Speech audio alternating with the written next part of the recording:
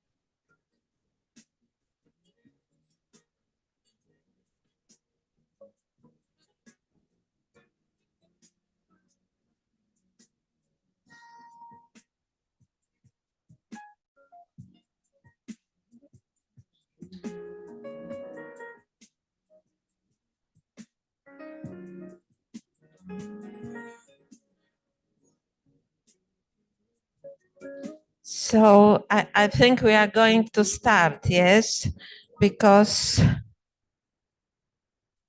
it is 1 minute to beginning of our session, and we have several person here and 8 person online already connected. So I'm Jolanta Nastula from Poland. I will be chairing this session. So we have 6 presentations and 2 invited, and every speaker will have 15 minutes. So perhaps 12 minutes for speech and 3 or 2 for discussion, and everyone can see here the timer. So please keep time. So I think we can begin, yes. I will ask our first presenter. It is invited speech. Floor is yours.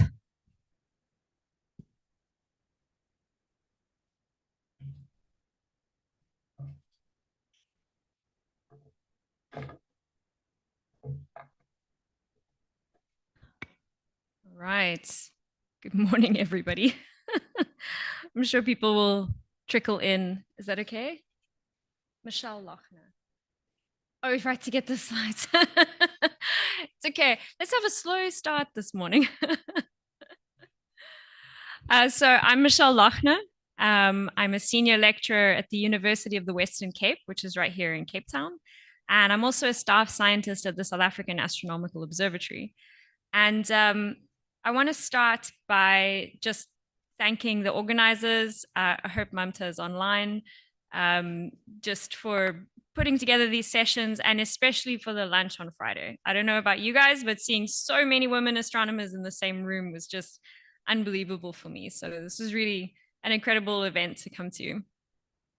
So I'm going to be talking today about the Supernova Foundation. So this is a mentoring and networking program for women and gender minorities in physics, which I run. And yeah, let's just get straight in. So I think we all know why we're here, right? We all know about this thing called the leaky pipeline. I really recommend reading this report, this UNESCO report. It's still, I think, very relevant today. And this plot kind of shows what we mean, that as you get more and more senior, and this is across over 200 countries, and so this is pretty general, and this is for many different science fields. As you get more and more senior, even though things might start out fairly equal between men and women, you just disproportionately lose more women with each more senior career stage. There's, of course, many reasons why this happens, and there are many different solutions. There are lots of things that everybody is doing. But one of the things that we thought can help with this is mentoring. So we're scientists. Is there any evidence, any reason to believe that this is a good approach? I found a really lovely article from engineering where they actually had a mentoring program amongst engineering students. And they found that in general, mentoring of any kind from anyone is pretty helpful.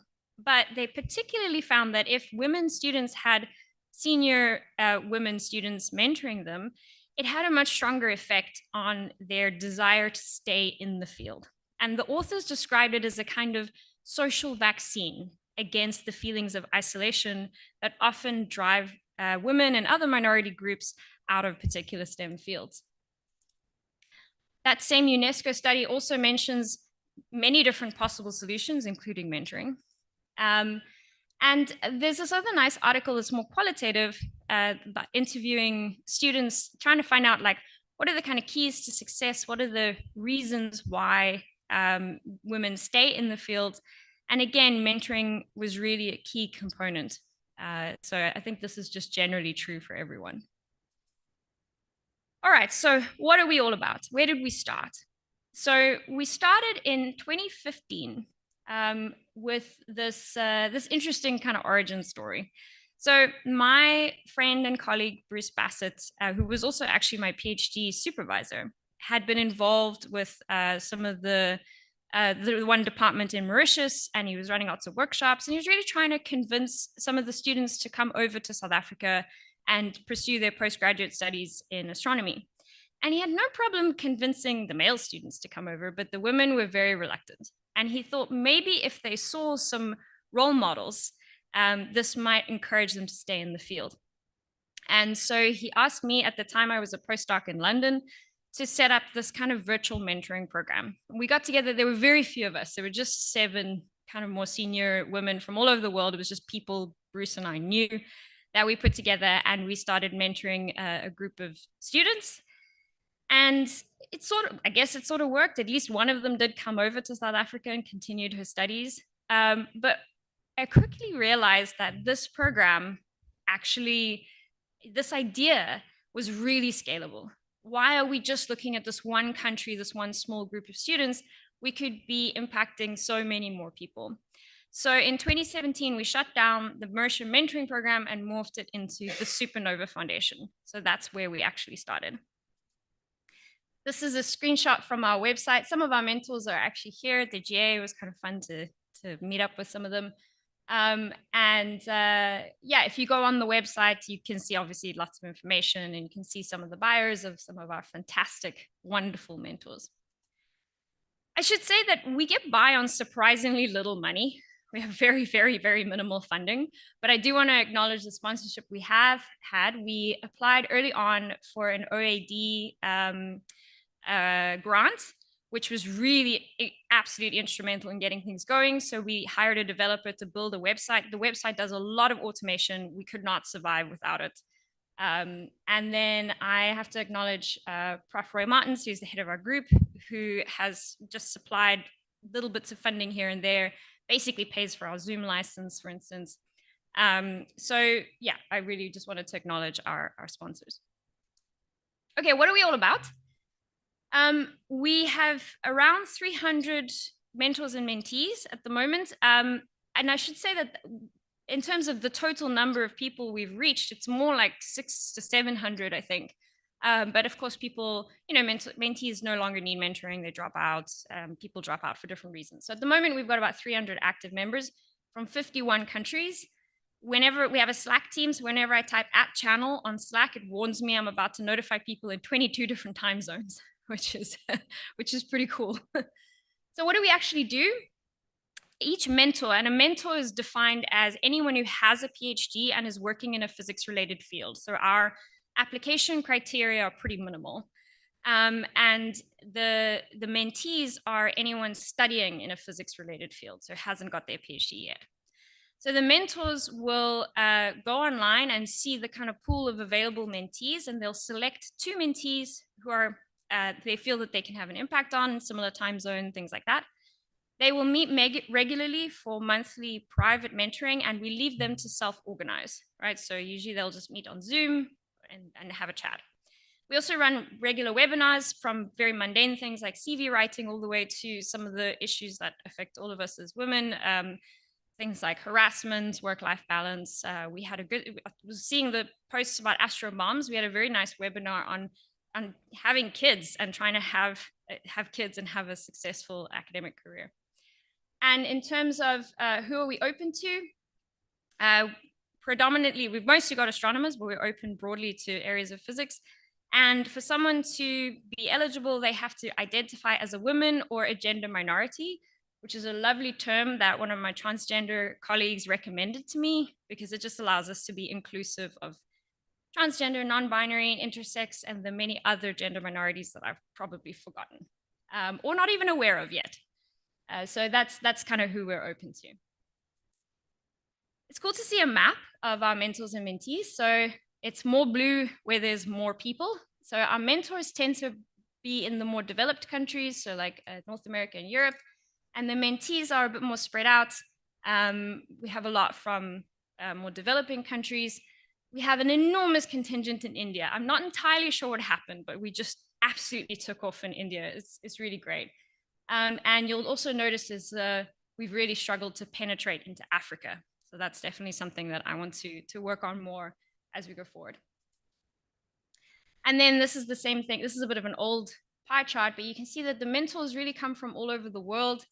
And the mentees, again, they see that very dominant group from India, but really also from all over the world. What are we up to at the moment? We are trying to become a bit more self-sustaining, a bit more of a sort of more professional organization, I would say. We've developed a constitution, which was a very interesting experience for me. We very recently held our first elections for a leadership committee. And these sorts of things I based a lot on collaborations that I've been part of, that I've seen, things that I've seen working in those sort of spaces. So we have a very large, wonderful leadership committee. We tried to make the portfolios very granular so that no one person is doing a lot of things. And I think something that we did quite well is that each portfolio is held by both a mentor and a mentee with sort of equal weighting, so that the mentees really have a voice in how this foundation is actually being run. We also have a senior council, which has one person right now, but the idea is that as you go, you've been in the foundation for many years and you've been on the leadership committee, you can move to the senior council, which is a more advisory role. And I have to acknowledge our wonderful administrator, who's actually my mom. I know she's really great. And she just helps us with like screening applicants and make sure they meet our very minimal requirements. Okay, so I think I wanted to just conclude with talking about some of the lessons learned and some of the things that we're doing going forward. Just because I know a lot of people are thinking about these kinds of things. I've actually given talks about mentoring in other contexts, people wanting to set up mentoring programs in other contexts. And I think Supernova Foundation can be a model for many other groups. It's something I'm always happy to share. So the first lesson that we learned is that an online community really can work well. We were doing it before it was cool, before the pandemic. We sailed right through the pandemic, no problems. It's amazing. Like, for instance, one of our mentees was the first woman to get a PhD in her country. So these can be people who are incredibly isolated, who have no chance of meeting role models. And we can break down those borders just by using the online tools that we already use every day. So if you are thinking about setting something up, I really would say that online communities can work very effectively. Of course, we're very global, so we had to be respectful of each other's backgrounds. If you find yourself in a mentoring position and you're giving advice to a mentee, be mindful that their culture is different, and they may have a different perspective. So this is something that we've all learned, and really along those lines, I found mentoring to be just the most amazing experience, and I learned a lot. I think mentors really do learn a lot from their mentees, so it is a mutually beneficial relationship. And everyone needs mentoring at some point. Really everyone. It's not like when you get a faculty job, suddenly you know everything. I'm still waiting for the day where I feel like I actually know what I'm doing. So we are actually busy restructuring the program to be a bit more hierarchical. It'll also help us deal with the fact that we currently have way more mentees than we have mentors. And I think that's always the case. When we advertise, we get many more mentee applicants than mentor applicants. So what we're trying to do is restructure it so we have this hierarchical approach. So for instance, a PhD student can mentor an undergrad and be mentored by a postdoc, and they can be mentored by a faculty. And also faculty, we want to start implementing peer mentoring. Just having a group is amazing. I've spoken a lot with the members of the leadership committee. It's just amazing to have somebody to just post to and say, dealing with these microaggressions from this guy. Okay, brilliant. Yeah, I'm nearly done anyway. So this is something that we're trying to do to really also make the program a little bit more sustainable, because we have this very long waiting list to deal with.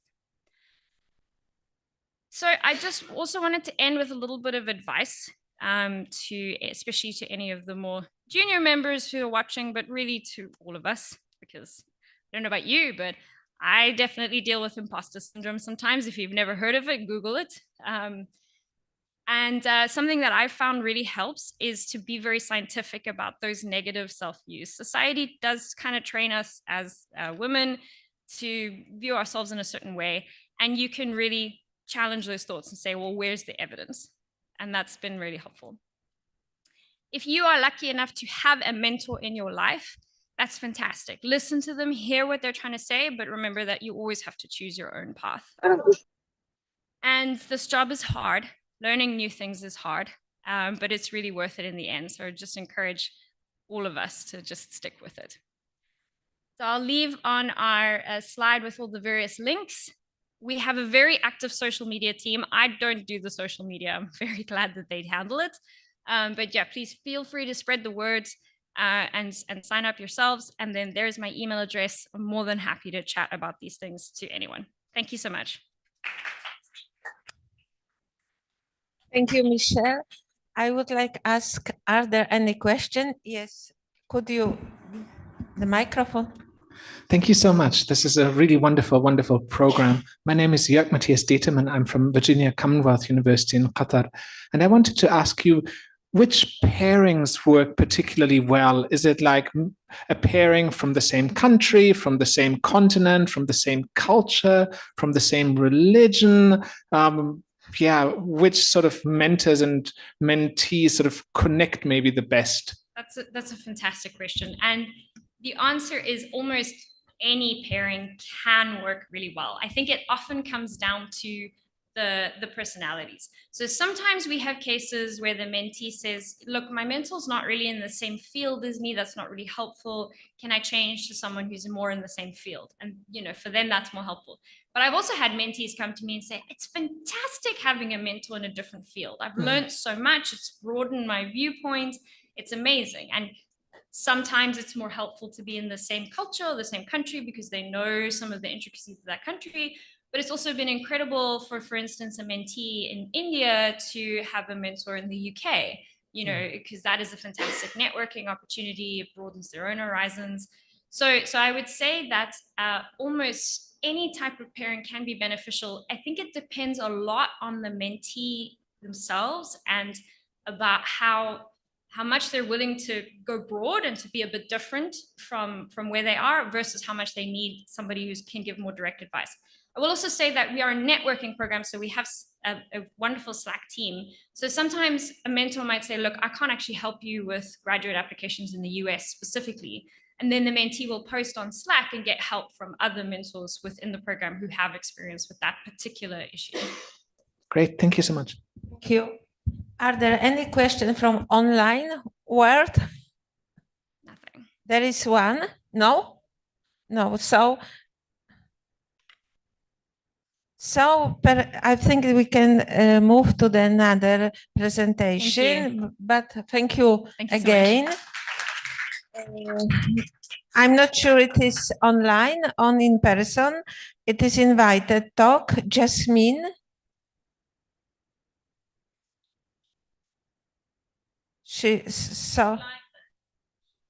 So next one or being in order, we should wait for another presentation because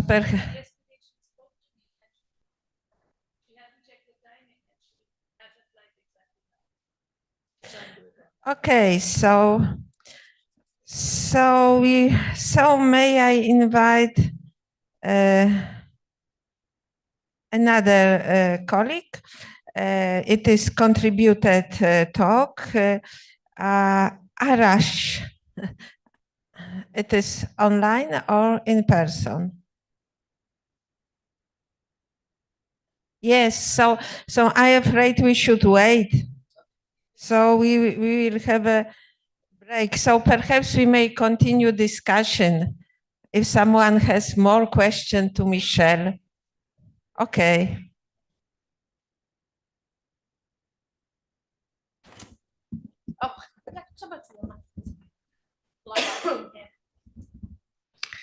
Hi, Michelle. Can you tell me, is it only physics or do you extend to other STEM areas?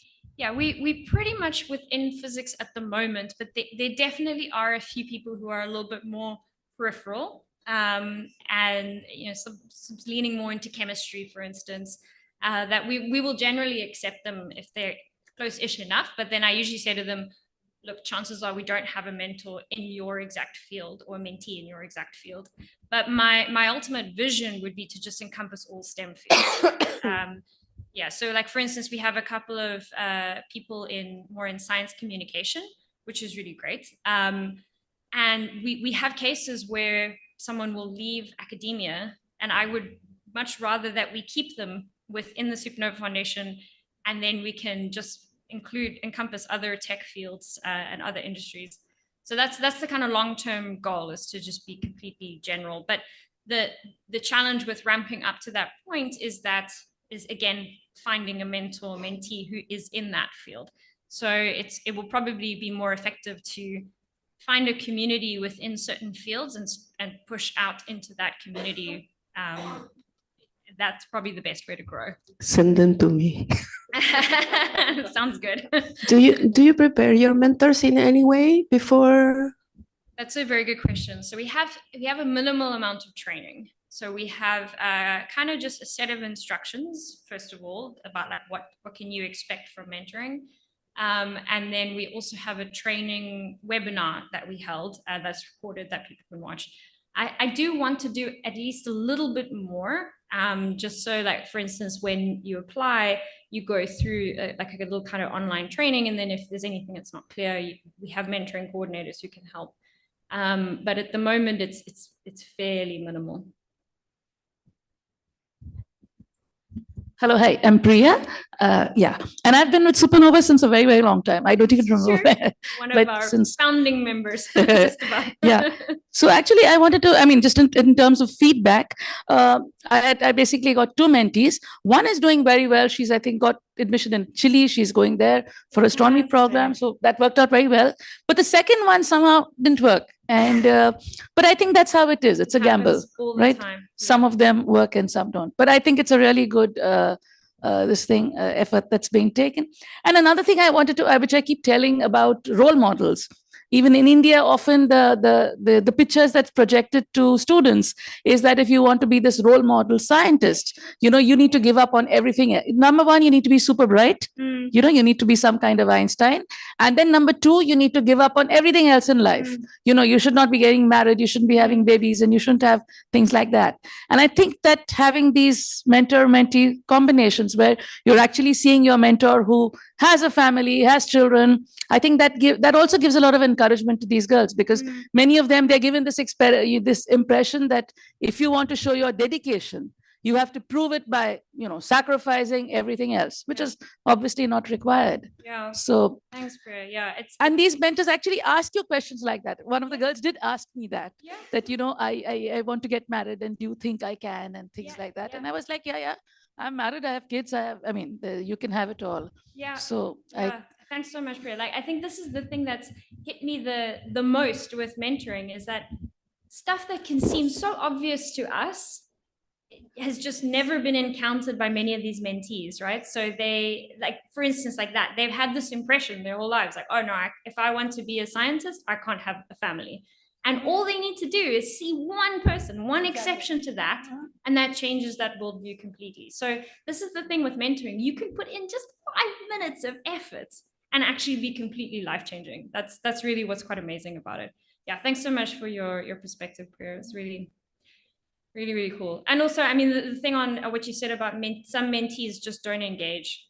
That is just the reality. And what we've had to do is to put in very regular kind of feedback to try and catch when there are mentees just not engaging with the program. We do need to do that a bit better. But yeah. We have another question from Sonia Defoe. Do you have an idea of your retention rate for the students?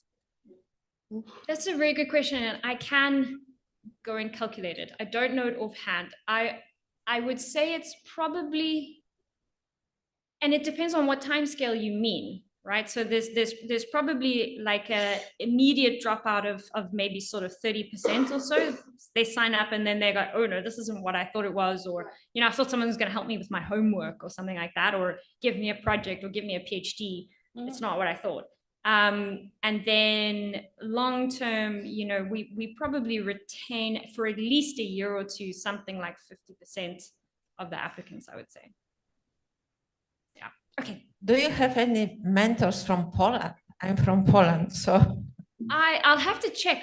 I'm sure we do, though. I'm afraid not so many. Yeah. On your map, I didn't see so many. Yeah. I can definitely check. It's very interesting to kind of see how it propagates. And there's certain countries like India, which takes off, and then there's other places where it's just one or two here and there. Yeah. Okay, so thank you. Thank you. Thanks, everyone. So I have a question for Michelle, if I'm perhaps we will invite to the stage Sonia. So because it is next presentation, and you will see timer here. Yes. We are okay for the time? Yes, it will start soon. Okay. So Well, 15. I can make the best of the new time. Sorry, I will bring my.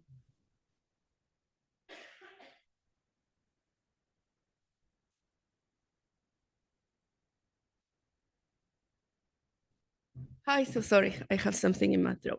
So my name is Sonia Ofo. I am an astronomer, a coach, and a corporate mentor.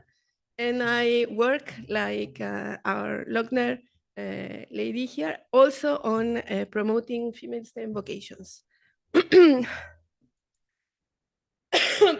I work for Provoca. Provoca is an initiative of to promote STEM vocations among underrepresented minorities. But we started with women because they are the largest minority in STEM.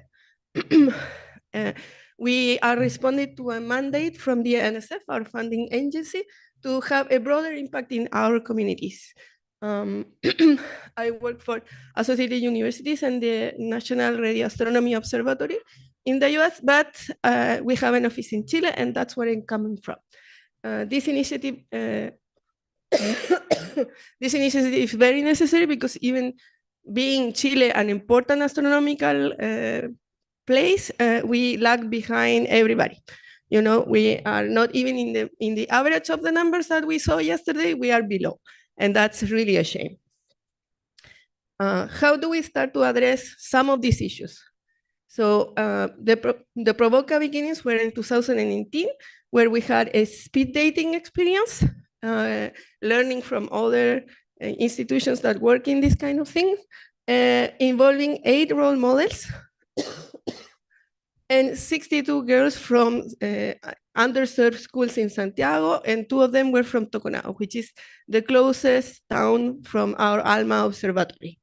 Our idea was to connect the girls and the professionals and to collect impressions and understand what the problems and the issues were for women and girls in science and in STEM in general.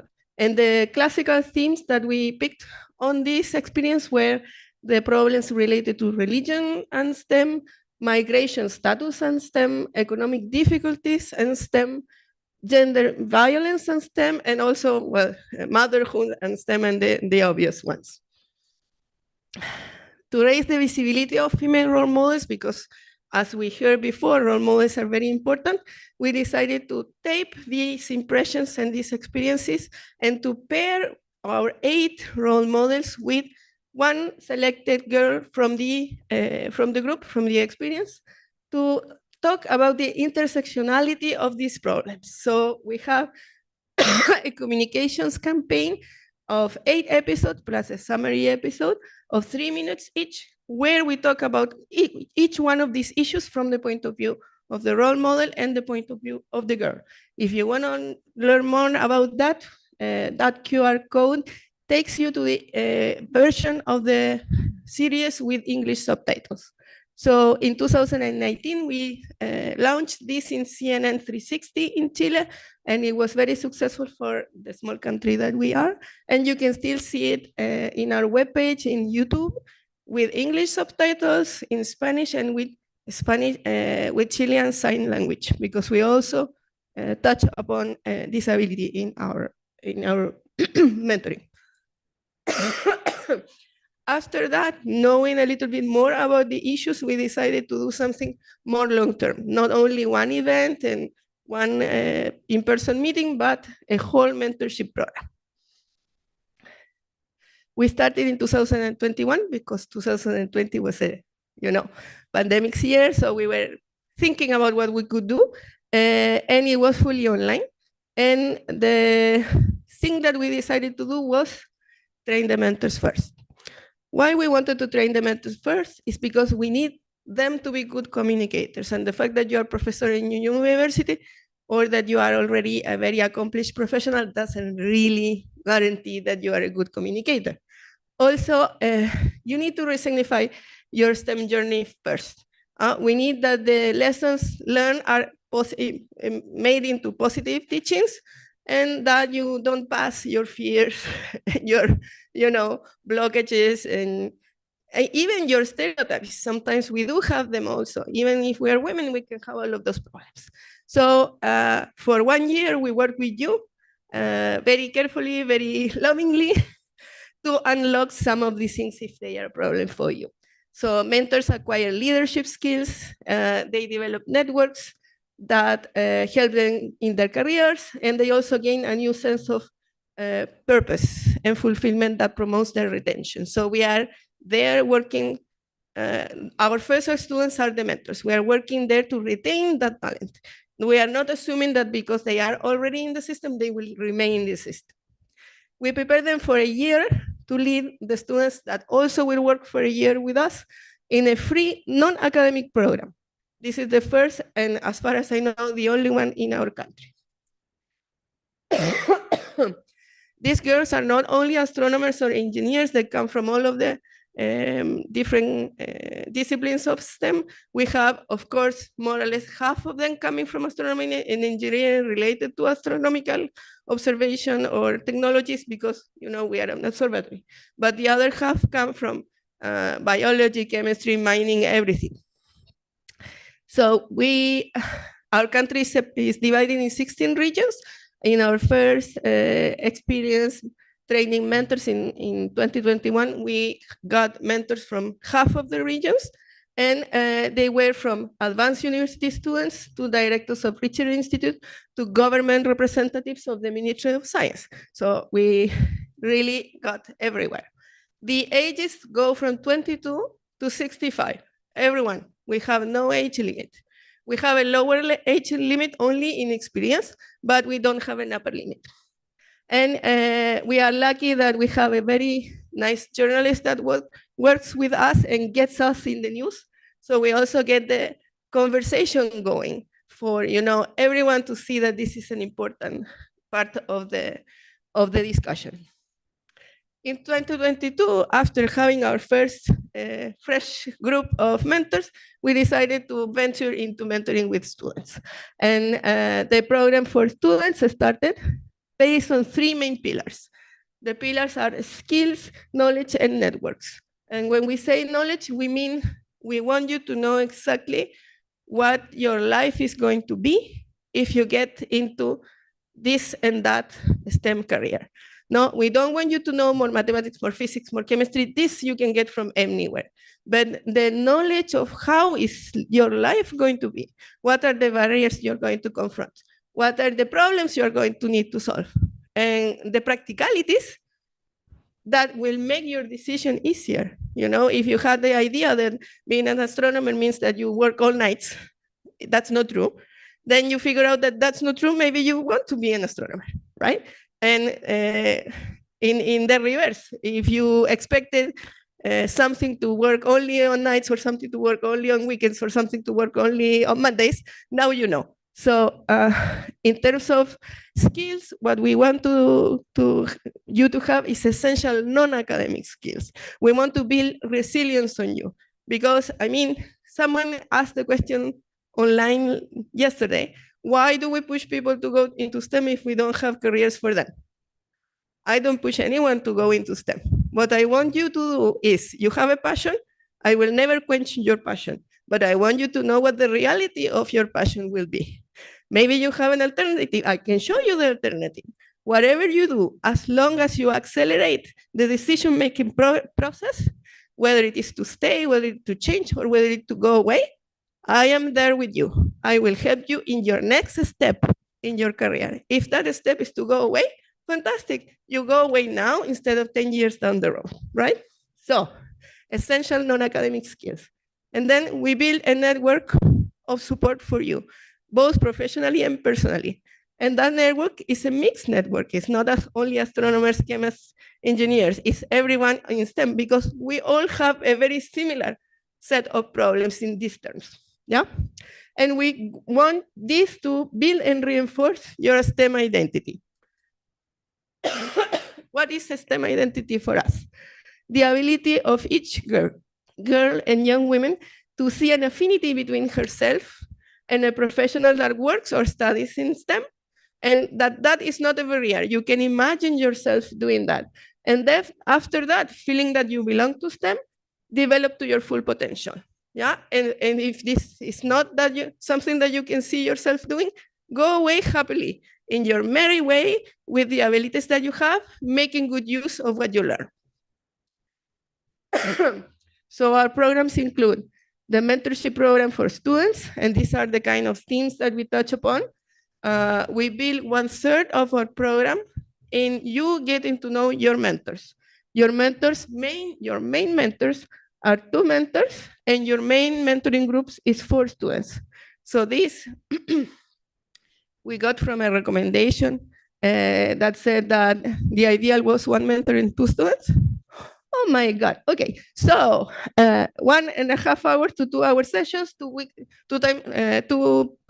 every 2 weeks or 3 weeks between May and December. And we have a graduation ceremony 6 months later, where we also have the opportunity to see where you are now. In terms of preparing mentors, we work on all of the things, in particular imposter syndrome, as Lochner was saying, and we make you write your own biography, and we make you make a certification project. And we get videos of you, and those are the things that we show the mentees so they can have an idea of your personality. We have a general program for people who are going to actually help us volunteering for free the next year to follow students, and we have an associate program for people who decide that they want to know how this works and maybe implement something like this in their own institutions. Our results, last year we had 94% more applications for mentors and 71% more application for students. These are the kinds of numbers in application and number are selected. We also had our first 5 associates, and for the second year in a row, we have 2 high school students from the deaf community. We are now up to 16 groups of students from 10 groups that we had last year. Our students report 27% more clarity about their next step in their STEM journey, and 22% more feeling like they are having a super network in STEM. Our mentors were to be mentors over and over and over again, so we have a different problem that our previous lady had. We need to kick them out. So 80% of them, the students, more than 80% of the students remain in the program, and 100% of the mentors remain in the program. 33% of the mentors want to come for the 3rd year for free with no compensation. Internationally, we are helping Promemsi, a program for women in Universidad de Cuenca in Ecuador, do something similar. This year, I will teach 50% of their workshops. In Chile, from the 18 state universities, 4 already have mentors in the associate track because they want to implement something similar in their own institution, and 1 institute, fully online institute, wants to do the same. Our students, our mentoring for students is full online, but we have events where we invite them to the capital to see each other in person, and we have opportunities where we mix their mentors so they know more experiences. In the case of the mentors, they come twice in person, but everything else is online. And because we want to put this discussion in the general public, instead of a small web series, now we have 8 episodes, 26 minutes each, that will be released the second semester of 2025 for everyone to see in national television. Thank you very much. Sorry. Thank you very much for very interesting presentation and your passion. And perhaps I may ask, are there any questions from online world?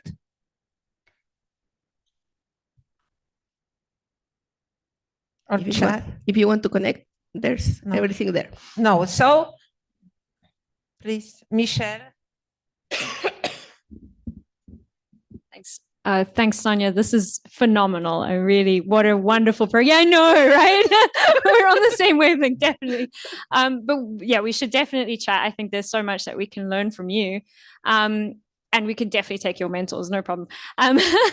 The question that I had was about how you develop the actual materials that you teach. Where do they come from? Is it from your coaching backgrounds, could they be made available? Like, is this a resource that we could maybe, propagate for training mentors? Yeah, so our first idea was to pilot the program and then offer it for free to whoever wanted to use it, So we are in our 4th year, but that means 3 times that we have done the student program. The mentors program, when we started, I received my baby, so we had to use a coaching service to get it started while I was on maternity leave. But then I took it over again, and now it's fully a program that, I don't know, more than half of the sessions I teach myself as a coach, and to have the time to do other things. We also have coaching services engaged, and journalists for the part of media training and communication skills. But I mean, we know that we cannot go deep on any of these topics, so actually we are going to take over everything fully in the future, probably, and produce material for anyone to use. And in the meantime, I am available for conversations, and I can provide to you all of the tips and tricks of how we do the sessions, and also how we do the team buildings during the in-person sessions, because those are the network building systems. Yeah, that's great. Let's chat. And for the students, we have the material already available. Thank you. Okay, thank you again. And I think we can move to another presentation now. It will be given by Arash. So please. Floor is yours. Hello everyone. I'm Arash from Iran. I'm a postdoc in Iranian National Observatory, but I'm going to not talk about Iranian women in Iran. Sanaz will do that.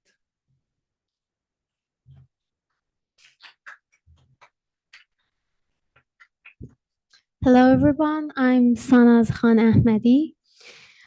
I'm going to talk about Iranian women, shattering stereotypes and empowering women in Iran. Actually, we are Mahgard team, a team that is more than a club, and it's a vibrant community for shattering stereotypes and igniting a passion for science. We have a message from our group member to you through this video. So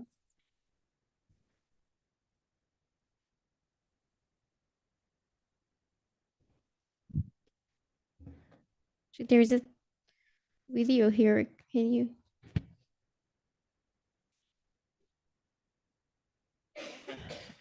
I wanted to play. Yeah. A movement of inspiration and innovation, mostly founded and led by women.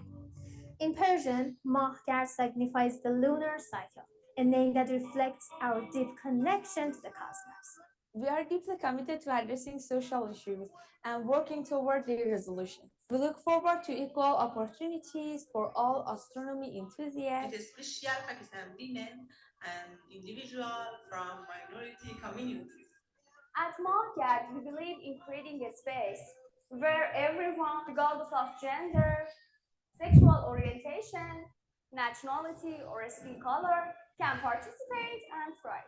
In a society where women in Iran face significant challenges due to societal and familial resistance, we aim to provide a safe space where they can fully engage in our activities free from such limitations. The women-founded and lead community, we are passionately dedicated to empowering women and achieve equity and inclusion in the field of astronomy, creating spaces where they can flourish and shine. At Mahgar, we host a monthly event coinciding with the full moon's rise in the sky.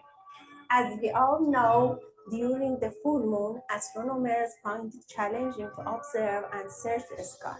We believe this is an excellent opportunity to pause our observation and instead gather to enhance our knowledge about the latest discoveries in astronomy from around the world. Our team prides itself on performing every event with three key attributes: fast flow, high-tech, and creative. On the other hand, one of our goals is to foster a profound connection between people and the night sky through astrotourism.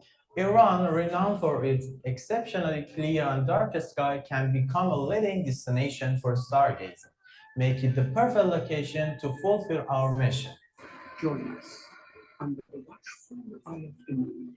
Together, we shall write a new chapter in the cosmic narrative. One where knowledge, equality, empowering of women, storytelling, and infinite beauty of the universe interact. Join us! That was the message from our team to you all. Before I start to explain more, I want to have your attention with the numbers. Actually, this map is Iran, and the red point here is Tehran, where our team based. And you can see the numbers, the population of men and female in Iran, which nearly the same. But there is a fact that guess how many female ministers we had during 45 years. It's one female over 45 years. Actually, in conclusion, you can see that numbers shows that a very shownable inequality for women. Actually, despite its rich cultural heritage, Iran faces challenges in science education, and it's because local obstacles. Our vision is that we can make a safe environment, and encourage women so they easily can participate and thrive. On the world, our mission is to empower women to be more involved in every kind of field that they want. We'll start with a small number of group, which all of us are astrophysics and physicists. And now we are growing ourselves with other people join us, and we want them to empower each other to build a better community for women so that they can be more involved. Actually,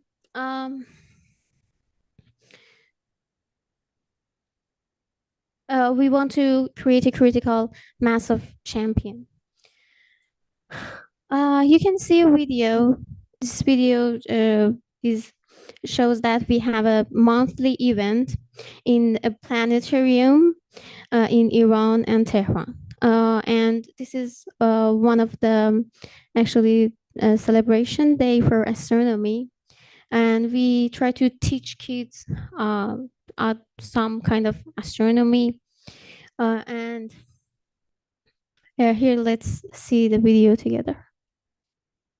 And then I explain more. Sorry.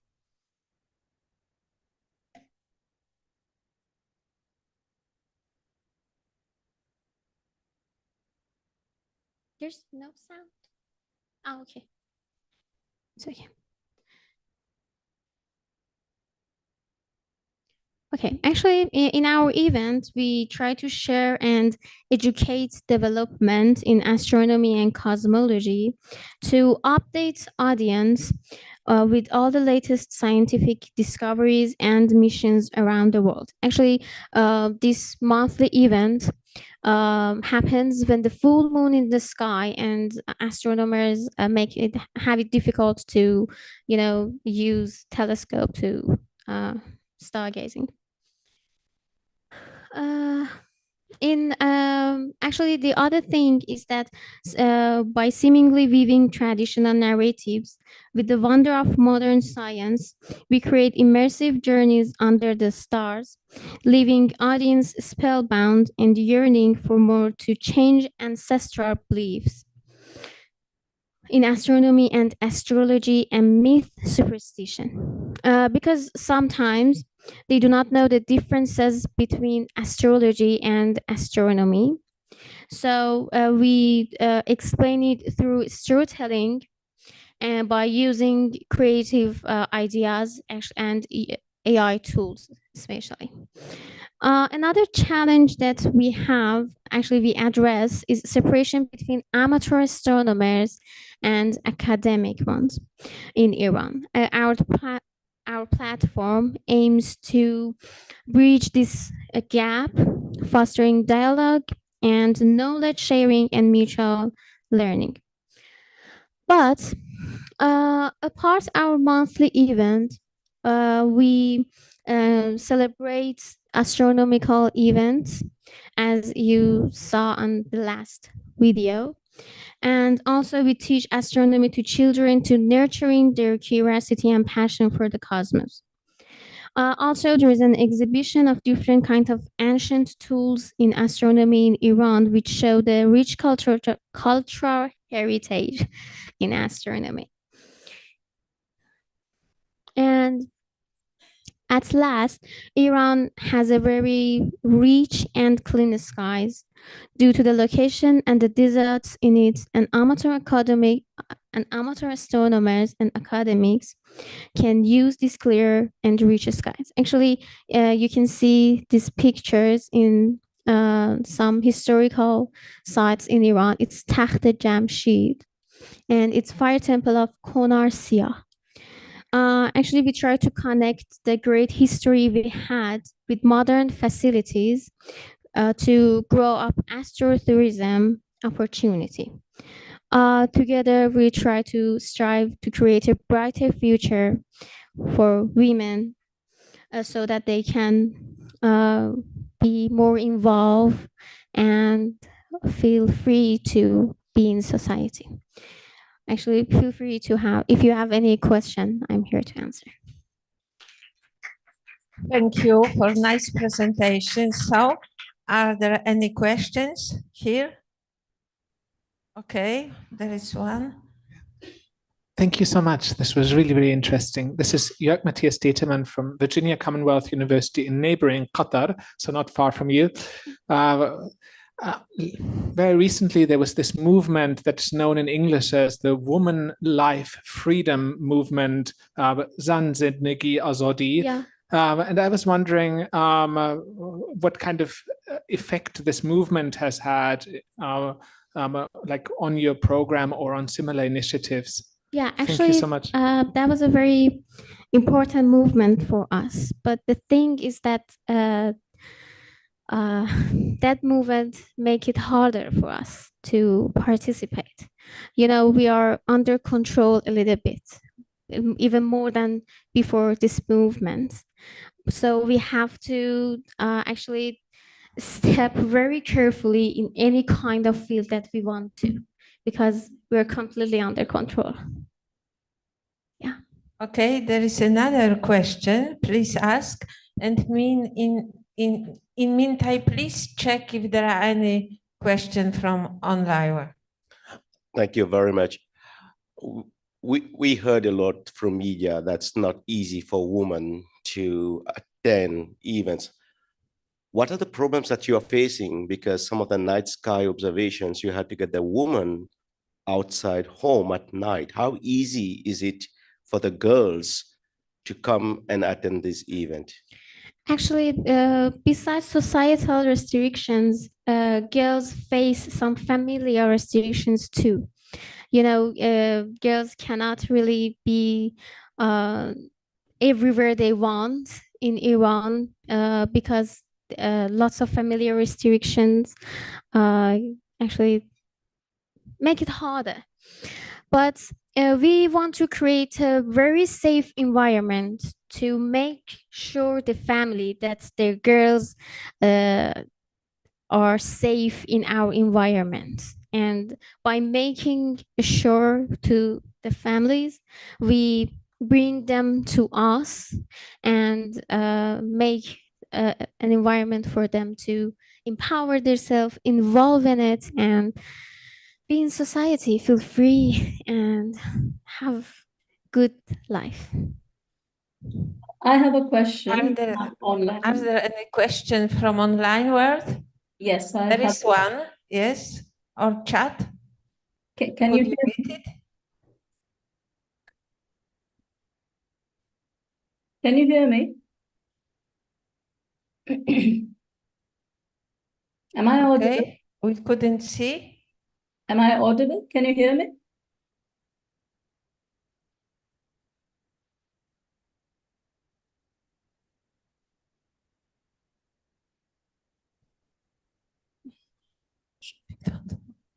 Should I ask? I can hear you. All right. Okay. Yes. Okay, so you may ask in meantime because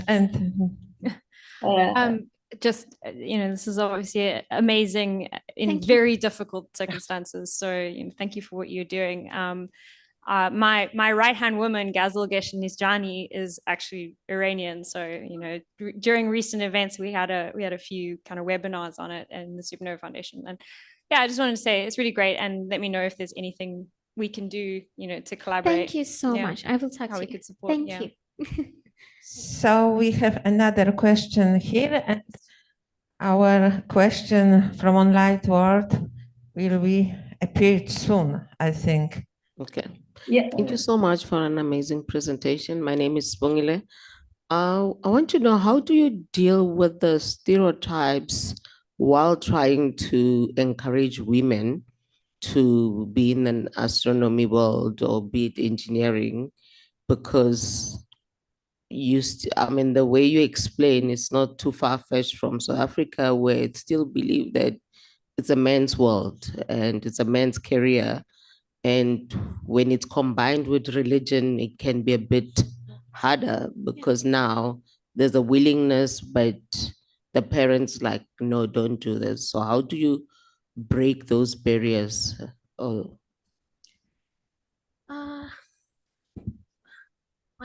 Can you help me? Please? Yeah, please. Thank you.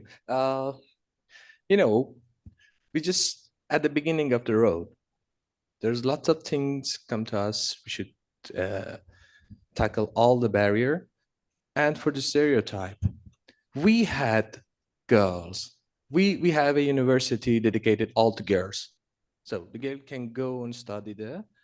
So, but they should remain in the university, everything. But we gather it out, come to public, talk to other people, you know, and there is a safe place in the university. We build it outside. So yeah, this is something that these girls are doing. Actually, we try to change their beliefs that we are not we are also human, but in another face. So, yeah. Okay. I wish to know more about female branch of Astronomical Society of Iran. I'm so. Yeah, NCA. Yeah, we know NCA. He just left Iran. Yeah. During the mass protest that we have in the movement, Women Life Freedom, because she faced a lot of bad things. But yeah, now we just talk to other girls from all around the Iran to build a society, a female society, actually, female branch of amateur astronomer in Iran. We had a conversation during the IAU GA, and yeah, this is something that we should work on it when we get back to Iran. Thank you. No, actually there's no, but I want to say it in a democratic way, you know. There is a no, but okay, let's see what's I'm happening. sorry, we're a little bit out of time, so we will move to another presentation. I believe it will be given by Clementine. Thank you so much. Thank you. Hello. So I'm sharing the screen. Can you hear me? Yes, we can online. Okay. Online, but I don't know. Is she here? I am online. Can you hear me? Perhaps it is online presentation.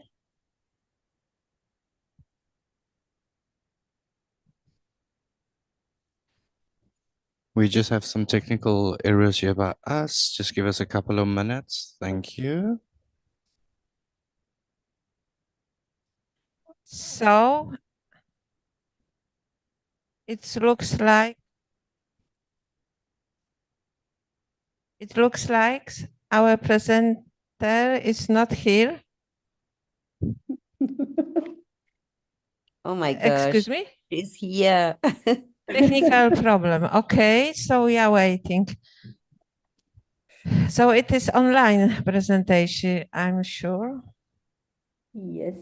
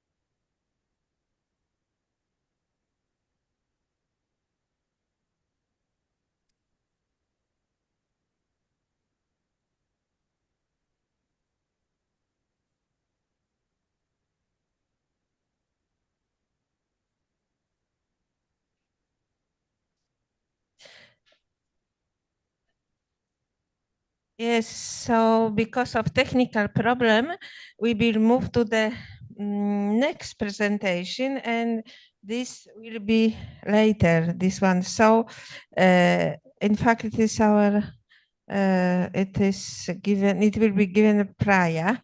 Yes, so floor is yours. Yeah, thank you. And it's been very interesting to hear about all the efforts that people have been taking from their own point of view. So I'm the co-chair of Women in Astronomy Group. And from my point of view, agreed, all these issues are things which have to be handled, mentoring, stereotypes, etc. But I thought tackling the problem was in a different way, in the sense of doing training and support. Because, for example, when I finished my PhD, I already had 2 children, and I had my first postdoc offer, which was for an Indo-French project in a very good place. And this was way back in 2006, when much before the pandemic. And obviously, my younger son was only 6 years old. So it was kind of a little difficult for me to be, this was in another city in India where I needed to work. And since the younger one was small, I kind of worked it out with my supervisor, the postdoc supervisor, that I can work from a distance. So every month I would spend 15 days in his institute, and 15 days I would go back home. And that worked out very well, because I was not full-time with my children, but at least half-time.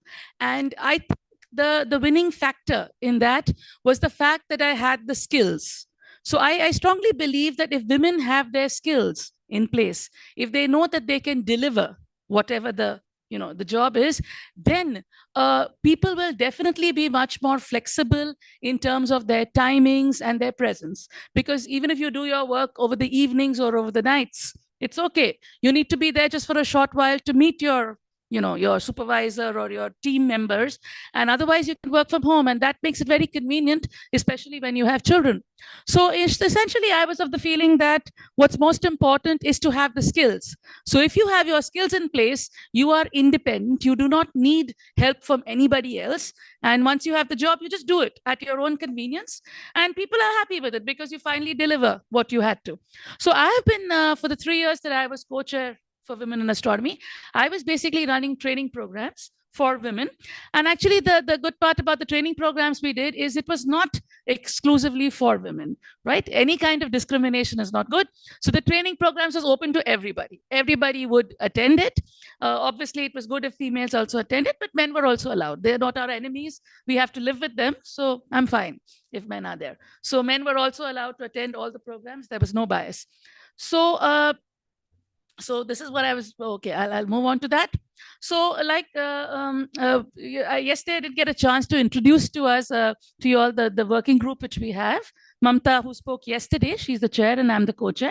And we are trying to handle a lot of different aspects of the problem. And like I said, my focus, which I was working most on, was the training programs, which I was essentially giving it myself. And said that was one of the problems about the training program, that we could not get too many people to volunteer to do training programs themselves. But I do think that this is one of the ways in which women can actually tackle the problem, by developing their skills. Because if you have the skill, people need you and they will take you. So the first training program we had was basically about Python programming. So it was with Python programming. It was called the Essential Skills for Astronomy Research. And I taught people Python, matplotting with it, AstroPy, as well as Overleaf for LaTeXing for their documents, etc. And we had practice sessions, we had homeworks. So this was a thing about 5 days. So there were 5 days with 3-hour sessions from Monday to Friday. And everything is available on our website. So even now, if you want to go through the material, it's all available on the Women in Astronomy Working Group YouTube page. You can search for it and you can find it. So that was the first training program which we did, which was with Python programming. Like I mentioned, it was for skill building and it covered topics like Python, etc. And they had talks as well as tutorials. So this was the schedule, and in which we ran the thing. So this was held way back in 2021. because I started off in August 2021 as co-chair, and this was in 2021 itself. And you can see that the kind of participation we had from all over the world. One good thing about the pandemic was it literally opened up the online world to everyone, right? People who, suddenly you saw that this was one way of contacting. Obviously, offline is better than online, definitely. But when you don't have anything else, I think it's fine. Yeah, I mean, at least you have something. So we had very good global participation from students, and you can see even Africa was very well covered. And that was thanks to our collaboration with the OAD. So the OAD also publicized it a lot in Africa. We had a lot of people from there too. And yeah, that's our website where you'll actually see everything there, and it's all available. Now, the feedback we had from the first program was very important because you can see in that people were very happy about it. They could use tools, etc. And the assignments were, people were given 2 weeks to complete it. And we have a Slack channel, which was open for discussions, etc. Okay. So, and we gave them certificates. That makes many students happy. The second one, which we did, was a mixed program, not only me. We also had Santiago from Colombia, and we had Ariana from Belgium, who also pitched in. So Santiago works in the sun. So he spoke on the sun available to everyone, exploring solar images. And Ariana spoke about Twitter for scientists. And I continued with my story in, this was using TopCat, which is a virtual observatory tool. So it was on using of TopCat for specific science cases. For example, for Gaia data, as well as Kepler and TESS data. By the way, we are also having a side event today for the whole day. This is for African students, basically to teach them virtual observatory and this thing, which is going to happen, it's happening in CTIC 2. I will also be doing their training once I finish this. So so this was the kind of training which we did, and this was in, I don't see the dates. Yeah, this was January 2022, right? So that was how we held it. And those were the dates, and we did this. After this, we had a third training program. The third training program, which was done exclusively by me, was specifically taking up science cases. See, this is basically to give students the feel of research, that if you're doing research, what are the kind of things would you have to do? So these were specific science cases. So you see, there were 5 days again, like the earlier one. So the first day was on exoplanet analysis of Kepler data. The second was on photometry using SDSS data. The third one was again clusters with SDSS and Gaia. And then the fourth day was on dark matter, and the fifth day was on AGN, right? So what we did is we actually used astronomy archival data, which is available for everybody. So anybody can use it. And obviously this is superficial. This is just the initial stages. But if students then are interested, they can, read more and probably explore more serious research topics. A lot of the students actually ended up doing master's projects, because for master's projects, this and a little bit more depth was kind of good enough for doing a master's project. So many students actually did that. That was the third training program. And yeah, this was this thing that was there. And then after that, I thought one other good experience was to actually use telescopes. So I hope you're aware there are certain robotic telescopes. And one of the good one, which I like, is called the Las Cumbres Observatory. And the Las Cumbres Observatory is actually a suite of 26 robotic telescopes all over the globe. And we are what are called global sky partners. So we have access to the telescopes. So the advantage is you can actually make students do live observations. We do live observations. They have a scheduling methodology with which after a certain period, if you put in your request today, you can get the data tomorrow. So that's exactly what we do. This was still with the, this was the fading off of the pandemic, but still, this was still done online, where we did photometry with that, and we observed and taught people the basics of photometry, etc., and then finally plotted this thing. So that was held in October. And then finally, this ended up with getting invited to the University of Sharjah, where we actually conducted a 3-day workshop on the use of health. By then, the pandemic was done with. So we actually went in live, and this was held in Sharjah, where we actually worked on photometry of stellar clusters. And this was live with LCO using that. This is the university where I work, and this is I teach in the university physics and astronomy. So by then we already started having, offline workshops. So this was one similar astronomy data analysis with Python. That's what it stands for. So we had that. And then I've been also teaching at the Arab Astronomy School. They have an advanced Arab Astronomy School. This is the Kotamia telescope, which is in Egypt, not far from Cairo. And I went there last year as a mentor to teach over there. I'd be going there this year again to teach at Kotamia. So what we show them is how to use the data from the telescope and using Python as well as some virtual observatory tools. So and then last year, we had a project which was with Virtual Observatory and OAD, which was at Copperbelt University, Zambia. So we spent 3 weeks in Copperbelt University, basically setting up their undergraduate and postgraduate astrophysics lab. So it's basically based on 12 experiments, science cases, which students can do. And this works out very well for a place like this, where you do not have access to telescopes, but you can actually use data.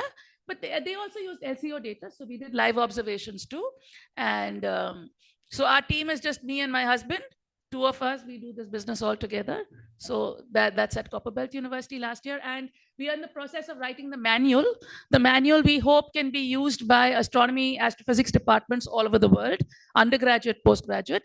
And these are all experiments basically for which you just need a computer and you need the internet. So all the experiments can be conducted in that way at both levels for undergrad as well as postgraduate levels. So that's part of our work. This is, and we've been kind of, actually my job is teaching, right? I teach at the university, we do research and teaching at the university. So we do this in many more places. This is where in India, where again, in another recent workshop, this was very recently, where we again taught Python and things like that.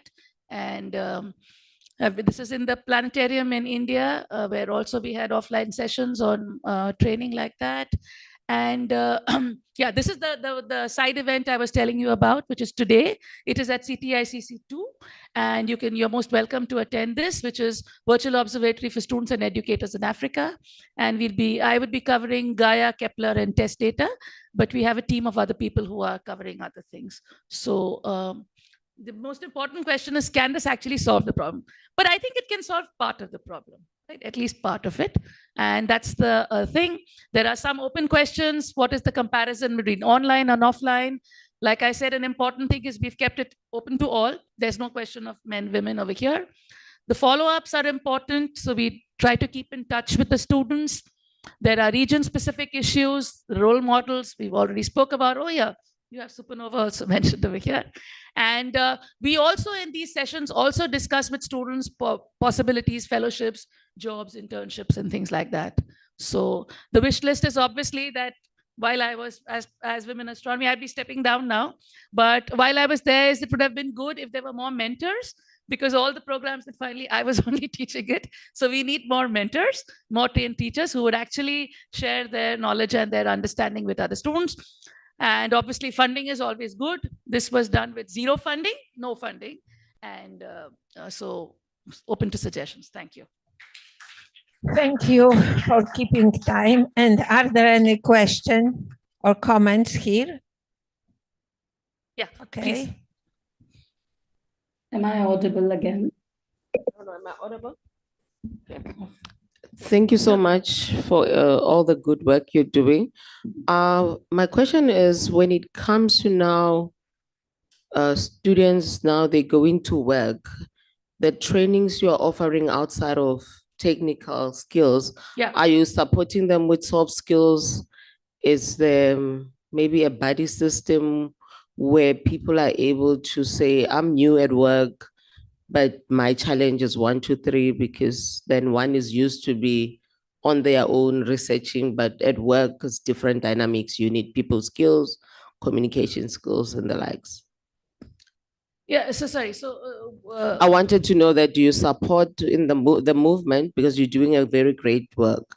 Yeah. Because I didn't see any soft skills, that you support them with soft skills like how to communicate, report writing, you know, those negotiation skills, whichever way. So actually, there was a little bit in the previous slide about it, but yes, we do cover that also in this, because that's very essential, right? For students to know how to apply for fellowships, or like I was talking about Overleaf, how to use Overleaf, or how to use ADS, or, again, even imposter syndrome and all these other issues. So we kind of, between sessions, just to make it give a break, we do cover other issues like that. And then a lot of the students on a personal basis, they would get in touch about, their specific problems that they have. Yeah. Yeah. Please. Yeah, as long as nobody else has questions, I feel like I'm just always talking. Priya, thank you so much. I think this definitely is very impactful. And I think I had never thought about the impact that a very high quality training lecture by a woman, the impact that could have, right? Because now the whole world can see this incredibly smart, enthusiastic, brilliant woman who's an expert on this topic. So I actually think that that's quite powerful. And I wanted to touch on the online versus offline thing, because I know that teaching in person is way better than teaching online. It feels way better. Online teaching is just horrible. But you create this resource that has the potential to spread and has the potential to impact hundreds, even thousands of people. So I definitely think that's an important thing to think about. And maybe there's like a hybrid approach. Maybe you could produce these high quality online videos that students could maybe watch beforehand, and then you do more hands-on stuff together offline, things like that. But I definitely think that these specifically lectures delivered by women could be actually very impactful. Yeah, thanks for the comment. I mean, I think those kind of indirect messages are far more powerful than a direct message. Exactly. Right? Because they get to just see it themselves. Exactly. Yeah. Okay, thank you again. I'm afraid we should try. I'm sorry, because we out of time a little bit. So please try. What about this presentation which has been skipped, this online? If not, we may continue discussion. 1, 2, 3. Can you hear me? Okay. So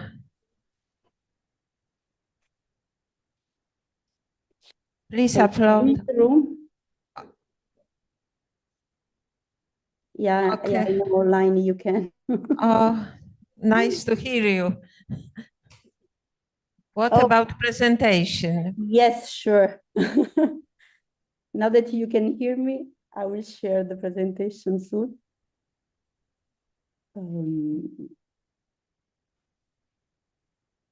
Okay. Can you see it?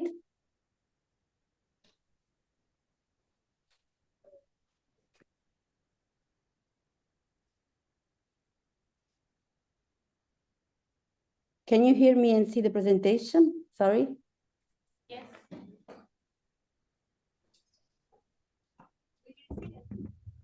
We can get you. Okay, so I can start. Okay. Good morning, everybody, and thanks the organizer for this opportunity. My name is Clementina Sasso, and I'm from Italy. I work in the Naples Observatory. I am a solar physicist. And this work is done in collaboration with Silvia Galano. She's a researcher in science education at the University of Naples. So let's start with what we have done till now. So we did a training course in gender stereotypes for teachers in Italy. The course was recognized by the Italian Ministry for Education. So the teachers got credits for this course that they could use for their career, etc. And last year, it was the first year that we organized this training course, and we recruited 74 teachers in 32 schools in Italy. They were primary, middle, and high schools, because it can be done for any kind of school grade. And yeah, for the first year, we stayed in our local region. So the teachers, most of them were from Naples, but also we had some teachers from other Italian regions, like 2 teachers from Milan, and we still don't know how they found out about the course. So the course is divided into parts. We have lectures and on gender issue in the language. In Italy, this is very important because we have the genders in the language. So so it's very important to stress on the importance on how you speak to distinguish between women and men. And also we have lectures on gender issue in STEM, particularly in STEM. And then we have the second part. We developed 2 game-based activities, and I will show you them soon. And this second part, it has now its own life, so it can be divided from the lectures, and you can find all the materials of these game-based activities in our webpage. That it's in Italian, but it's also in English, and they are free, and you can download them in this website, www.f3gs.it. So the project was born since I took part to a very great experience in October 2022.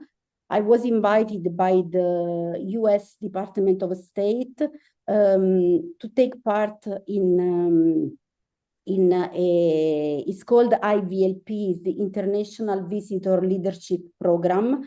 And we were 41 women from 41 different countries, you can see in this picture. And we were in the United States to work on empowering women leaders in STEM. So after this experience, I was around US. So I was in Washington, Huntsville, Chicago, and Los Angeles. And after this wonderful experience, I won the IVLP Impact Award. So it was $5,000 that I used for this project. So I was proposing this project, and the US Department of State gave me the money to realize all the website and all the materials. So now everything is free, and we can make it free for everybody thanks to this award. With this group, we also had an opportunity to make a panel discussion to the NGO forum that is taken parallel to the United Nations Commission on the State of Women. And here is the reference on YouTube. You still can find it online. So just to know how we were working together. So why we decided to address this problem, because we saw, I mean, in schools, because we saw that implicitly or explicitly teachers and families, they act on their children, on their students with gender stereotypes. Sometimes they even don't know that they are acting stereotypes on them. And so we thought that since children and students are already with facing a lot of activities, then we thought to teach teachers how to handle, how to recognize gender stereotypes, how to face them, and then how to help their students to choose their own future free from gender stereotypes. So, and also we saw that the gender gap is already evident in the high school.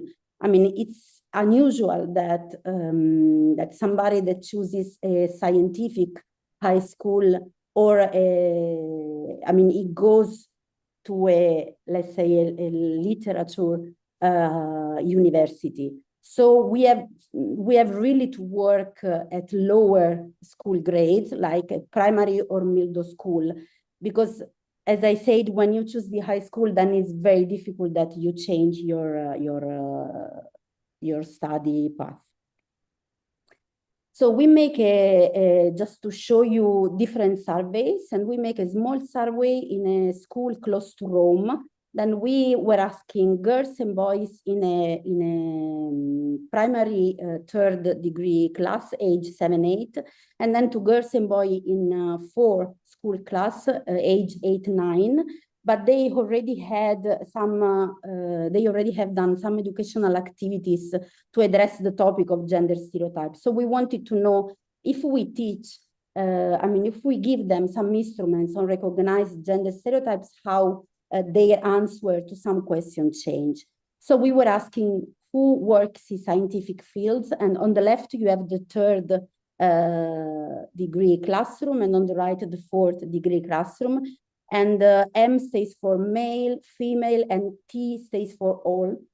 And you see that after teaching them something about gender stereotypes, they are answering all. I mean, who works in scientific field? All. Who send the shuttle into orbit? If you see that students that didn't hear about gender stereotypes, that a lot of them just write male. But if we teach them, then there is a majority of all in changing. And the same happens if we ask them who plays with telescopes, who plays with balls, who plays with the bicycle. Things are changing, but we still face the big problems when we ask who plays with the dolls. I mean, it's still difficult that a voice, even if we teach them, says that he's playing with the dolls. But maybe we could also change this in the future. And then we went into the schools because we also have a lot of examples from textbooks. This is an Italian textbook, and I took only one, but we have a lot. And I translated for you. I mean, it's asking to boys and girls to choose the sport that they would like to practice. And if you see, there is, for girls, it looks like there is only one option. They can only be a dancer. All the others are boys. And this is very important to change even in the textbooks. And it is only one example. There are really a lot. So how we decided to do this, working on what we call the 3 Fs. So to help teachers, and then the teacher will help their students to identify and recognize gender stereotypes, so find. Then to feel the stereotypes, so recognize how gender stereotypes affect us. And then fight gender stereotypes, so carry out educational actions that are attentive to the fight, to fight gender stereotypes problem. So like favor textbooks that seek to be gender inclusive, or encourage boys and girls alike to try different activities. So now I'm showing you the 2 activities that we prepared. And the first one is guess the character. So we have 20 characters, 5 clues for each characters, and they are linked to different STEAM subjects, fields, and they are from different nationalities, and all the characters have something in common, that they were discriminated for their gender. Here are some examples. Like we have, these are the first 3 cards. The first one is from the Evangel of Matthew, and it says, "For to everyone who has will more be given, and he will have abundance. But from him who has not, even what he has will be taken away." And these are the other 2 hints, the other 2 clues for them to guess the character. We made them difficult on purpose, because first we wanted them to make a research on the websites or whatever they wanted. And so it doesn't have to be something easy for them. They have to go and really find why this person were discriminated. I mean, which was their story. And this character, just to tell you, it was Margaret Rossiter, who was the first one to name the Matthew principle there is the tendency of individuals to accrue social and economic success in proportion to the initial level of popularity, also for the women field. And she called it the Matilda effect in the name of Matilda Jocelyn Gage. And then the second activity is feel gender stereotypes. So to make really the students feel the gender stereotypes on them. So we have 3 types of cards. You have to draw one of each card per time. So we have 30 incipit cards, 30 items card, and 30 emotion cards. And you have to compose your story. So it's a storytelling activity. So it's like you went in a bookshop attracted by a shelf full of comics and start looking around. And then you have a badge, and then you have the feelings of encouraged. And then you have to make a story on it. And of course, your teacher that is trained to do that will guide you in this story, taking out how do you feel regarding the STEM fields, and to try to take out from you really your feelings. So this is the last slide. So the next step that we will make the course again this year in Rome, and we will have the help of many institutions that you can see listed here: the Italian Space Agency, the Italian Institute for Astrophysics, 2 big universities in Rome, Sapienza and Tor Vergata, the National Institute for Nuclear Physics. They will all be with us to make this training course. So they will put together the teachers that we will take part on this course this year. And then our dream is to help anybody in any country. So we also look for a person who wants to be trained and realize the course, or at least to translate the webs and the card games in their language, and they will be made freely available. And maybe we can also help the Iranian people, women that we were listening before. And we are open, and of course we are doing this for free, and we can go and speak with you and bring it to your country. So thank you. Thank you so much. I'm afraid that we have not time for question or discussion because lunch will start soon, a lunch for young astronomer. So thank you again. Sorry for this technical problem. Thank you everyone here, and thank you participants for very interesting contributions. Thank you. We reconvene after lunch.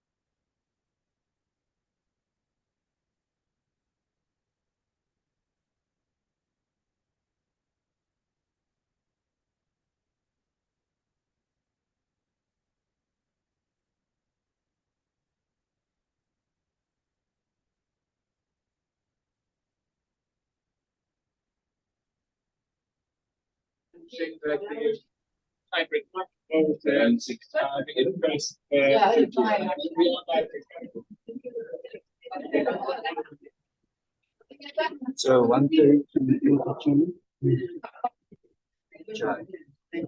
Yeah, so just check if you've got more. Yeah, there's another tube.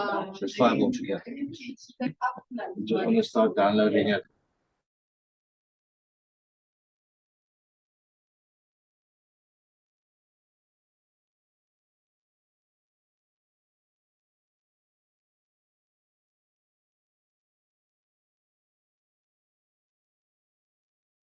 1, 2, 2, 2, 2, 1, 1, 1, 2, 1, 2, 2, 2, 1, 2. Nothing now? 2, 2, 1, 2, 2.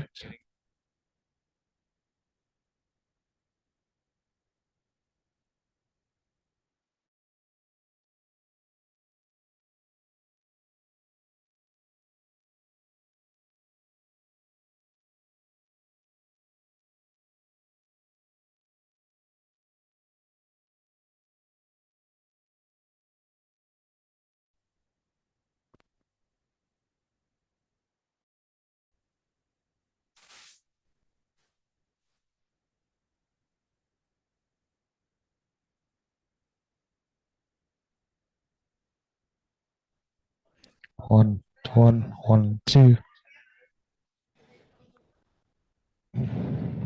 1, 1, 2.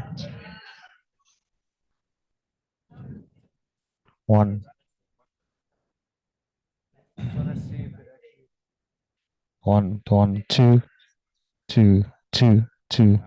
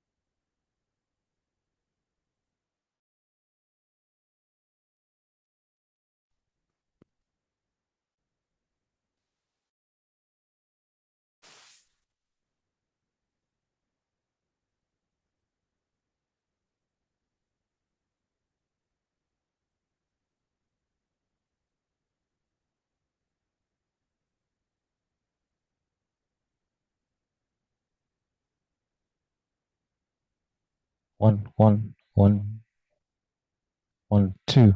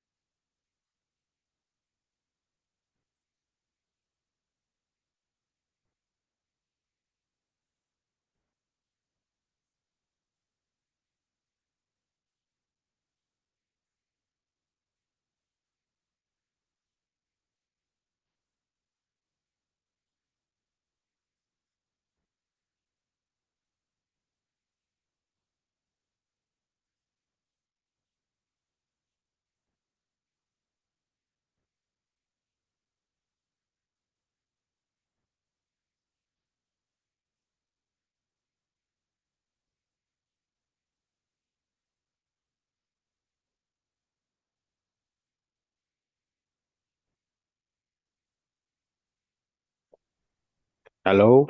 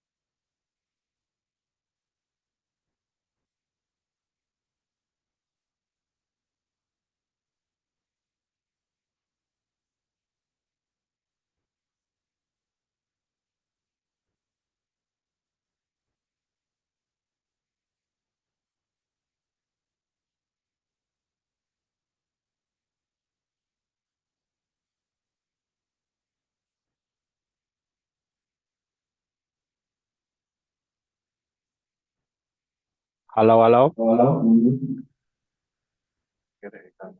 Yeah, no, this is how it works. Yeah. Happy. Yeah. Happy days.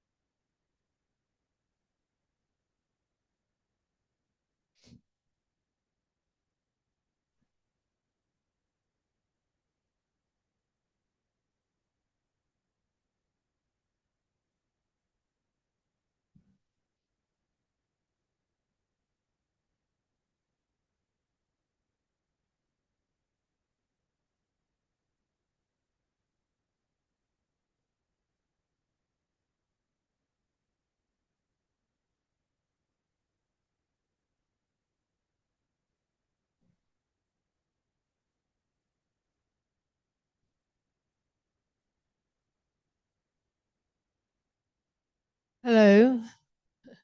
My name is Belinda Wilkes. I'm the chair of this session. I'm wondering if we have any speakers in the room. Anyone who's speaking? You're speaking? What's your name? Dismas. Great. Hello. Excellent. Thank you. And your name?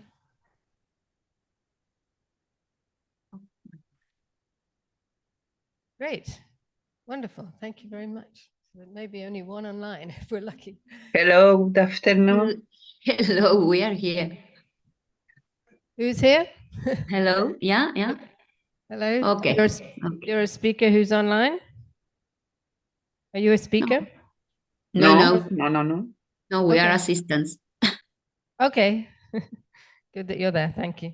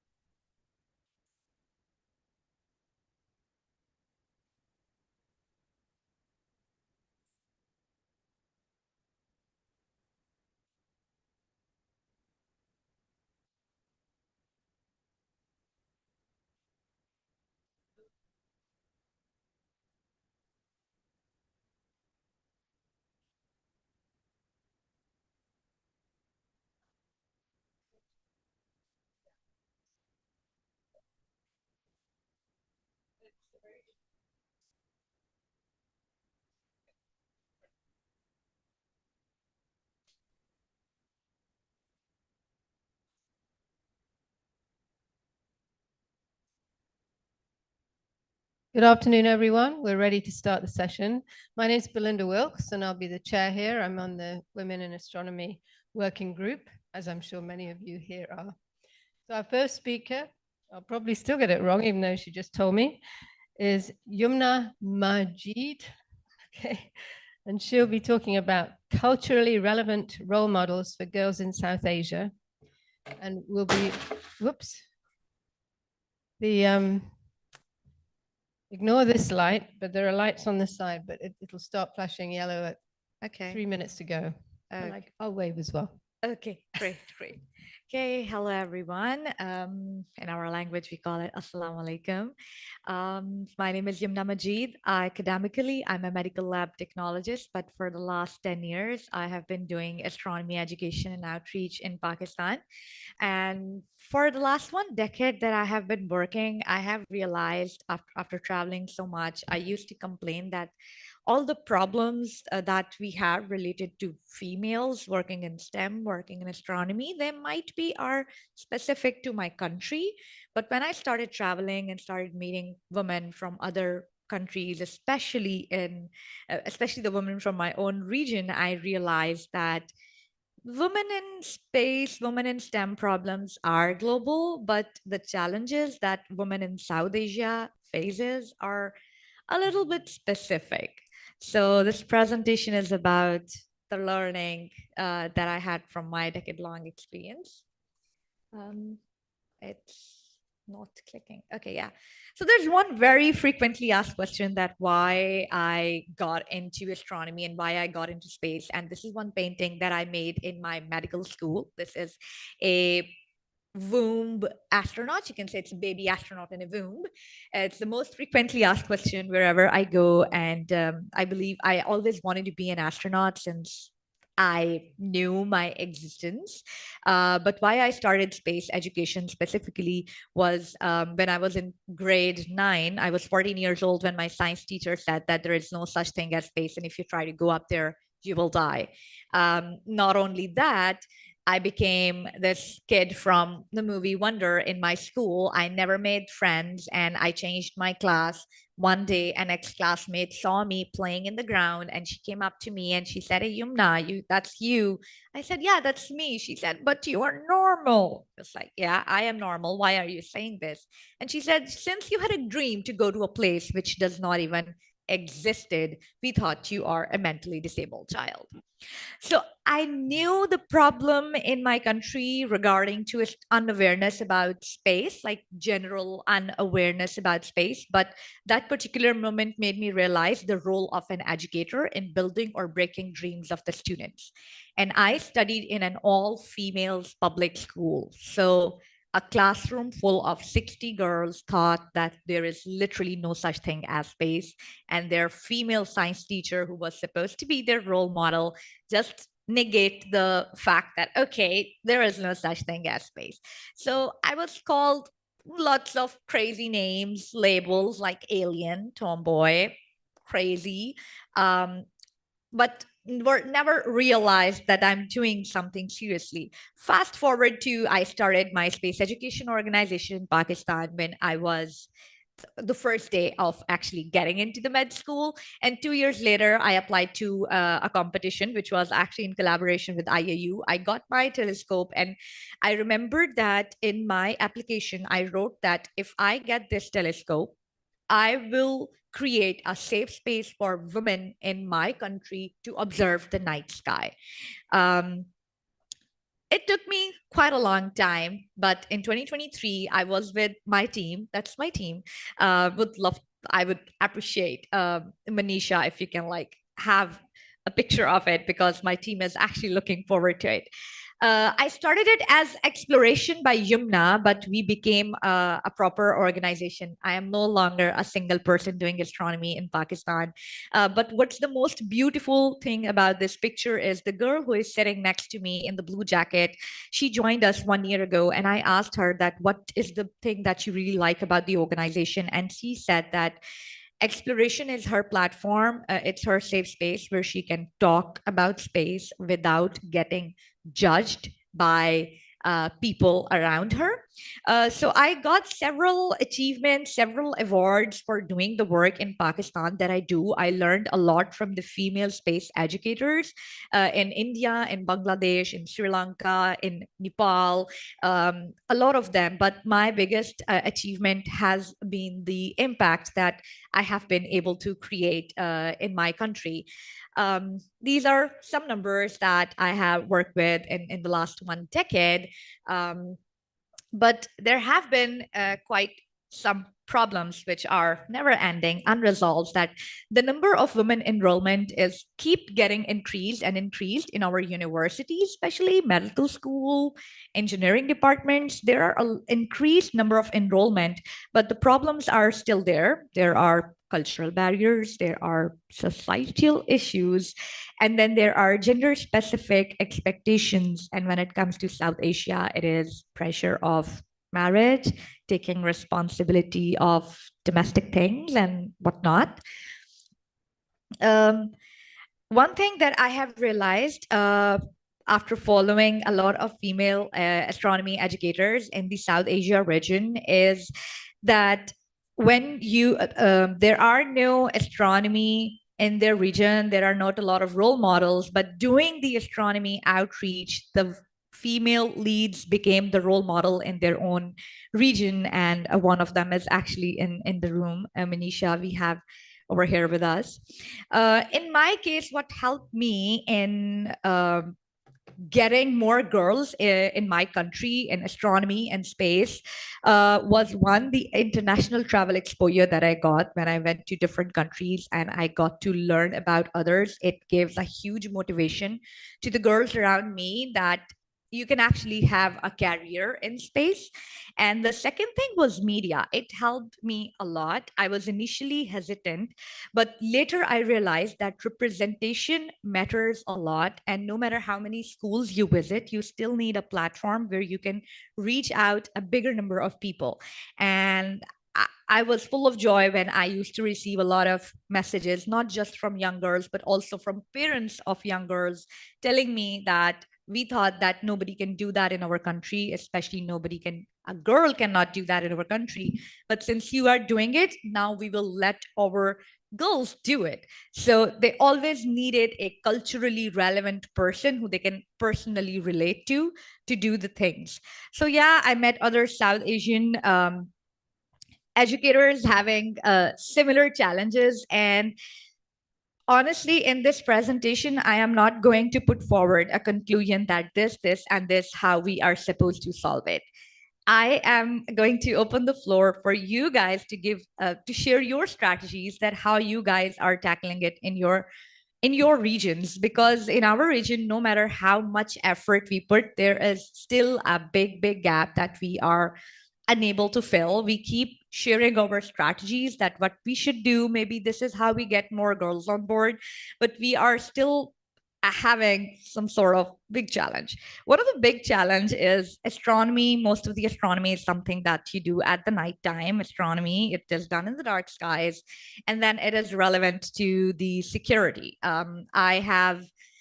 Due to the security issues, I have personally done a lot of solar observation sessions, which have not been really good for my eye condition in a very long time. So you develop a lot of different situations, which would be, I think, the topic for another presentation. But here I would like to mention that our places, our region is not considered very safe for women in the night, at the nighttime. And astronomy is something that you are supposed to do at the night.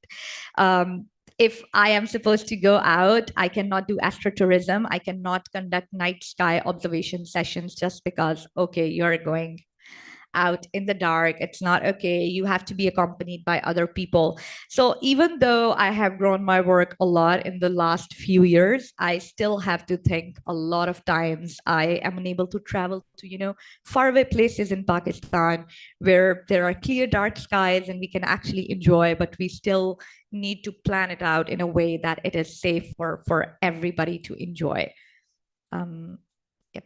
And yeah, that's it. I am actually looking forward to the strategies that you guys are implementing in your areas that you think they can actually help us. That's it. Yep. Any question? Thank you. Thank you. Thank you. Okay, does anyone have any questions? Hi, am I audible? Comments? Hello. Here Am this I morning? audible? You were here for the earlier session? No, because there was quite a lot of discussion about strategies at that from different places. But one of the things that I know a number of people have said that in the end, whatever you do, what you need is policies from your departments, from your governments, etc., that require you to hire minorities. And that can be very hard because in individual countries that can be illegal to, for example, say you have a job, you can't, in the US, as far as I know, you can't advertise and say women only can apply, right? So I think you can in some countries. I know in Australia they've done that. I'm just using women as an example of a minority. So, but without policies, a lot of this just doesn't happen. If you have a leader in your group who will support you and also encourage you to hire minorities, that helps a lot. In fact, I used to be the director of Chandra, and we hired a bunch of people soon after I became director. And I thought, well, how do I encourage people to hire minorities? So all I did was, and actually our department was fairly diverse. There were probably 25% women and several Hispanics, for example. But I just sent an email around, that people should please think about this and consider carefully their choices in respect to minorities. And we ended up with a selection of about 7 or 8 people we hired over that first year. I think only one was a white American. The rest were either female or Hispanic. I don't think we had any blacks, unfortunately. But so that worked. I mean, I was speaking to a receptive audience, and our department had always been fairly open-minded and encouraging of minorities in the US. But anyway, that helps. If the leadership supports you, then it's something you can do. And if the organization above you, if the whole university supports you, then it's something you can do. But it's very hard to try without that support. Is there a question online?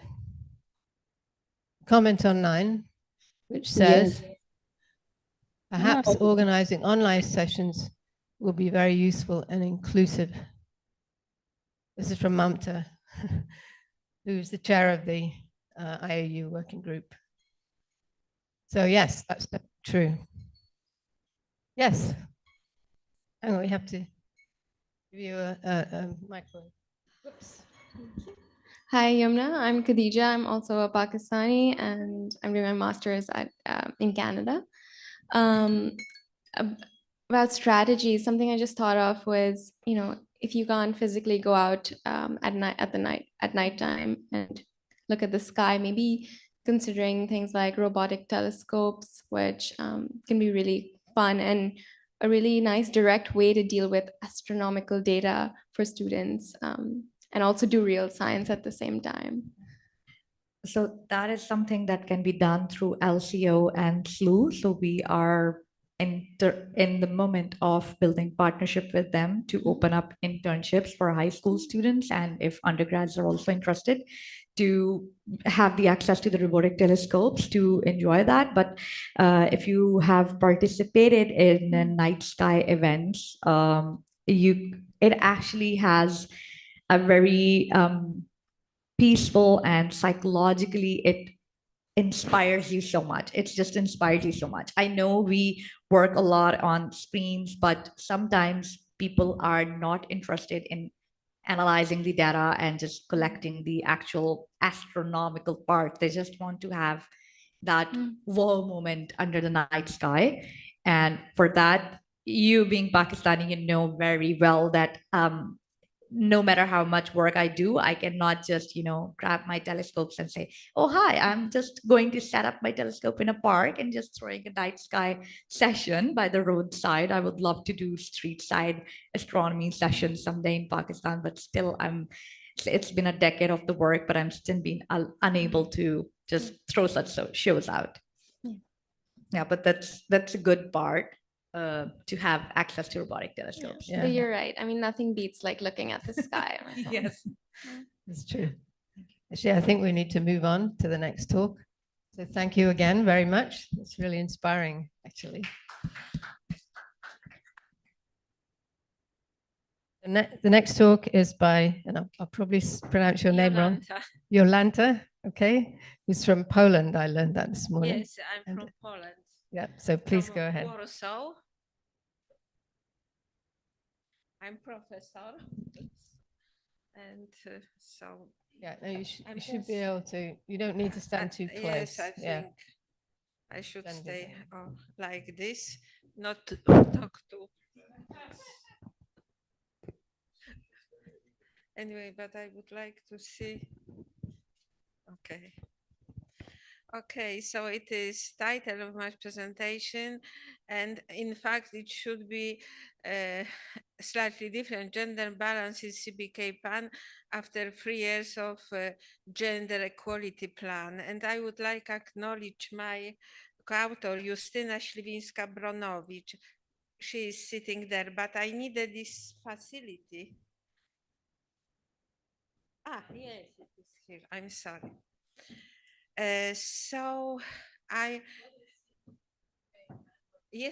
would like just so on the beginning I would like just introduce. I will be talk about my institute. Yes, so it is Scientific Institute of Polish Academy of Science, and then about situation there. So CBK it means Centrum Badań Kosmicznych Polskiej Akademii Nauk, Space Research Center of the Polish Academy of Sciences, Scientific Institute of the Polish Academy of Sciences, founded in 1977, main fields of activity, space physics, planetary geodesy, remote sensing, space technology. Headquarter in Warsaw, division in Wrocław, Borowiec, Zielona Góra, staff more than 200 people, scientists 60, and engineer specialists about 80. And also, we are not teachers, but we have PhD studies and in the frame of satellite geodesy, geodynamics, solar system exploration, space technology, interplanetary plasma and space weather, physics of the solar system and its environment. And employment of researchers at the CBK PAN is conducted in the accordance with regulation, and it is now under change and it is currently undergoing improvements. So for requirement purpose, candidates are required to provide information by their academic title, academic teaching achievements, list of publications, list of achievements in field of educating young staff, and additional information. To conduct the competition, the director of Space Research Center appoints a commission which selects the winner of the competition in the single stage procedures. And 3 years ago, the gender equality plan based on the data collected in the years 2015, 2020 was developed, and now I would like to tell you what has happened during these 3 years in my institute. And okay, so the first results show you employment at the CBK PAN in 2015-2023. And so you see situations so that about in 2015, women accounted for approximately 34% of the total number of employees, and that in the end, in 2023, more than 38 of the total number of employees. So there is slight change, there is improvement, but unfortunately, it is still not so good, but there is improvement. Now, what is going on the positions? So, so in my institute, we have 4 scientific positions: assistant, adjunct, associate professor, and professor. So before, in the end of 2020, 37 people were employed in research position, of which 12 were women, so 32%. In the end of 2023, 35 people were employed, and of which 14, so 40% were women. So, well, so we see some improvement, but again, not so large, especially in the case of this. So one of among these 3 professors, I am here. So. Now heads of organization of units. So, and still we have some improvement, but there is difference. In the administrative departments, managerial positions were filled by women, while research departments and laboratories were mostly managed by men. So heads, see, I'm sorry. See, here you may see that in 2020, in the administration, management, 70%, 71% by women, but in the researcher position, only about 20. And in 2023, administrative position managers, 60% by women, and but in the case of researchers, only 14%. And members of directorates, so it is some change. Now we have more men in the management. And doctoral studies in CBK. So it is not a good situation there, because any woman candidate to our PhD studies. So it is so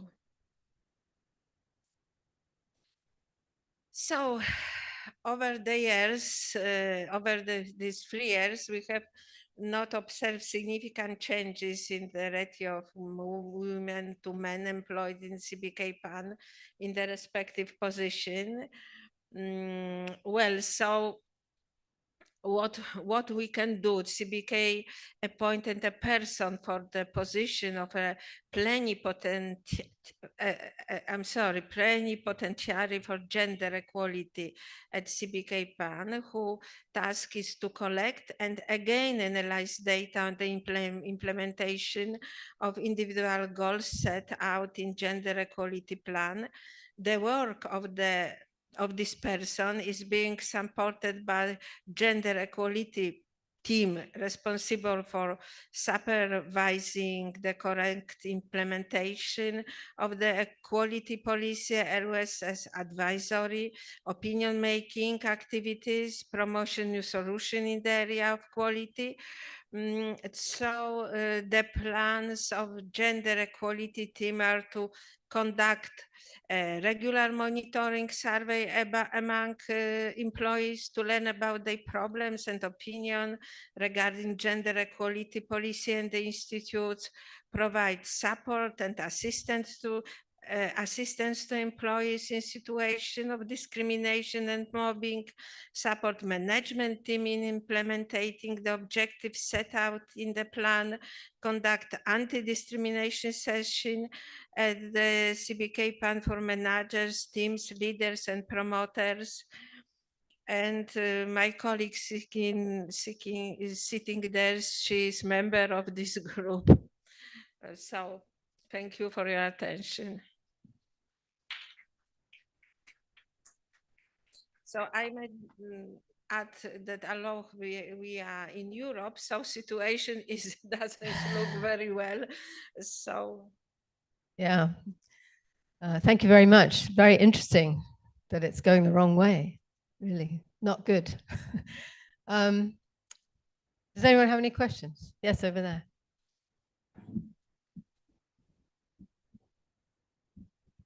Hi, I did 2 postdocs in Poland. So I'm actually wondering, I was in Warsaw, was it the Nicolaus Copernicus Astronomical Center and that the Center for Theoretical Physics, CFT.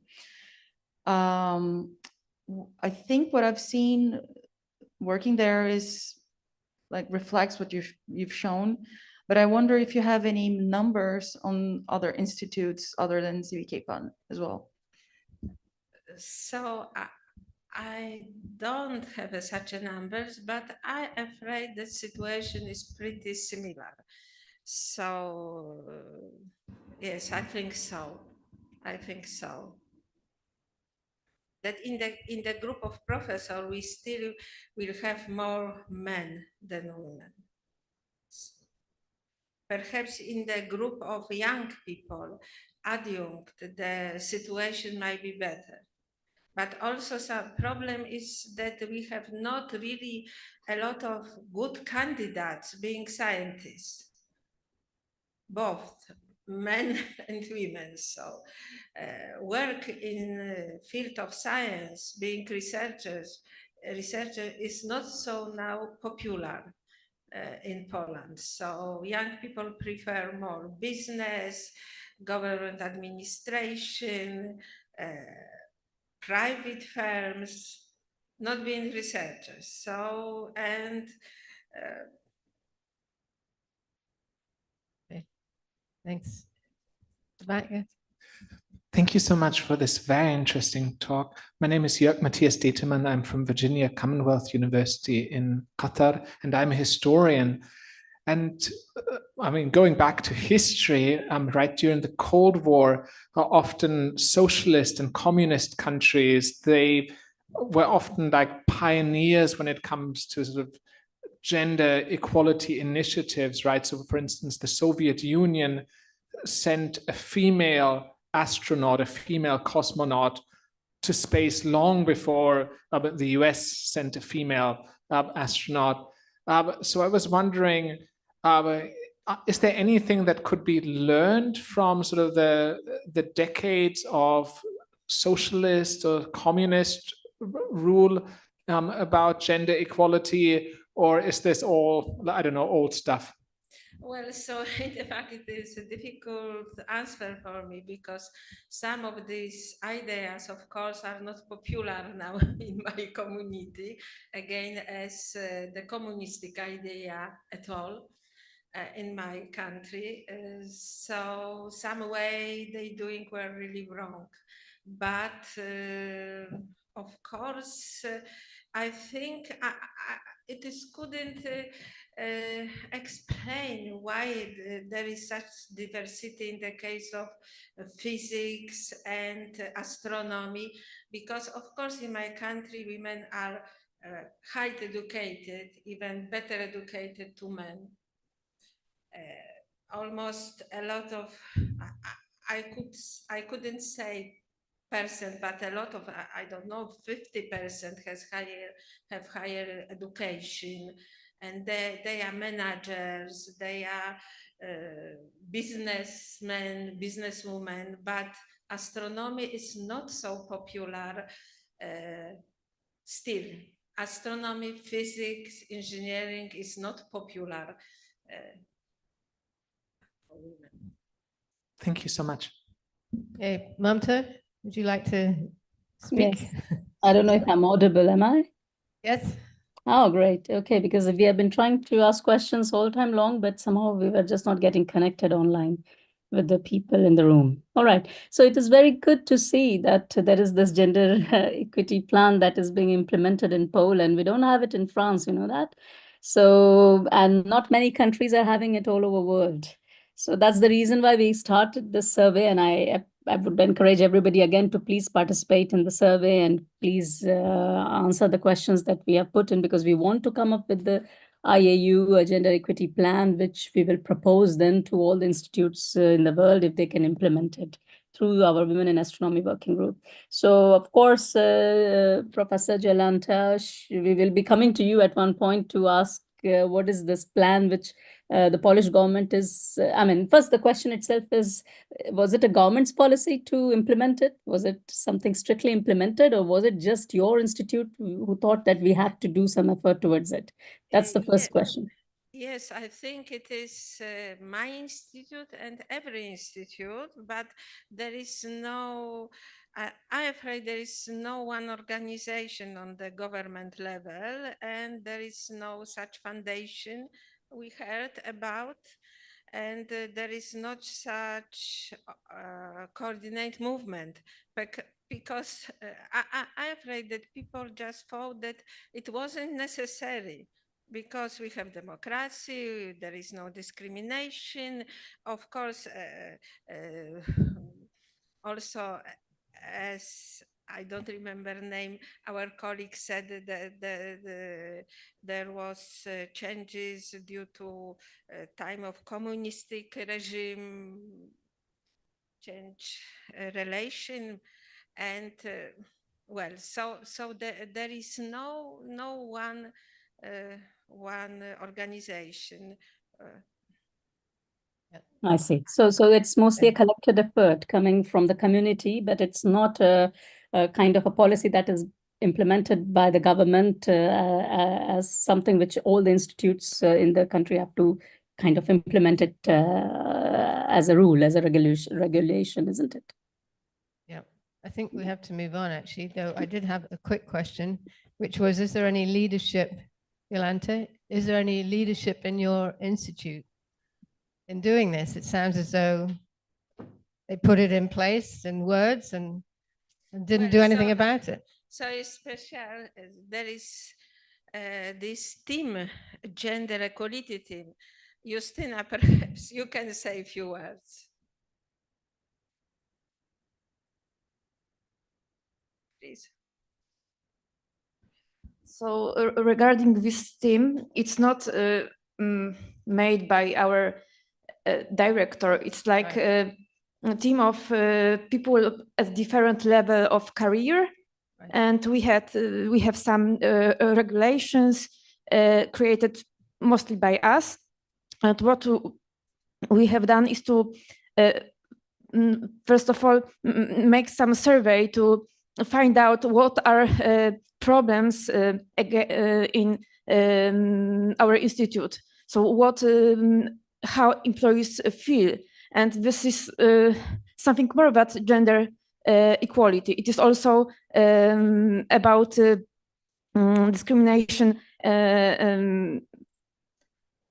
at race, religion maybe, and also we have some staff to investigate problems with financial status of employees and family problems. It's not only the gender. The team is called Gender Equality Team, but it is something more than this. Yeah, I understand what you're saying. There are a lot of issues, but I still think you need leadership from the top saying, why haven't you done this? Right? And presumably in the schools. But sorry. This gender equality plan was elaborated due to European Union requirements, because it is just necessary to have something like this to got a project, to got a grant, yes, but realization of this, so it is another thing. Okay. All right. So as you say, it is not so good No, as should it's not be. as easy as just saying, let's do it. Thank you very much. Very interesting. Thanks again. Okay, the next speaker is, I think, online. Jive, I can't pronounce this. Jiva Lubungu, or are you here? Oh, you're here. Great. How do you say your name? Jive. Okay. Well, welcome. So go ahead. So can we have the next presentation, please? Thank you so much. I'm from Zambia, Kwame Nkrumah University. I'm a literary scholar myself. Literature is my specialty, but we believe that literature is life. It reflects life. Everything that happens actually is reflected in literature. So astronomy cannot be excluded from that point. I'm looking at the women in astronomy. I'm a very passionate supporter of women so that they get to the same level where we are as men. They are equal partners in development, and therefore I support them. And I was looking at the situation in Zambia currently with regard to women in astronomy. And that is my introduction. Astronomy has been defined by so many scholars. Look at McLean, how he defines it as a study of using universe, study of the universe using instruments like telescopes and the like. And then, however, women have increasingly made significant contributions to this discipline. And this discipline actually dates back to the ancient times. So women have been in astronomy from time immemorial, and we have such women during the revolution and the centuries coming forward. We see women, however, most women were forbidden to take part in this field based on tradition. But we still have those examples of women who have been involved in astronomy. That is just a sample. One of them is Margaret Cavendish. You have Jane Dume and many others who actually, when you look at Maria Mitch, was actually the first woman astronomer in the United States. Apart from the one we know who presented here, Proctor, we had women who have been there. So I looked at some of the literature to find out what has been written about women in astronomy, particularly in Zambia. And those were the few that I sampled. And the first one, they did their research, and their conclusion was that the STEM in Zambia is a failed project. And that was their conclusion based on their findings. And another study was done also where it indicated that JETS, this is junior engineers, scientists, is not appreciated in Zambia. As a result, we find that women are disadvantaged from that end. And then others reviewed that there's poor management of infrastructure and resources. As a result, women are disadvantaged from that end. And when you look at 2022 by Canis, indicated that the low participation in post-secondary technical vocational education training, particularly among girls. There are very, very few girls who take part in STEM subjects at the secondary school, post-secondary school, that is the tertiary level. And then Piri also noted the shortage of female role models in the STEM subjects. And these actually seem to be speaking to the problem that we are talking about. What is the problem then? The problem is that there is the participation of women, according to UNESCO report 2021, is actually remains significantly low. And this seems to be tarrying with what was found from the document review. So this is actually compounded by social, cultural, education, and smart barriers. There are certain barriers that have been identified that make women not to take part. So the current landscape in Zambia lacks comprehensive data on challenges women face in pursuing careers in astronomy, as well as the opportunities available for them. So this study actually was trying to establish this gap, providing a thorough situation analysis that we see where we stand. And those were the questions that helped us to establish the challenges that women actually face and the general situation in Zambia. And then in terms of the methods that were used to get this data, I used the qualitative methodology, purely qualitative, and research design here was a case study of my nation. And then the sampling techniques I used was purposive. We're just looking at those that are involved in astronomy, and particularly snowball was used because it's not very popular. So you have to identify who is in astronomy, and then they lead you to other astronomers are involved. And in terms of data collection methods, we used the interviews, in-depth interviews, one-on-one with those identified. And then also I did document review some of the documents that relate to girl child in Zambia. And the instruments that we used actually was an interview guide to get more information from the interviewees. And also in terms of data analysis, definitely this being a qualitative, I looked at the thematic analysis, listing the themes that were coming out of the study and the results now. So when the results that these documents were identified as having talked about girl child education in Zambia, especially STEM, science education. When you look at the 7th development plan for Zambia and the 8th national development plan, which is actually in effect now, they talk about science education for girls, science education in schools, but very little actually is talked about the astronomy, specifically to look at girl child in astronomy.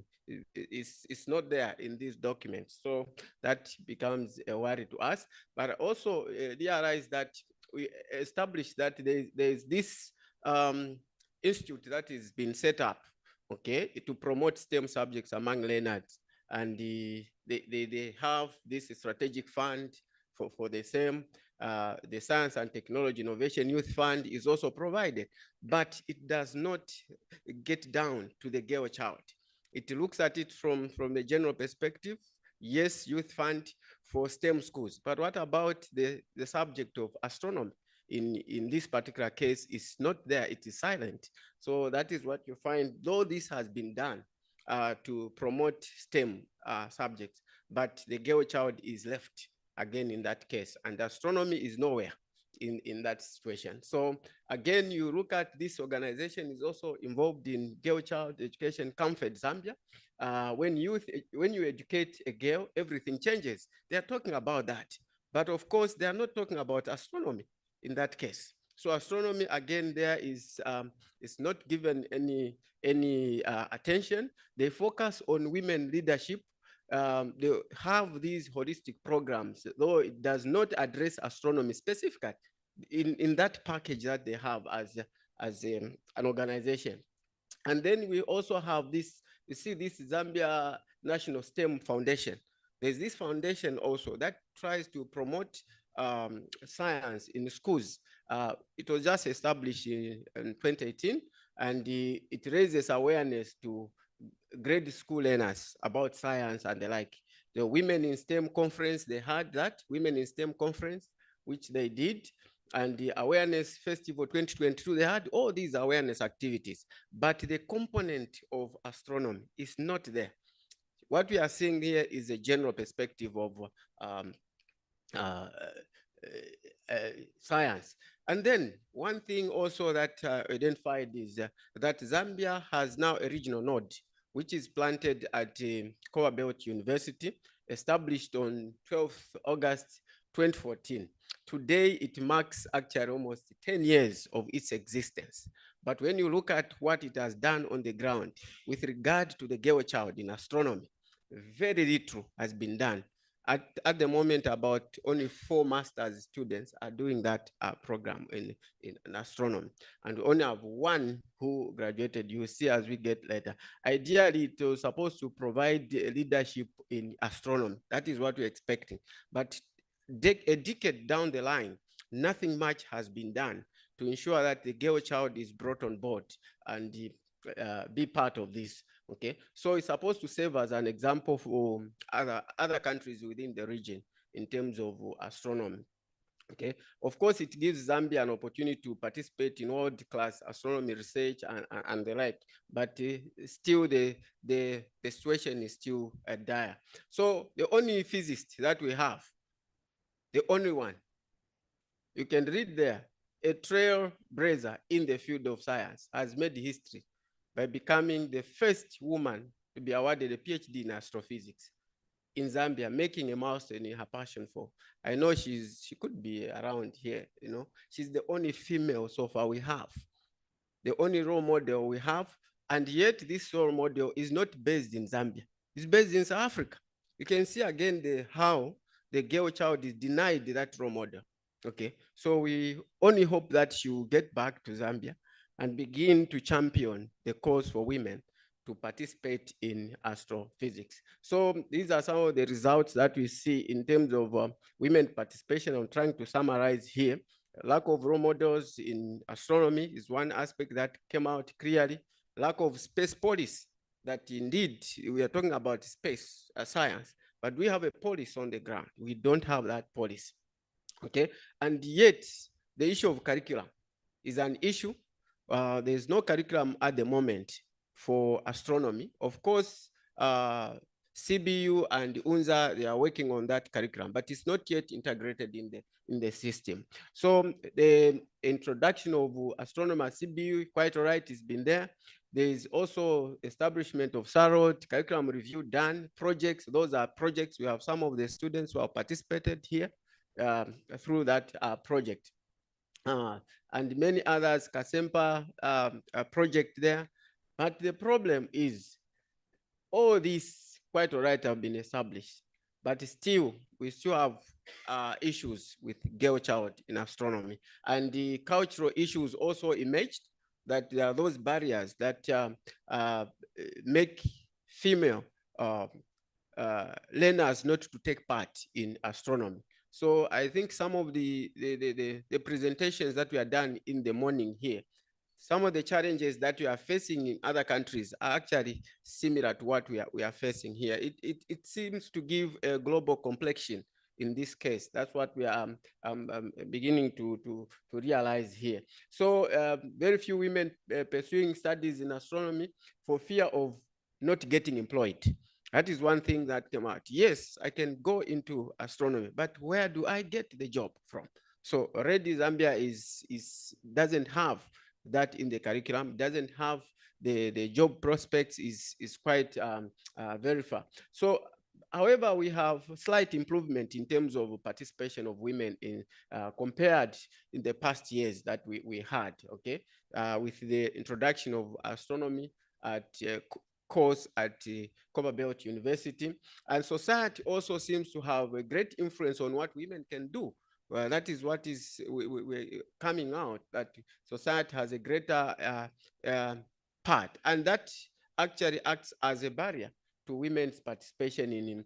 And of course, one other thing is that I think I got from other presenters, that overwhelming family responsibilities when it comes to women actually is one of the barriers that would not make them to progress, hinder their progress in astronomy. And we have no clear-cut policy which is critical in promoting astronomy in our country, which is actually needed. Then the findings seems to be consistent with the studies done by Magaso and others, Shimeto and others, parliamentary committee also. Their report to parliament seems to be in the same line, that women are not given that space to participate. The absence of the curriculum, all these issues that compound the problem. And in terms of the conclusion and recommendation, you can say that women are actually underrepresented. That is what we can say conclusively. And the various factors are at play.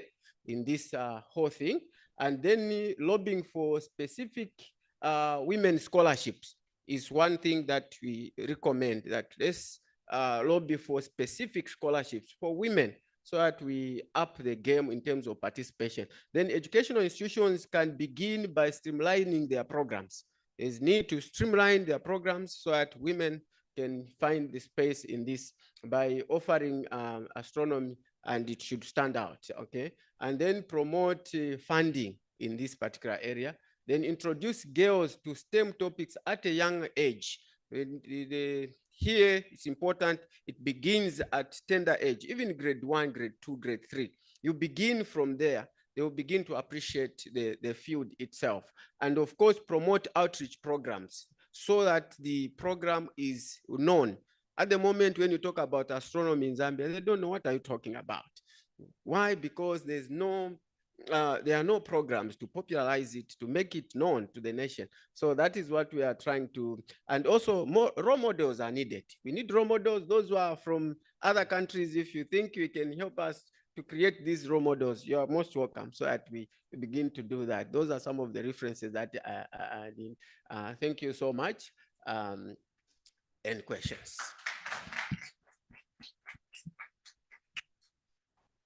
Hey, time for one question, if anybody has one. Yes.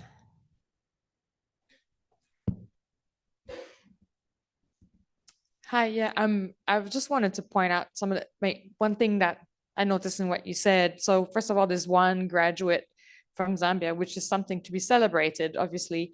And as you say, like people, I mean, at least this is the field. Like I don't live in the and work in the country where I was born. So it's quite common for people to like seek the department where it makes sense for them to be. And then on top of that, you were also saying there are not many employment opportunities for people who study astronomy. So it may be that even if someone wanted to come back and give back, there is nothing there for them. So another thing to add as a requirement is actually creating a career path for people, women and men, when they study astronomy, so that people can see that as actually a valuable study to do and to undertake. Okay, thanks. Good suggestions. Thank you very much for that wonderful suggestion. I've taken note. Anna, could you start coming up? If you have a quick question. Thank you so much.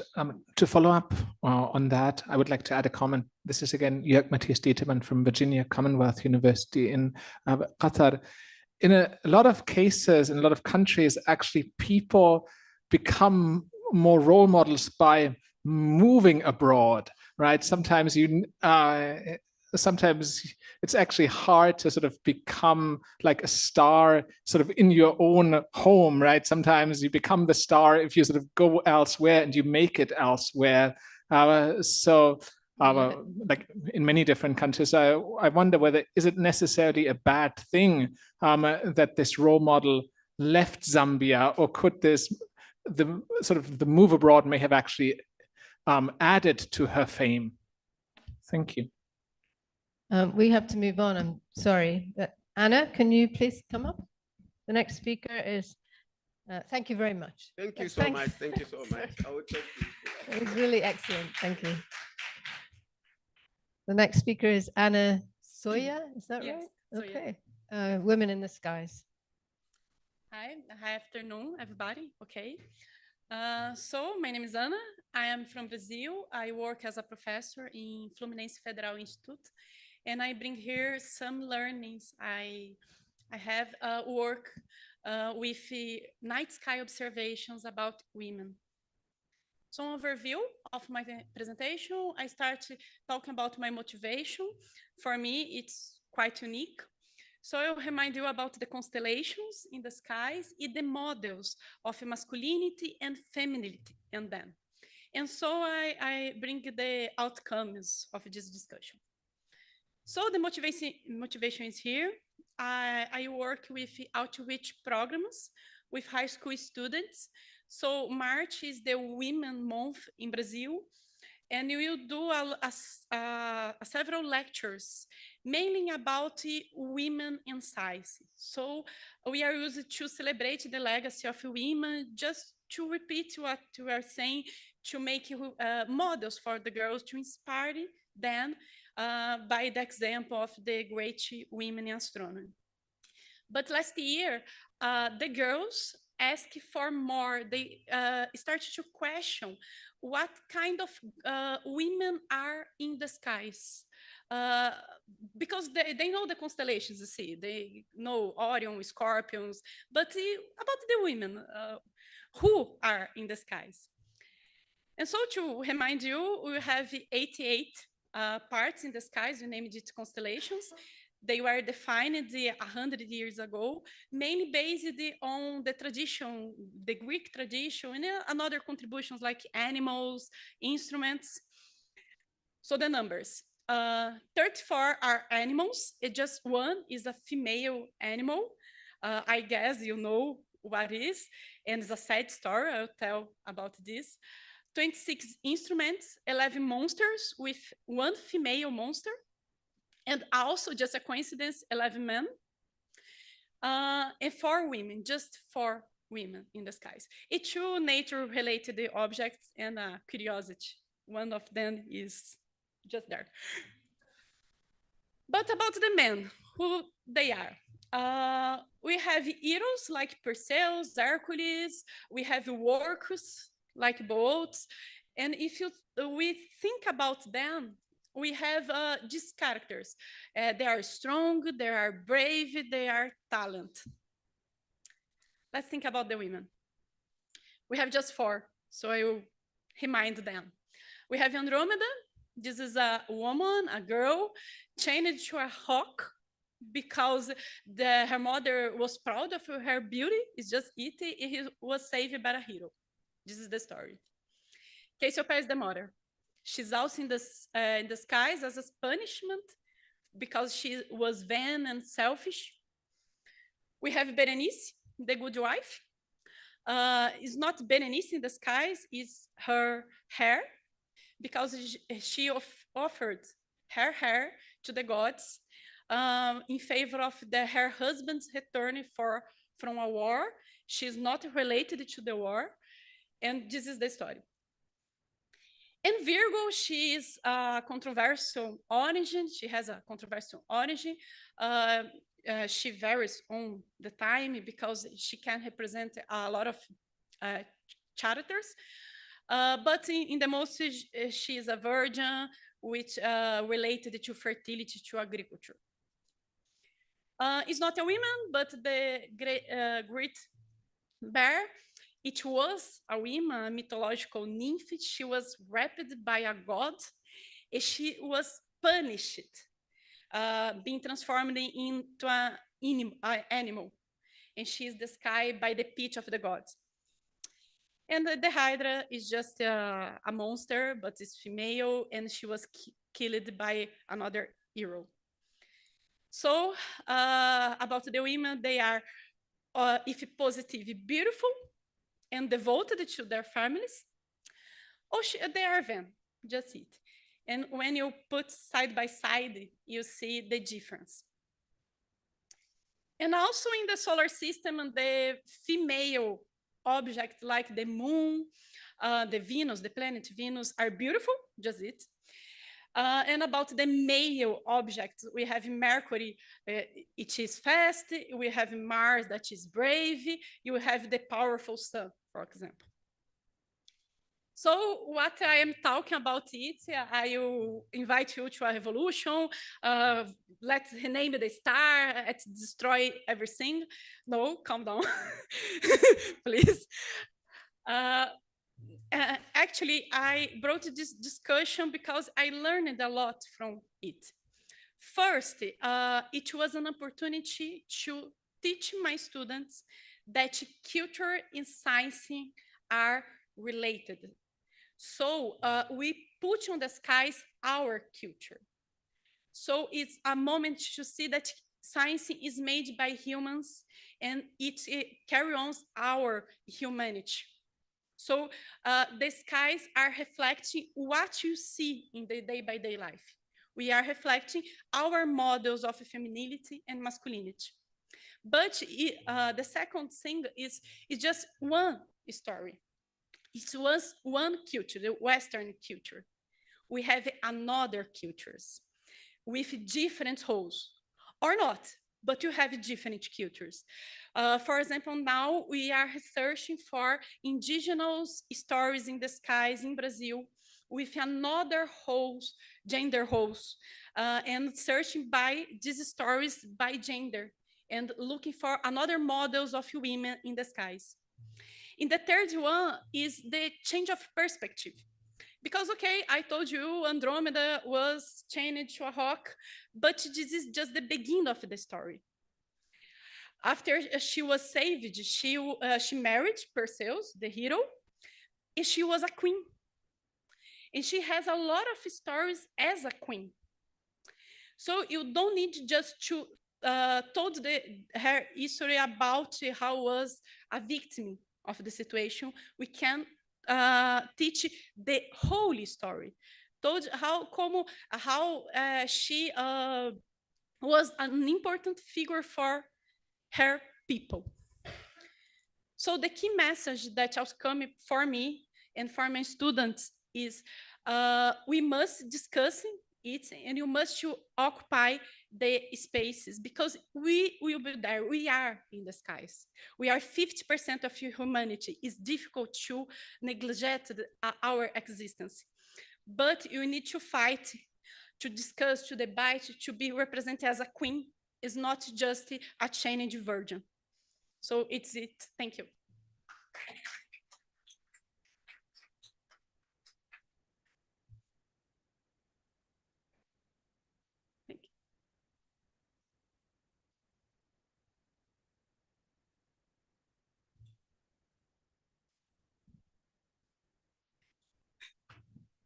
Hello. Oh, it's working now. Sorry.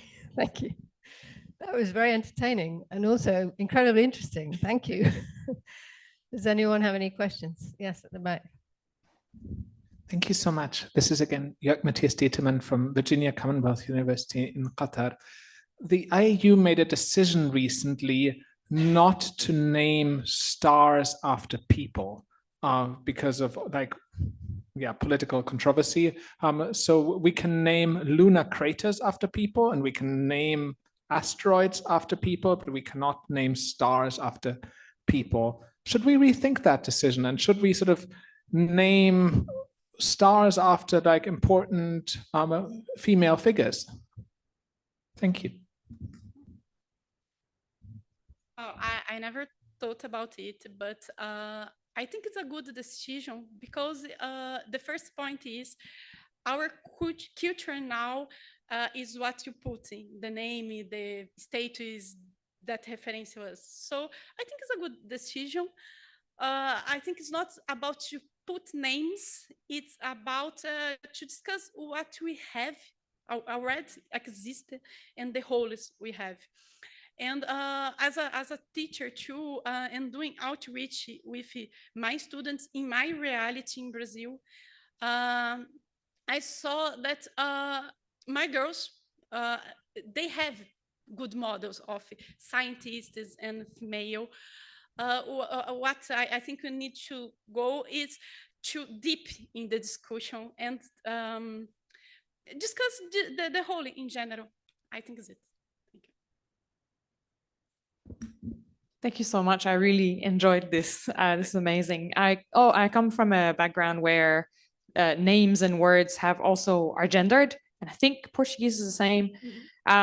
So also a Latin language, it's French. And then at some point, there was quite a fuss about the things that are named female and the things that are named because there was an imbalance there amongst the things that were good and the things that were perceived as bad that were then had a feminine pronoun.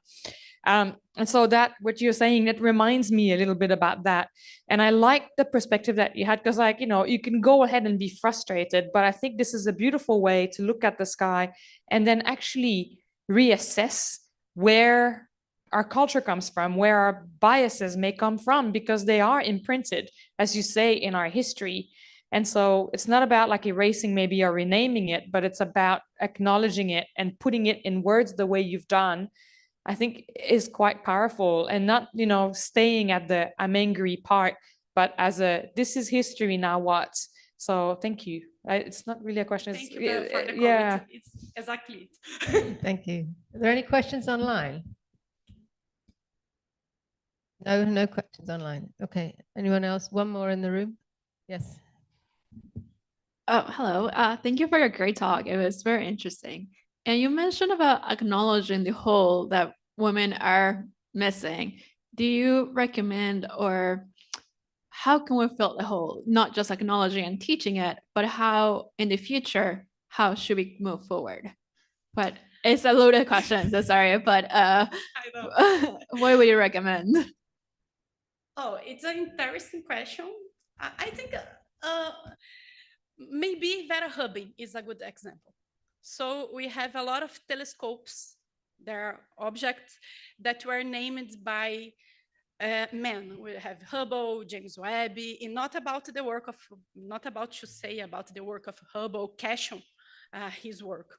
But when you put an important instrument as Vera Rubin and you named it Vera Rubin, I think it's the path you need to say. So maybe we have a lot of instruments in the world with the name of a man. Maybe it's our time. I agree. Okay, thank you very much. Is there another question? Oh, is it quick? Okay. Go on then.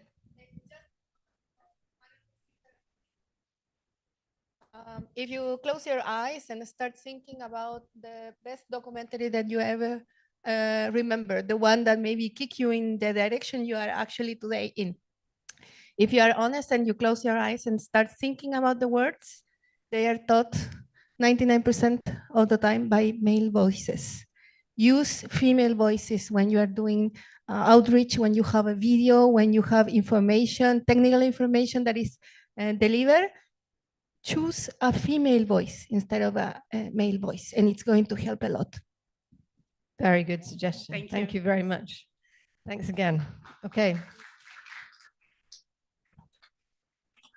We have the last slide set, please. So the final speaker of the afternoon, I've just lost you from my screen. So thank you, Dismas. How do you say it? Wamalawa? Wamalwa. Okay. So please go ahead as soon as we're up. There we go. Thank you so much. Breaking the barriers. Sounds good. Thank you so much and welcome to my presentation, Breaking the Barriers, the Role of Women in Astronomy. My name is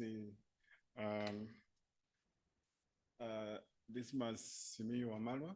I'm from Meru University of Science and Technology in Kenya. That's where I teach. Now, that would be my outline. And then that is where I'll be starting. Now, the first time I heard about astronomy myself is what just the speaker that has left the stage has been talking about. It was all about, okay, during the eclipse, it was dark. I was looking after animals as a young kid and it suddenly became so dark. And then I was wondering what's going on. So I drove animals back home. And it's like, my parents were not very surprised. And I said, why has darkness blanketed the earth too early today? Then they told me, no, there is a fight between the moon and the sun. The moon is the wife and the sun is the husband. Whenever they have a quarrel, which is very rare, and they have a fight, this is what happens. Unfortunately, if the moon will one day overcome the sun, as the wife will be able to overcome the husband, that will be the end of the world. That is how I was looking forward to eclipses happening again. And therefore, every time I'll be very keen to see if there will be darkness because of these fights. And that's what they were telling us. Fights are not good, you see. It can lead to the end of the world. Now, that was the first time I became interested in astronomy without knowing. Then, you are wondering why I'm here. This is Women in Astronomy. Why is the man here? I think I'm just here to celebrate the achievements that women have had in astronomy. In particular, as a lecturer in the university, I've been a mentor of many students, both gender, the ladies and the men. But when I look back, I am so proud of what the ladies have achieved, and most of them are in astronomy. I started off from Maseno University where I was teaching. I just find a young girl in second year, and I started, when I talk to class, whenever I go to class, I have modified the curriculum myself. There is a time to talk to the students and about careers in their life. And then this young girl, after the lecture, she follows me and asks me, how did you succeed? How do I go about it? How do I do well in sciences? Then I talk to her. And I tell her, you can even make it to get what we call a first class from 70 and above in Kenya, 70% above. She tells me, is that possible? I tell her, yes. What can be done that I did, you can do and do it even better. Don't see yourself that you are a lady. The girl worked hard, and I thought she was only passing my unit.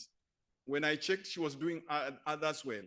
She got a first class honors, went to International Center for Theoretical Physics, ICTP in Trieste City, where I was before, and she proceeded for also her PhD. And then in the University of Nairobi, I have the same story to say, and seated with me, with her permission, is my firstborn, Dr. Annie Jerry. She was a very good student, and that's why she's here. And a second one, in the second year, I found when you are long gone, another young girl was missing herself. After I was talking to them in class, she again followed me. She offered even to be a class rep, and she had very poor grades from second year. And I told her, it is not late. You can change and make it. And actually, she was so interested. I gave her some work to do, some projects to do in cosmology, and she did very well. She almost got a first class. Had it not been the first year, she messed herself up. Then the opportunities came up to try her in EMS, guided her. She got a scholarship to EMS in Senegal. She finished. She proceeded to a PPG course in Brazil. She completed last year. She's back in Kenya.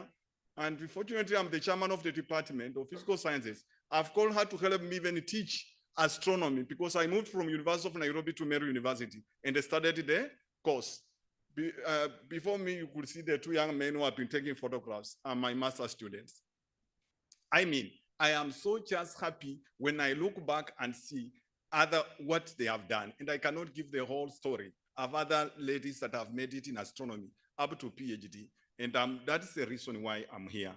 Now, so many times we do not look back and celebrate what has been achieved in astronomy. We mostly, of course, we know there are so many barriers, but we also do not see that there are people who have broken these barriers to move a step forward.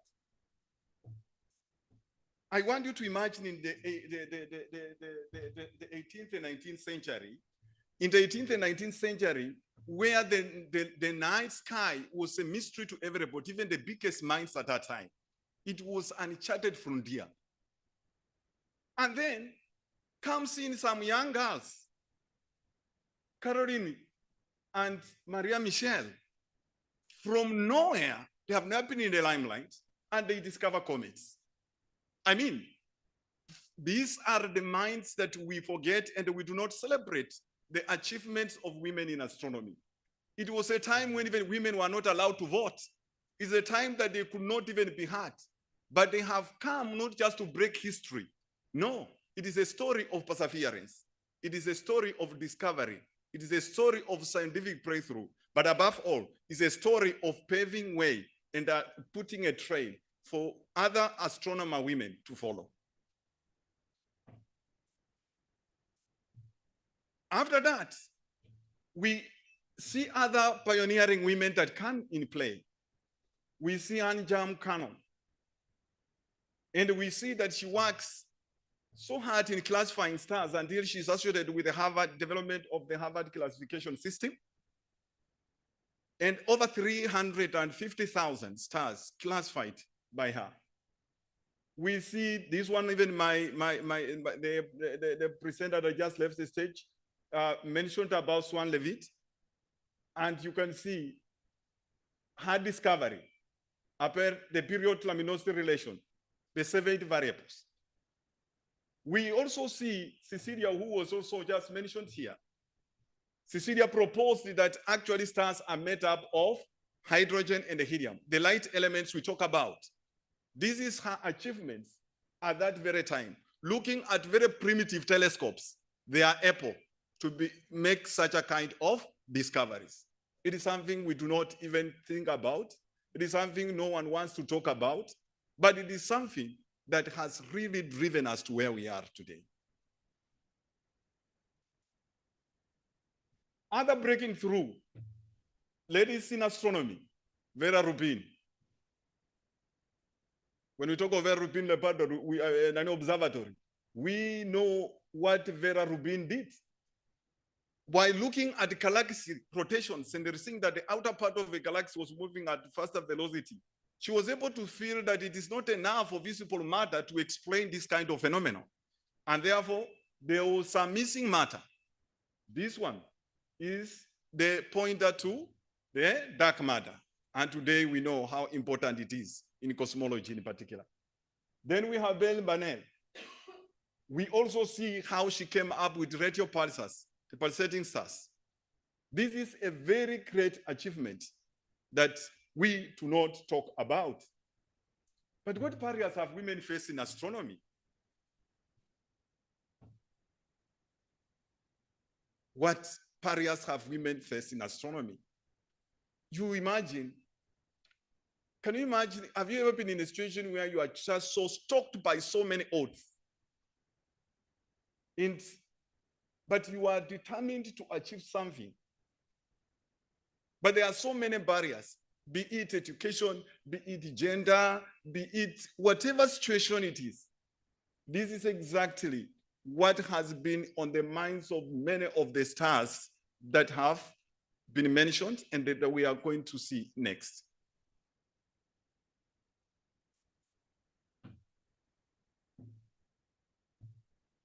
So these are the barriers, and I know many of us have talked about societal and the cultural barriers. Now, these societal and the cultural barriers, we have the stereotype and the gender bias. Stereotype is everywhere. I've realized not just in Kenya, it's not just in Africa, it is going beyond. That the place for a woman is in the house. In fact, in the kitchen, and to bear children. That is where I come from.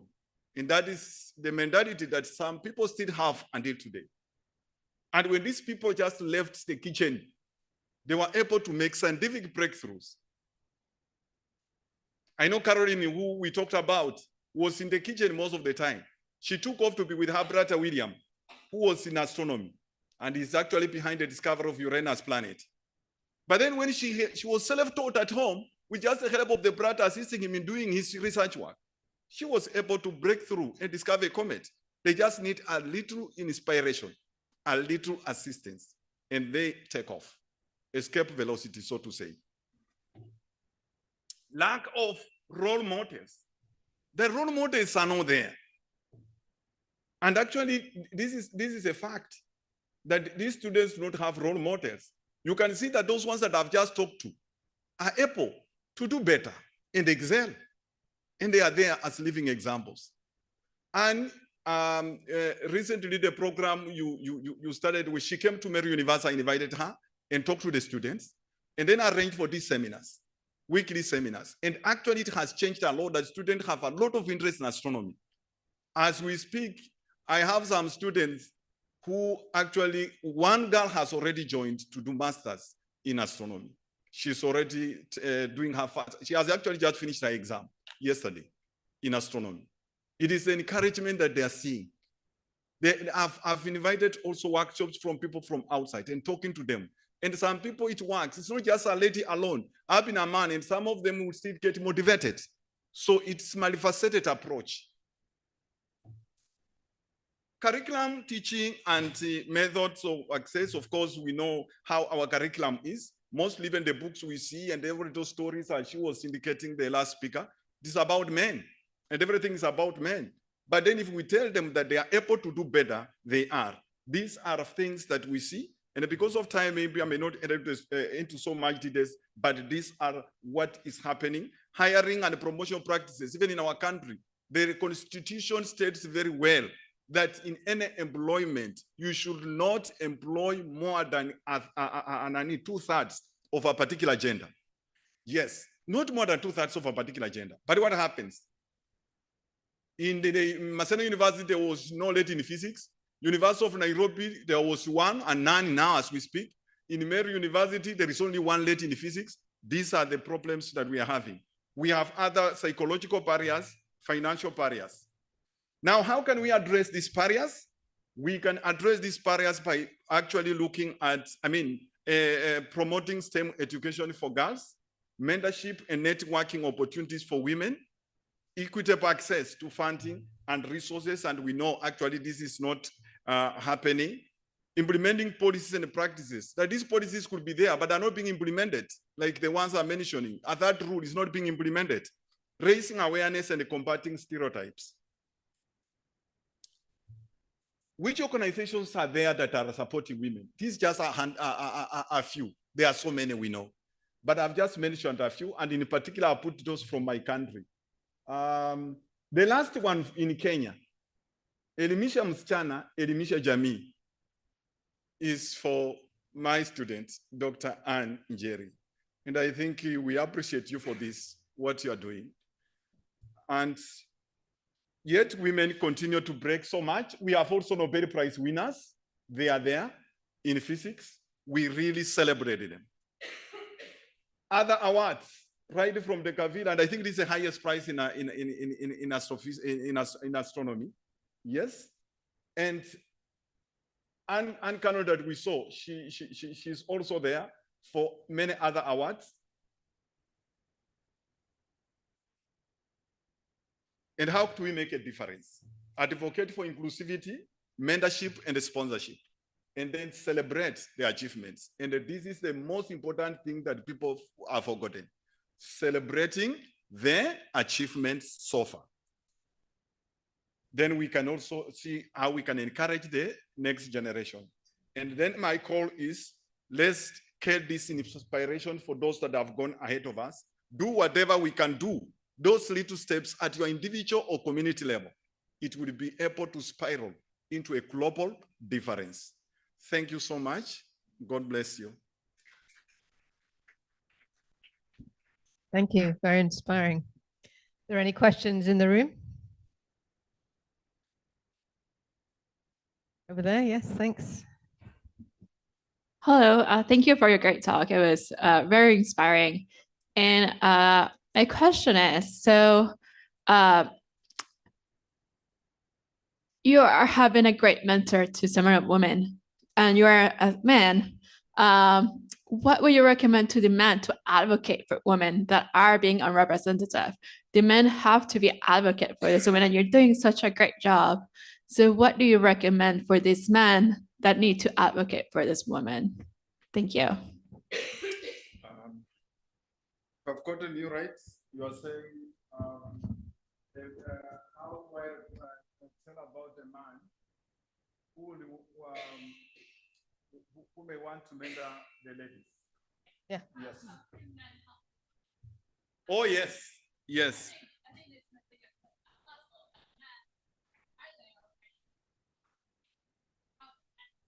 Yeah. Question is, how can men help women? Yes, I've gotten what you are saying. Yes, we can help in several ways. In one way in which we can help is raising awareness. Raising awareness is very important because, for example, if we do not involve them in whatever we are doing, the men, then we are not going anywhere, or no, we aren't doing much because they are the ones in position.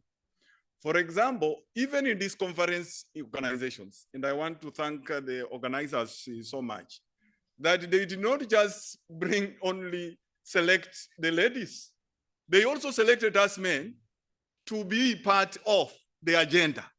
When we are part of the table, then we are able to understand what are your needs and how we can help.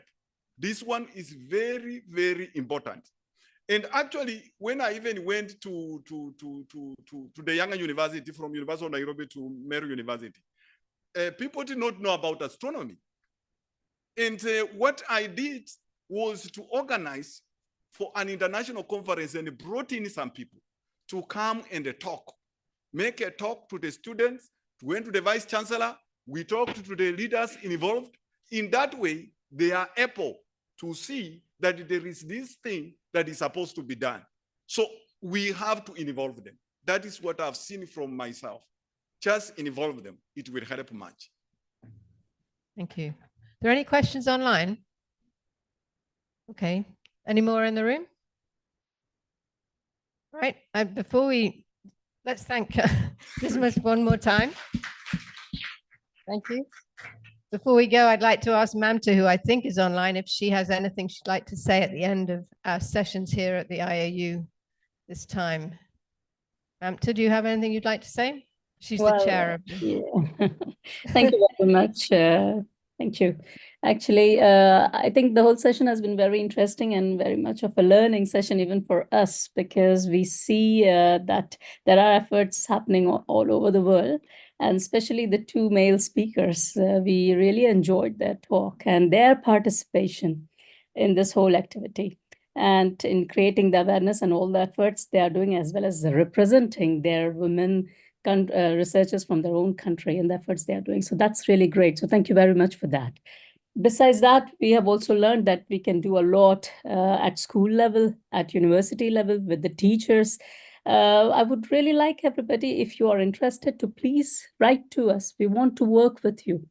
We want to increase this network. So you're open to be a part of this Women in Astronomy working group. And whatever help you would like or material that you would like to share, please share with us. Or if you need resource from our side, we are happy to do that. So we are open and we are welcoming, and everyone is welcome to work with us. And you see Professor Belinda is here, and she is a very approachable and a very open person and with lots of experience at a very high level. And if you have questions, please go and ask her. Jolanta was there. She has been also really great and very helpful. So don't hesitate. It's a very good opportunity to build projects and join our group, participate in our surveys so that we can represent you. Because we want to be inclusive. We want your voices to be registered in our surveys so that we don't miss you out when we talk about any problems which are related to women and how men are helping in different countries to overcome this problem. And thank you very much for your participation in all. That's all I would like to say. Okay, thanks, Mamta. I believe that Mamta is continuing, right, as the chair of the working group. Yes, and I think am. we have, great. And do you know who the new co-chair is? Can you announce The new co-chair is Ariana Picielli. She has accepted to be the co-chair. And but there we are going to have lots of new members in the organizing committee, because there are some members who have already finished their second term and they may perhaps not want to continue for the third term, or they may, but that doesn't change anything. But in the organizing committee, usually we have members for 2 terms. And if you wish to join the organizing committee, if you want to be the national representative of your country for women in science, then please participate. We are happy to extend our organizing committee even to more than 20 members. And we will be writing to you. We will be sending an email to you to join us. And at that time, please respond. And yes, as I say, don't hesitate. I usually try to answer all the emails, and only when I'm too much into teaching load and I don't manage to answer you quickly, it gets delayed. But we are open. To both women and men. To both So women you're all and welcome. men. Exactly. Thank you, Mamta. It's good to see you. Thanks. Okay, so that's the end of the WA sessions here at the IAU. I'd like to thank you all for joining us today, and hope you enjoy the rest of the meeting. I guess it's just one more day now. So thanks for being here. Bye.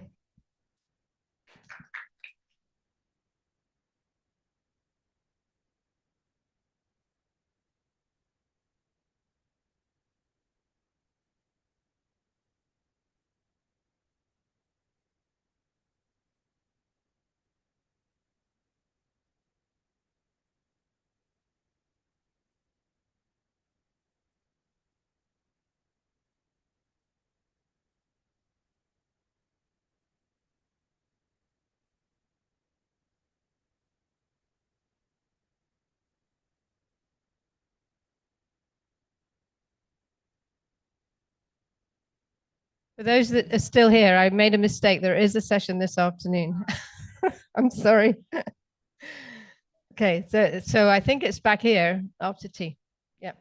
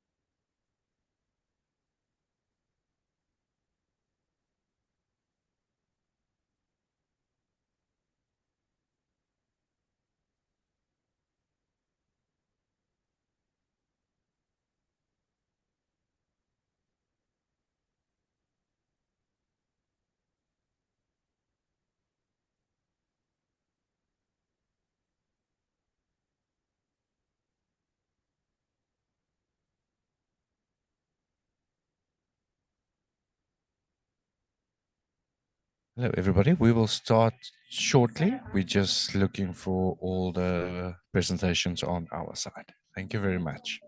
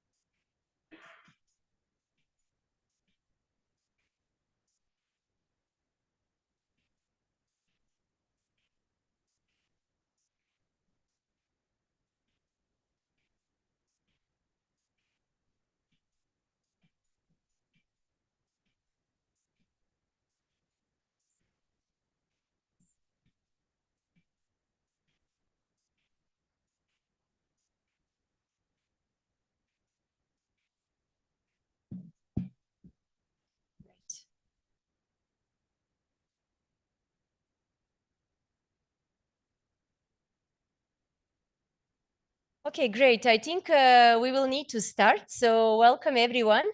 This is the last session for Women in Astronomy group. I hope people will be joining as the coffee tea is finalizing. So we will have several talks that will be short presentations of 10 minutes.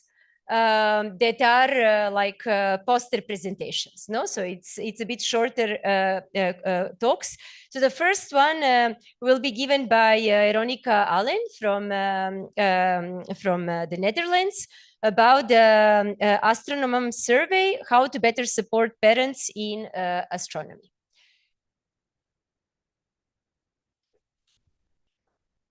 Okay, hopefully this is obvious how this works. I just push next, right? Okay, click. Okay, so I made the title slightly different, but you get the idea.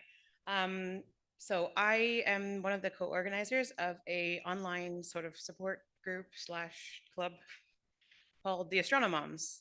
And we got started during the first lockdowns of Corona when, yeah, at least where I was living in the US, everyone was stuck at home. And if you had kids, you were stuck at home with kids who were trying to go to online school, and it was terrible. And so everyone was online, and oh, I had to finish with the point, which is there have been follow-up studies now in various disciplines that show that parents, and especially mothers of children under 13 in this period, have had a real bad cut in productivity, if that's even a thing. So then I can give you the history of our club, which is we started off in July in 2020 when my co-organizer Melinda Suarez Furtado, who's an assistant professor at University of Madison, Wisconsin. She went online and said, does anybody want to have coffee with me once a month? Any of you other moms want to have coffee with me once a month and talk about how crap everything is and what we can do to make our lives better? And that's essentially how it started. We were a coffee group, and we started with maybe 20 moms locked at home with kids. And the entire idea was just so that we felt a little bit less alone, a little bit less like we're the only ones on earth who aren't doing things, because we'd have friends, or especially my lovely childless male colleagues who were getting lots of work done, and I was literally having a breakdown. And so you see this, the big difference made it so that we wanted someone else to know that we were not the only ones. And because it was such a good group, I decided to join Melinda as a co-organizer. And we started to move forward when the lockdowns ended into something more of a support system. So we invited senior moms like Janet Drew, who was like an original. She's amazing. She's been doing this fight since the 80s. And a number of other women, just to say, you know, we can get through, some hope inserted. And now we have about 50 different moms, mostly early career moms, because we hadn't opened it up until recently to later career. And we all try to get together once a month. But the main point is that we learned a lot from each other. Instead of being the only one that we know who has kids, we learned that we have systematic issues. So my entire time personally, my first child was born between my bachelor's and master's in the summer, very well planned, but very difficult. And at every point in my career, I was told, this is your problem, you have to fix it. This is your problem, you have to fix it. You made this decision, you have to deal with it. And it turned out that all of us had that same message everywhere. We had the same problems, but we were all being told that this was our problem, we have to fix it. And if we don't fix it, then we don't belong. And so talking to each other, and through the survey that I don't have the final results for, well, we're in analysis yet, we came up with 3 big methods to support primary caregivers and moms in particular, but primary caregivers at work. And that is funding for replacement childcare, which is something you occasionally hear about, but not often. We have to travel as part of our job. So you would think that this would be something that institutions would know about, since, you know, women have been working in science for like at least 100 years, probably. A comfortable and safe resting place at work. I'll give you some more information about this, but it's like life-changing to have a place to have a nap at work.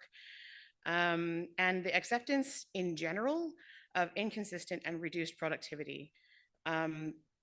People who are in the higher levels of university, academia, institutions need to recognize that at no point is there going to be a normal day. There's never going to be, I'm going to have a normal day, I'm going to work 9 to 5 today. It's going to be like, today is 7 to 2, today is 10 to 11, today is 8 p.m. to 10 p.m. It's just the way it is. Some days I do work, some days I do no work. Some days I do 40 hours of work in 8 hours. It's just what happens. So I'll give you some details. What we want to have for funding for childcare costs is something with a bit of flexibility. So for example, my university does have something like this, but it's only available for 1 trip per ever for each child under 4. My question to them was, but after 4, do they look after themselves? Or, I mean, what's the plan here? Like, no. So 1, ask your people what they need. And 2, the childcare replacement looks different for different people. So for me, I do like to bring my kids to the conference. They're upstairs. Well, no, they're over there. We're upstairs. They're over there. They wanted to come to this talk, but I thought they'd interrupt the whole time, so they can't. Sometimes I don't want to travel with them because I want to have a break and sleep, you know, some nights in a row. And then I need support at home. So actually, in the Netherlands in particular, is where I'm based, they don't allow children out of school for like any reason, unless like your mom has died or something. There's no reason to have your kid out of school. So the entire time, the last 7 years, I've had to travel and go to conferences and bring someone to my home to help look after the kids and bring them to school and make sure that they get dressed and make sure they get ready for bed. And this has been mostly a cost that I could claim, but there's also a lot of argument with the university about whether this is something they can figure out how to fund because it's vague, unknown costs. So we need to be able to have a way to travel that's easy and obvious. It took me 9 months of arguing with 4 different HR departments in my university to get permission to have money to bring someone to my house once.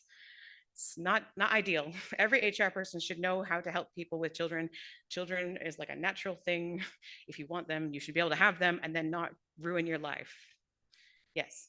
And assuming that people have childcare, which is also something that happens in some countries because you have the very local family support. Grandma comes and looks after the kid. We're international. That's not a thing. So don't assume people have childcare. So the resting space, this was amazing. It's not even official. This is an unofficial resting space. So let's say, when I was pregnant with my second child, I was doing my PhD, and it turned out that I was like the 3rd generation of pregnant moms in the institute. The first generation had bought a couch for her office, and she used that couch for napping. Her office mate was also pregnant some years later, and she used the couch for napping. When I was pregnant, I used the couch for napping. Okay. And after me, our other colleague used the couch for napping. And just the idea that you're using so much energy, you have to like eat all the time and like rest all the time, to not have to go home, to drive home, to get the bus, to get your bike, whatever, to just get a little bit of energy back so you can continue your working day without going like a 2-hour day and then I have to go home because I'm exhausted. The napping couch was like a life changer. And it turns out a lot of people don't know about this. So I just designed one, and it's like on my website. You can steal this, please steal this. What a comfy, cozy room should look like. I've got a couch there for napping. I've got 2 comfy chairs for if you need to pump or you need to breastfeed, with like a movable table. If you're a person who wants to work while something horrible is happening to you, you're like, okay, cool, I'll type. There's like all the things to keep your prep. We got cubbies as an idea. But there are no standards in a lot of countries for what your like breastfeeding and mom support room looks like. This is a great example. This was the size of my office, which is not very big. There are 3 people using it as an office. So it's totally possible. And if we work together, then it's something that can be done. I put a lot of extra details that you can be able to see later, but it's not just good for tired parents, not just moms, but also dads. Those kids, they wake up in the night and they make you miserable for like 18 years. I don't know yet. My oldest is 12, probably for 18 years. But it can also be good. I've talked to people in disability and they said, I have chronic, energy issues. Yeah, and like sometimes I just need a nap and then I'll feel better. I can work some more. The last one is the inconsistent productivity. So a lot of people, for some reason, think that after babies are not babies, they're like self-sufficient, normal people. They're not. They're terrible. No, they're not terrible. They require energy for you for the rest of their lives. And so it should be understood that even when they're 5, they're gonna get sick, and then you're gonna get sick, and then the other kid. We had this at Corona time where the first one got Corona, and then the next week, the next one got Corona, and then the next week I got Corona, and then the next week my husband got Corona, and we were like a month in quarantine because everyone's got Corona one at a time. That should be something that people know about. At school age, they have like plays and teacher meetings and after school sports and daytime meetings, and you have to go to like coffee morning and musicals, and this is all required stuff. And if you don't go, you're a bad mom, and they're like, Mom, you didn't love me because you didn't come and all the other moms came. And this is like life, right? The last thing is, it's exhausting. I have a second full-time job, minimum 35 hours per week. That's just getting ready in the morning and getting ready for bed at night. It's not going to be productivity. Some days they're going to have a worse day and it's going to be 12 hours a day I have to put in instead of 7. So not possible to catch up. So like, please, at the higher ups, the gods of jobs, understand there's not a normal working day. There's not a normal working week. It is not normal. It's going to be crazy forever. Get used to it and like accept us. We still do good work. We're very creative. We're very good at time management because you have to be. That's the main message. I have more information on my website. Thank you so much, Veronica. So we will have to go to we have the time later on for discussions. So we will leave all the questions for the end. So the next presentation will be by our colleague Najah Al Salihi from the Arab Union for Astronomy and Space Science. I think Najah is online. Yes. Yeah. Okay, great. So Najak will speak about the role of women in astronomical observation and astrophotography in Iraq challenges and aspirations. Thank you. So you have you have 10 minutes. I will let you know when 2 minutes are left. Okay. Hello, I'm Najah Salehi, an electrical engineer and an amateur astronomical from Iraq. I extend my thanks and gratitude to all those responsible for this wonderful conference. My poster discusses astrophotography for women in Iraq, challenges and implications. We just possibly get some PowerPoint to share it with us, please.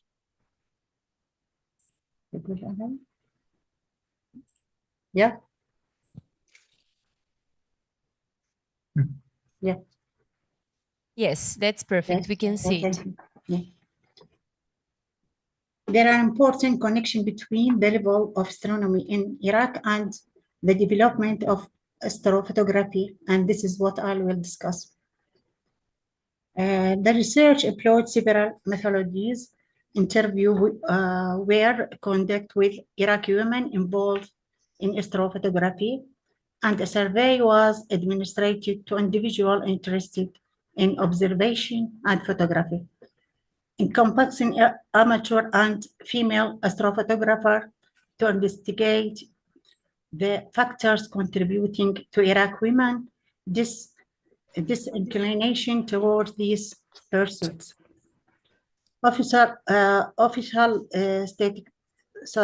Statistical data from Iraq Ministry of Higher Education and Scientific Research was also utilized and analyzed.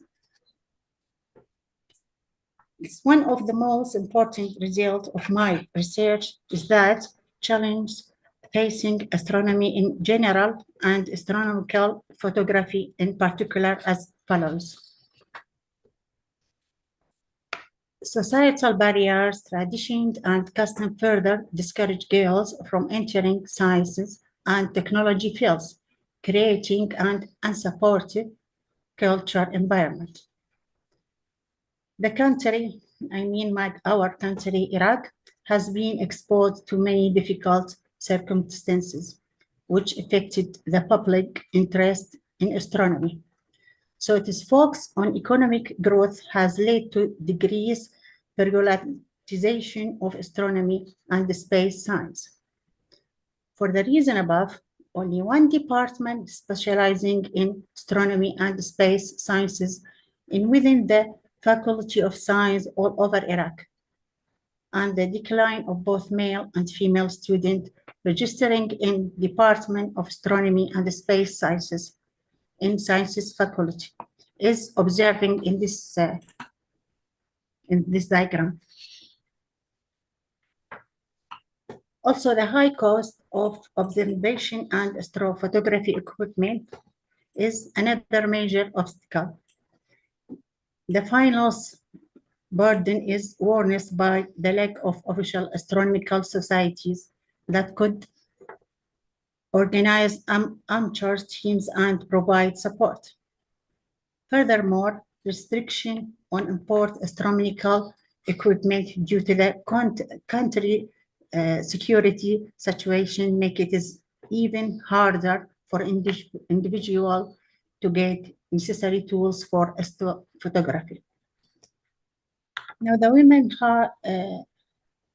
there's a very challenge. Women in astrophotography, face several major challenges that limit their participation. First, astrophotography has not achieved the same status as other types of photography because it does not provide a sustainable income, making it discourage factor for women to engage in this field.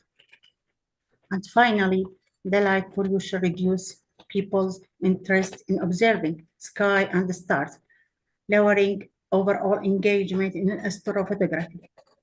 Unfortunately, my country suffers from widespread light pollution. Sorry.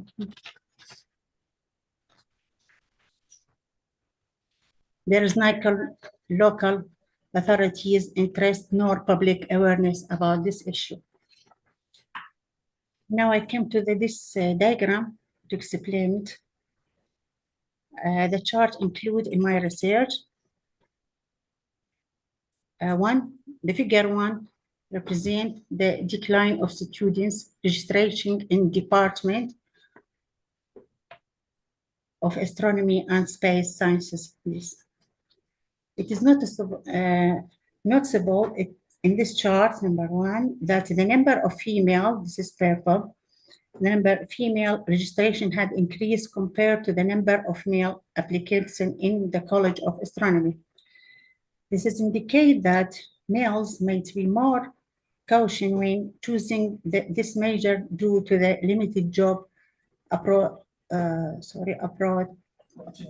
opportunities available to them after graduation, preferring specialization that guarantee better job prospects than females. Figure 2, this, the reasons for the reluctance of women in the Iraq astrophotography. The survey contained many reasons. Education and training, expensive equipment, joining astronomical societies, practice and patient dedication, useless hobby for women, and supportive Iraq traditions. Each reason gave points according to the importance to the participant in this survey.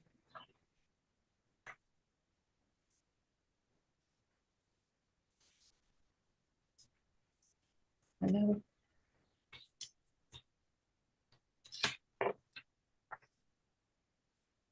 Table 3. This, the women participation in International Astronomical Union event in Iraq this year and activity. They participate in poster and this is the certificate from the IAU. We know through the activities organized by the private astronomical teams, there is a scientific desire among girls and women to learn astronomy and observation, but there is no official astronomical society to guide and encourage them. Now we came to the conclusion.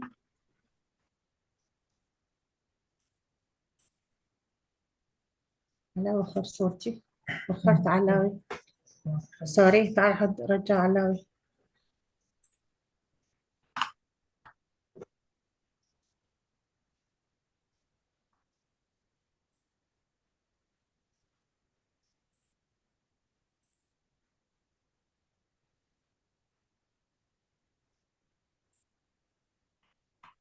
وخر صوتي علاوي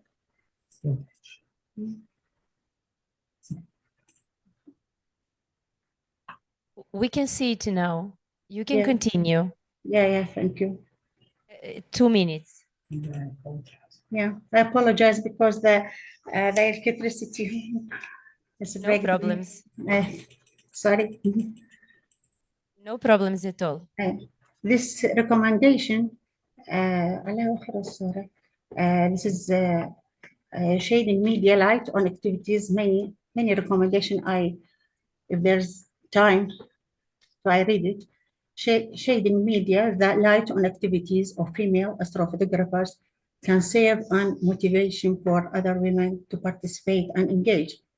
It can also encourage families to engage in astronomical camping trips, creating safe environments where women can develop and involve. Second, establishing scientific center for students interested in learning, observation, and astrophotography, and invite scientists, professors, and professionals in the field to give educational lectures. Additionally, observation of equipment could be provided for amateurs to borrow.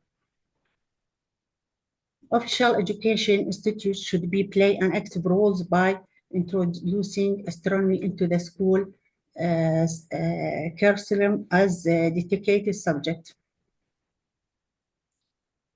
Governmental institutions must be prepared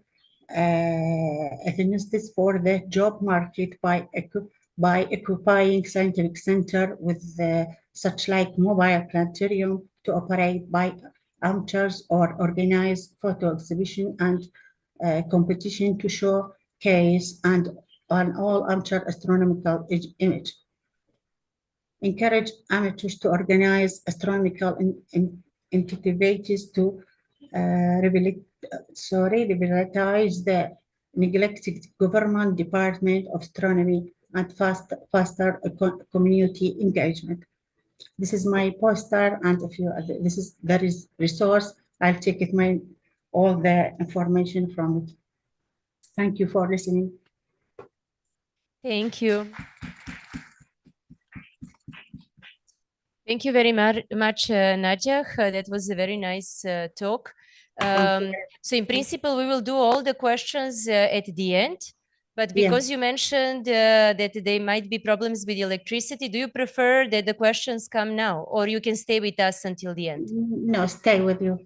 Okay, perfect. Thank you.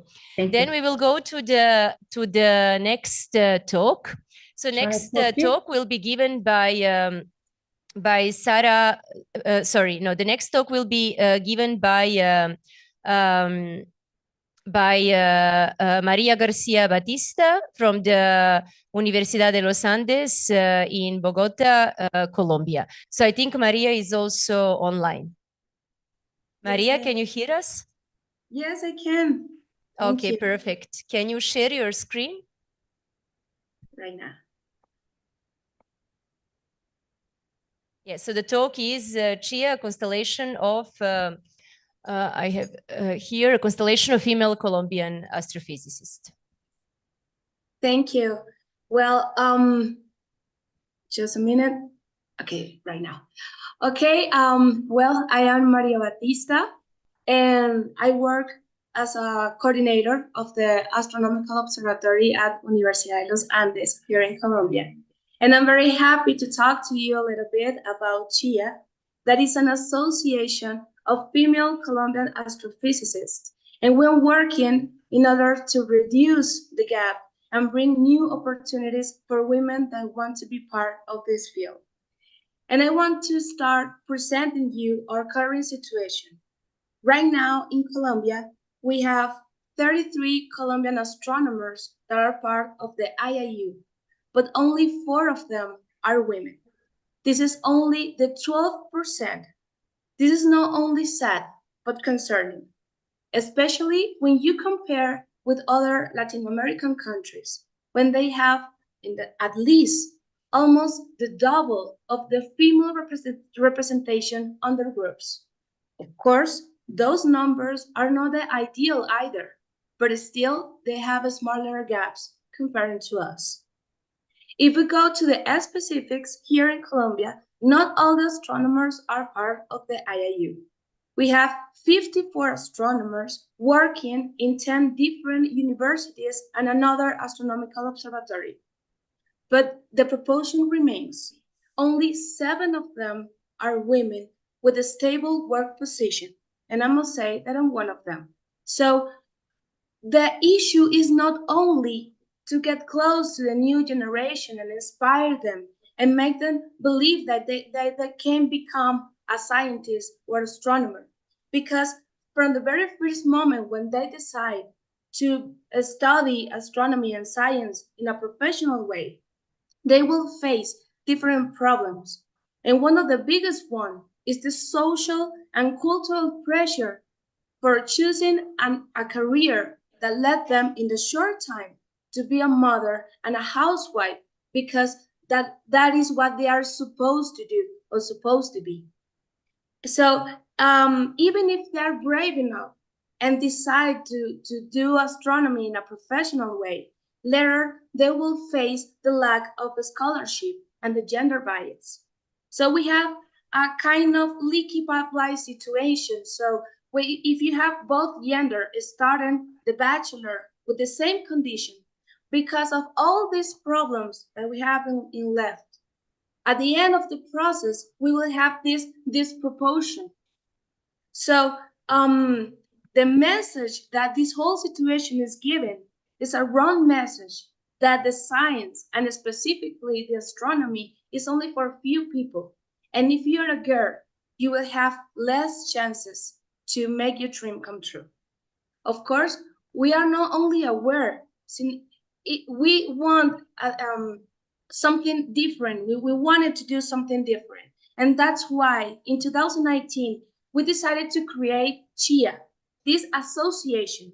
And this name comes from the Spanish Colombian Women Doing Research in Astronomical Science.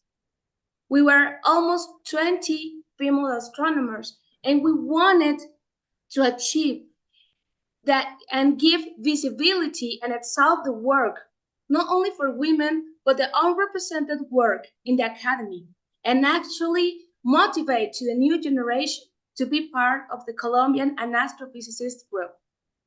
Besides doing outreach, we also in CHIA want to enhance the researching in astronomy. That's why we are linked to the Association of Professional Colombian Astronomers, ASTROCO, and the Colombian Academy of Exact Physical and Natural Sciences. Right now, we just developed a survey, and we found that we are almost 80 women, counting bachelor, master, and PhD students. Also counting the postdocs, professor, aerospace engineers, and even the scientists that are currently working for the industry. As you can tell in the left map, you can tell that we are spread all over the world. In numbers, almost 30 of those 80 are right now PhD, and almost the half are right now working for foreign institutions. The big problem is here is that we are losing the benefit of having these valuable women supporting the science here in Colombia. That is not something that we are happy with, but still we are in connection, we are working together, and our efforts right now are in the direction for being aware to the whole community of this situation and try to fulfill in this gap. Right now, we are enhancing the active participation and being aware that we have equal proportion in any activity that is related with scientists. Also, we think that we can use social media and different platforms for getting in touch with the current and the new generation incoming, especially for talking, for bringing new career opportunities, scholarship, hear their fears, their dreams, their ideas. So basically, what I want to tell you is that we strongly believe that we can use astronomy as a tool for peace and equality. We have done several online and in-person activities to spread our idea and spread the whole situation, not only for the community to be aware of, but also to know the opportunities that they can have to do astronomy in a professional way in a country like Colombia. Also, we have used the visibility that brings the different interviews in magazines like Forbes to show these brilliant profiles of these valuable astronomers as a role models, not only as a role models, as a close role models of Colombians that are doing this astronomy profession, not only in Colombia, but all over the world. One of the famous activities was the span of female profiles in Twitter, now X. And for 2 years in a row, we were trending topic in the country. And for those days, we reached thousands of female profiles of scientists saying, here I am, and this is what we do. And we are very proud to bring this window for people to know what we would do, what we do. So 10 minutes is a very short time to tell you all the things that we are planning to do. But right now, we are giving lectures in general and specific topics in astronomy, but also we want to do monthly talks and do the first school for leadership for women in Colombia. We want to get in touch with other associations in Latin America.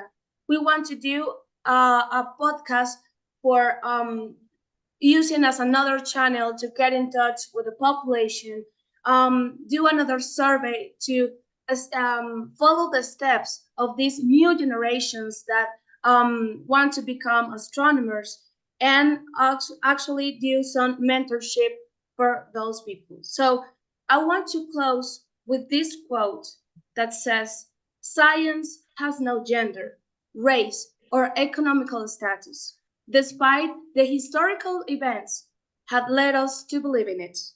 So thank you very much for this opportunity, for this window. Any suggestion, any support that you can bring to us will be highly appreciated. Thank you for your time. Thank you very much, Maria. Can you stay with us online until the end for the questions? No, so I will appreciate if you can do the questions in this moment. Okay, we will make the exceptions. So any question for Maria? Yes, Veronica. Hi, this is Veronica from the University of Groningen in the Netherlands. I've heard so much about the push from Colombia to get more women into science, and it's really great to see that you've got a lot of PhD students now. But this is like the bad point, right? You've put so much effort into getting more PhD students, but now there needs to be postdocs and there needs to be professorships. Do you have ways, ideas of how to keep your PhD students? Right now we're thinking about proposing postdoc positions in different, and not only universities, but other institutions here in Colombia. So we think that in that way, they will want to stay, because right now the lack of the job opportunities make them to search in another countries. So basically, at least with a postdoc, or with many other positions, they can think about staying. But independently of being in Colombia, we are still in touch, and we still are in this network, mentorship, theses from different levels, and still supporting to the new generation that are right now starting the bachelor, or even thinking to what they are going to do in the university. Thank you, Maria. Any other quick question? I have a quick question. So you mentioned at some point that now there are around 80 women, taking into account, different levels in professional career, from students to a bit more senior senior researchers. So why the fraction is still so low when it comes to the IAU members? It's a cultural situation, because the few stable positions here in Colombia, they are from many years ago, and from because of the economical situation in the country, it's not easy for the university to open new positions. So basically, we need to wait from one of this person to just quit, or no longer stay in those positions, so it's able for another one to be part of them. So it's a mix of situation between economical status and cultural situation, where they're not aware enough from this gap, and they think only because of their professional profile, and it's normally one ways balance for men instead of women. Yes, but to become a member of the IAU, you don't need a permanent position, and you can, yes, you can encourage the students, young postdocs as well, to become a member, so that also the statistics can change, you know, because it looks like there are less from the first few slides, from the first slide that you showed, no, it looks like you have less female astronomers than in other Latin American countries, but maybe it's not the case. It's just that they are not members. Yeah. Yes. Exactly. No, sorry, I thought it was about the work position, but if about IAU, yeah, still is about economical issue for being part of this, and we need some support also from our institutions. But that's something we are working with. We are working about in Chia for bringing that help from these new astronomers that are forming. Thank you. Thank you. Let us thank Maria once again. Thank you for the reception. Okay, so now the next speaker is Sarah Ann Jacob from the International Space University. Is Sarah online? Because we didn't see her presentation. She's still not online. And I suppose she's not here in the room, no? Because we didn't find the presentation uploaded. Okay, if not, then we will go to the next presentation, which will be given by Mehbooba Ahmed from Space Science and Geospatial Institute in Ethiopia. And Mehi is gonna tell us about advanced Ethiopian women in physics and astronomy focus group. Okay, hello everyone. My name is Mehbooba Ahmed from Space Science and Geospatial Institute, Ethiopia. I'm an associate researcher in astronomy with master's degree. Okay, I'll be presenting the initiative that organized by 5 students titled Advanced Ethiopian Women in Physics and Astronomy Focus Group.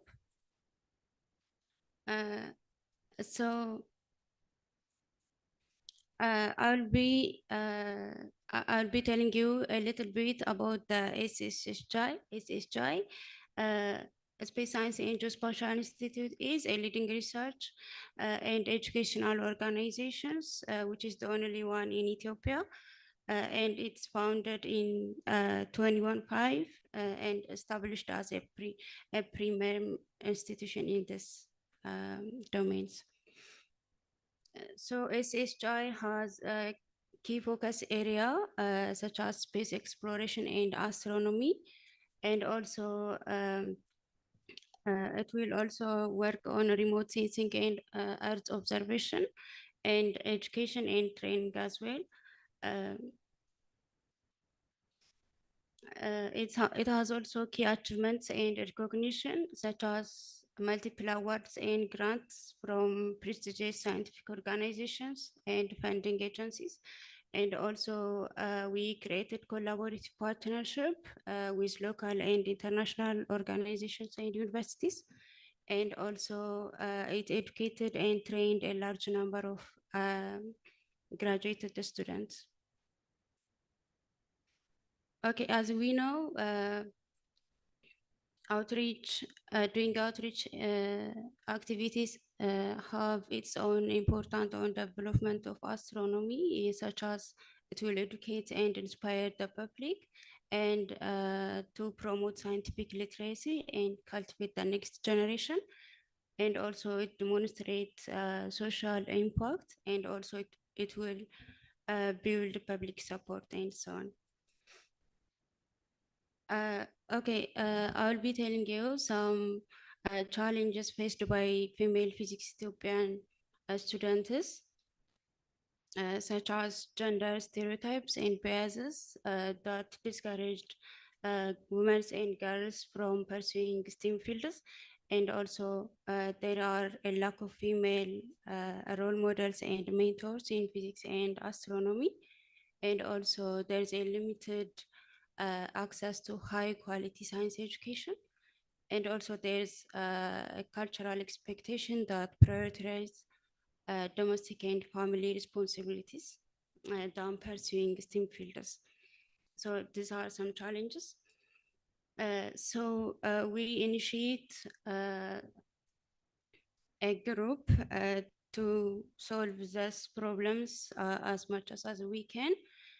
So under the suggestion and guidance of Miriana and her colleague, so we develop a proposal to raise funds and conduct outreach. So we secure funding from the American Physical Society, Women in Physics Group grant, and also we create a collaboration with our local university. And the goal was to inspire and motivate girls and young women to consider pursuing their career in physics and astronomy, and also to provide female students with access to role models, and also to improve access a high quality STEM education, and also to find out gender stereotypes and biases that discourage women from doing science. The target groups are primary and secondary school girls interested in showing any aptitude for STEM subjects, and also female university students currently enrolled in physics and astronomy programs, and also women in early stage of their careers, such as university lecturers and researchers, and also families, communities, and educational institutions that can influence girls' participation from doing science. Here, there are some pictures that we took during our outreach activities. So all those are undergraduate female physics students. So we did pair female physics students with successful women scientists and engineers as a role model and mentors, and presentations and panel discussions featuring successful Ethiopian women in STEM fields. And also we provide guidance and academic career paths, as well as emotional supports and encouragements. And also we organize a public event and a stargazing event to encourage the broader community. And we disseminate this experience and learning through local media and social media platforms. We have future potential strategy to improve our outreach and mentorship program. Like outreach and mentorship programs, improving access to education and resources, and advocacy and policy change, and community engagement to address cultural biases. And also to establish physics and astronomy clubs that allows female students to explore the subjects further and provide opportunities for hands-on learning, experimentation, and collaborative projects, and developing leadership skills and confidence among the members.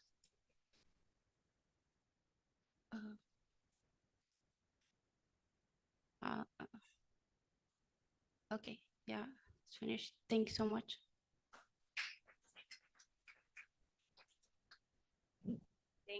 Thank you very much, Mehi. I think we will continue with the questions. And the last talk, I don't see Redait here. Is Redait maybe online? She's not, no?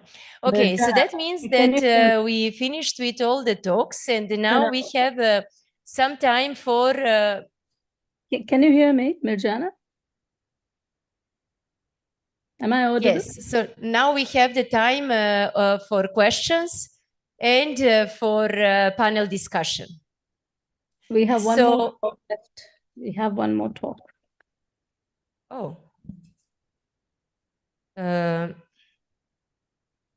it's not here in my program. Who is speaking? It is Valeska Molina. If she's online, I suppose.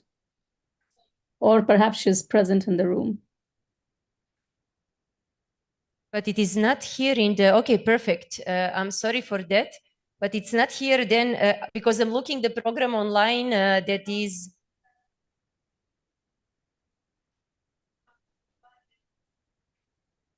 Okay, perfect, perfect, perfect. Then I apologize. So please, please join us. I just didn't have the information.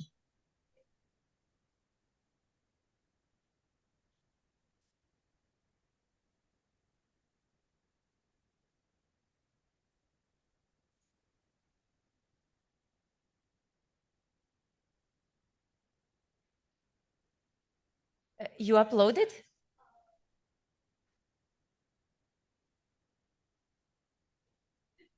Okay. You don't have it on the flash? Really? To whom did you send?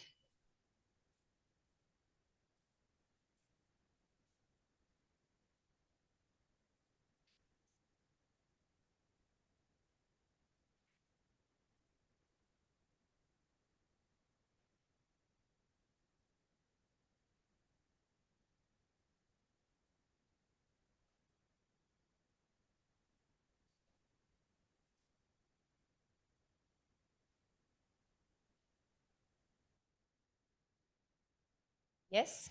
Okay, perfect, perfect. Okay, great. So we will have one more presentation.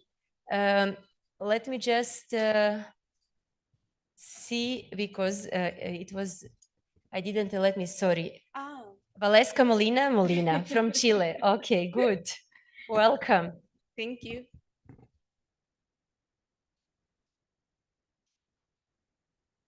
Okay, okay. So for technical issues, just please stay with us, and soon the presentation will be displayed.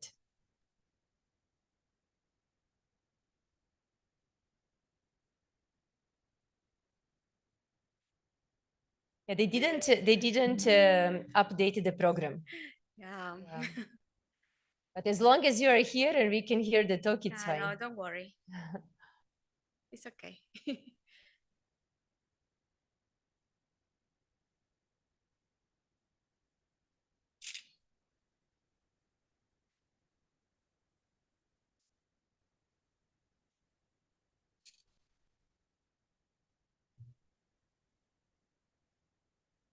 Okay. Thank you. So, hello everyone. My name is Valesca Molina. I'm PhD student in astrobiology in Universidad de Atacama in Chile. And today I'll talk about the Chilean census carried out by the SOCHIAS. So, oh.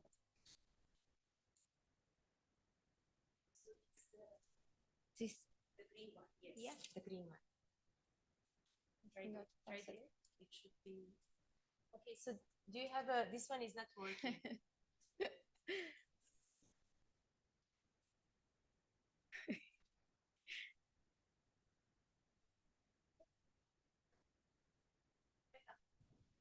Okay. Right, it's working, right? Yes, now yes.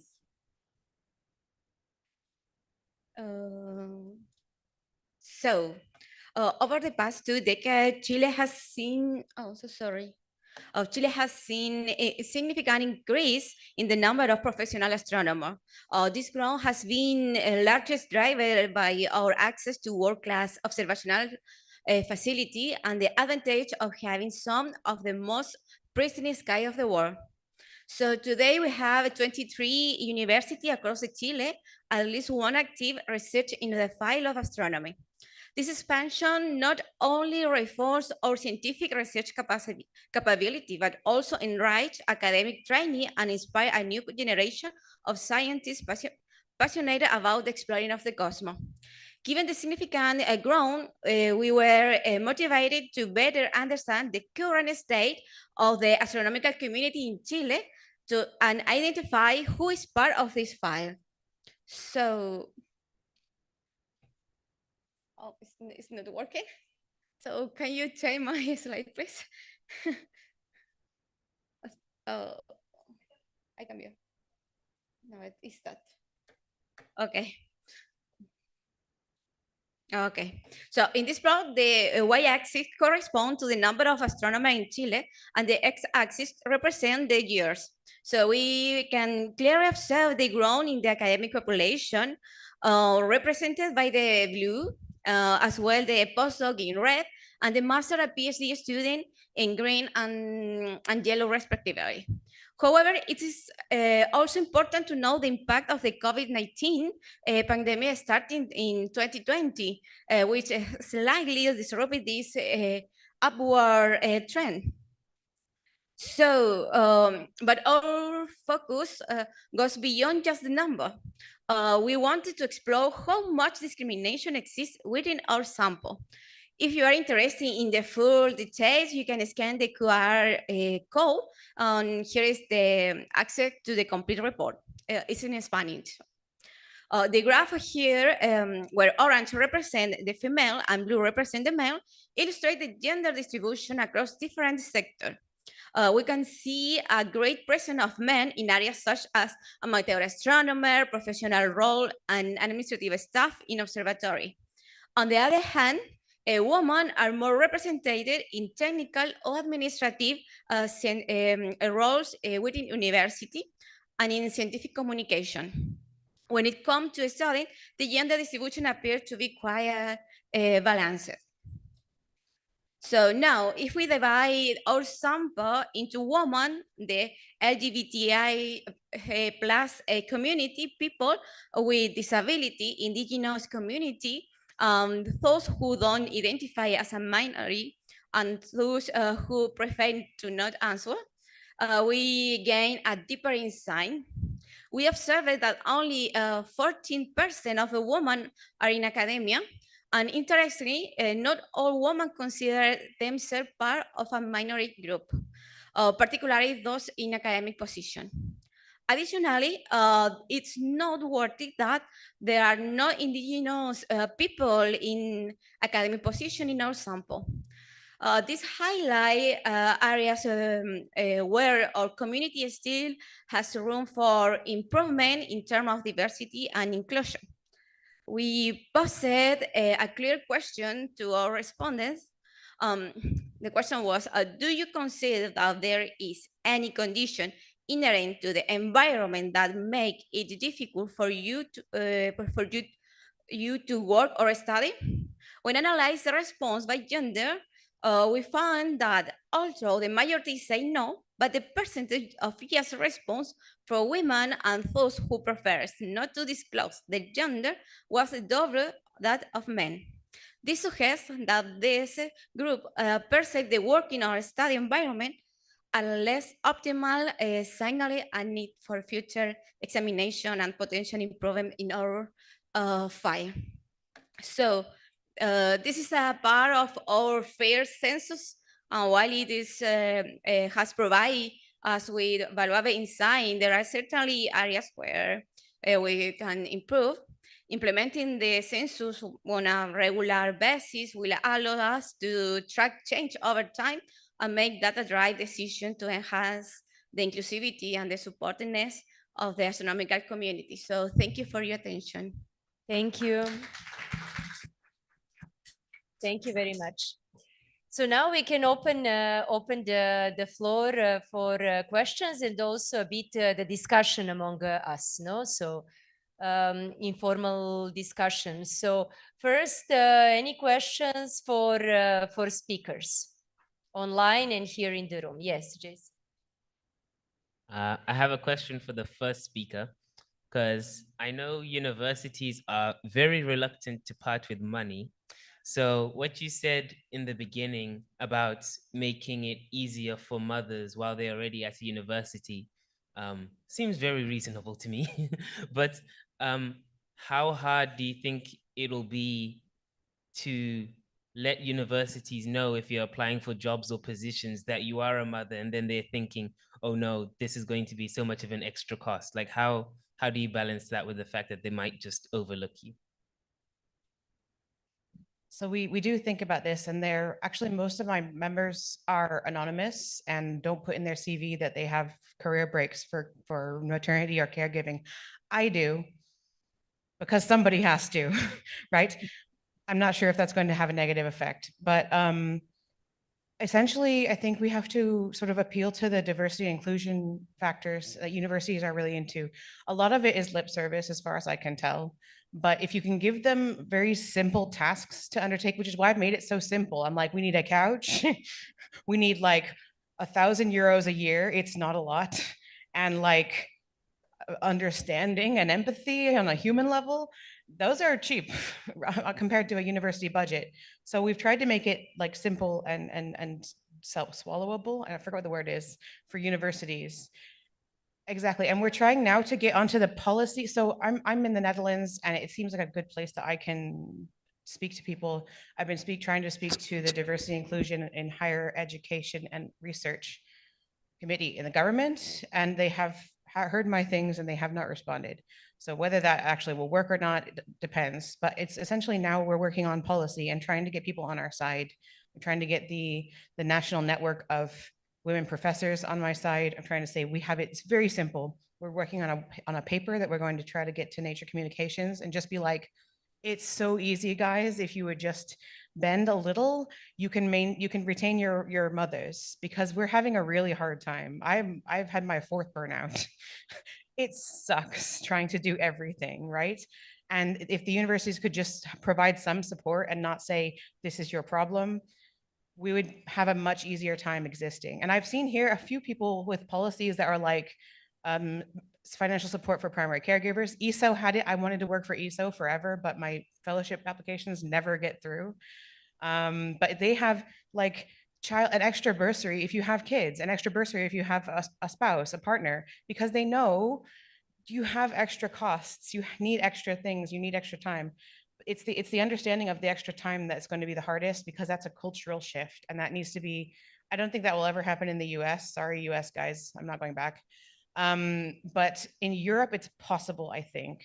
I don't know how the culture is down here, but in Europe, they do favor a work-life balance. And if you can say, you know what, I can only work 9 till 3 every day, I think we can push forward with that and say, you know, now I have the time to unwind before I have to cook dinner and do bedtime and do whatever else. So I'm hoping that we can move toward a less industrial, less capitalistic work structure. I'm going to start revolutioning right now and say, you know, actually, I don't work 40 hours a week. Please don't tell NVO. I haven't worked 40 hours a week for years because I can't. I will die.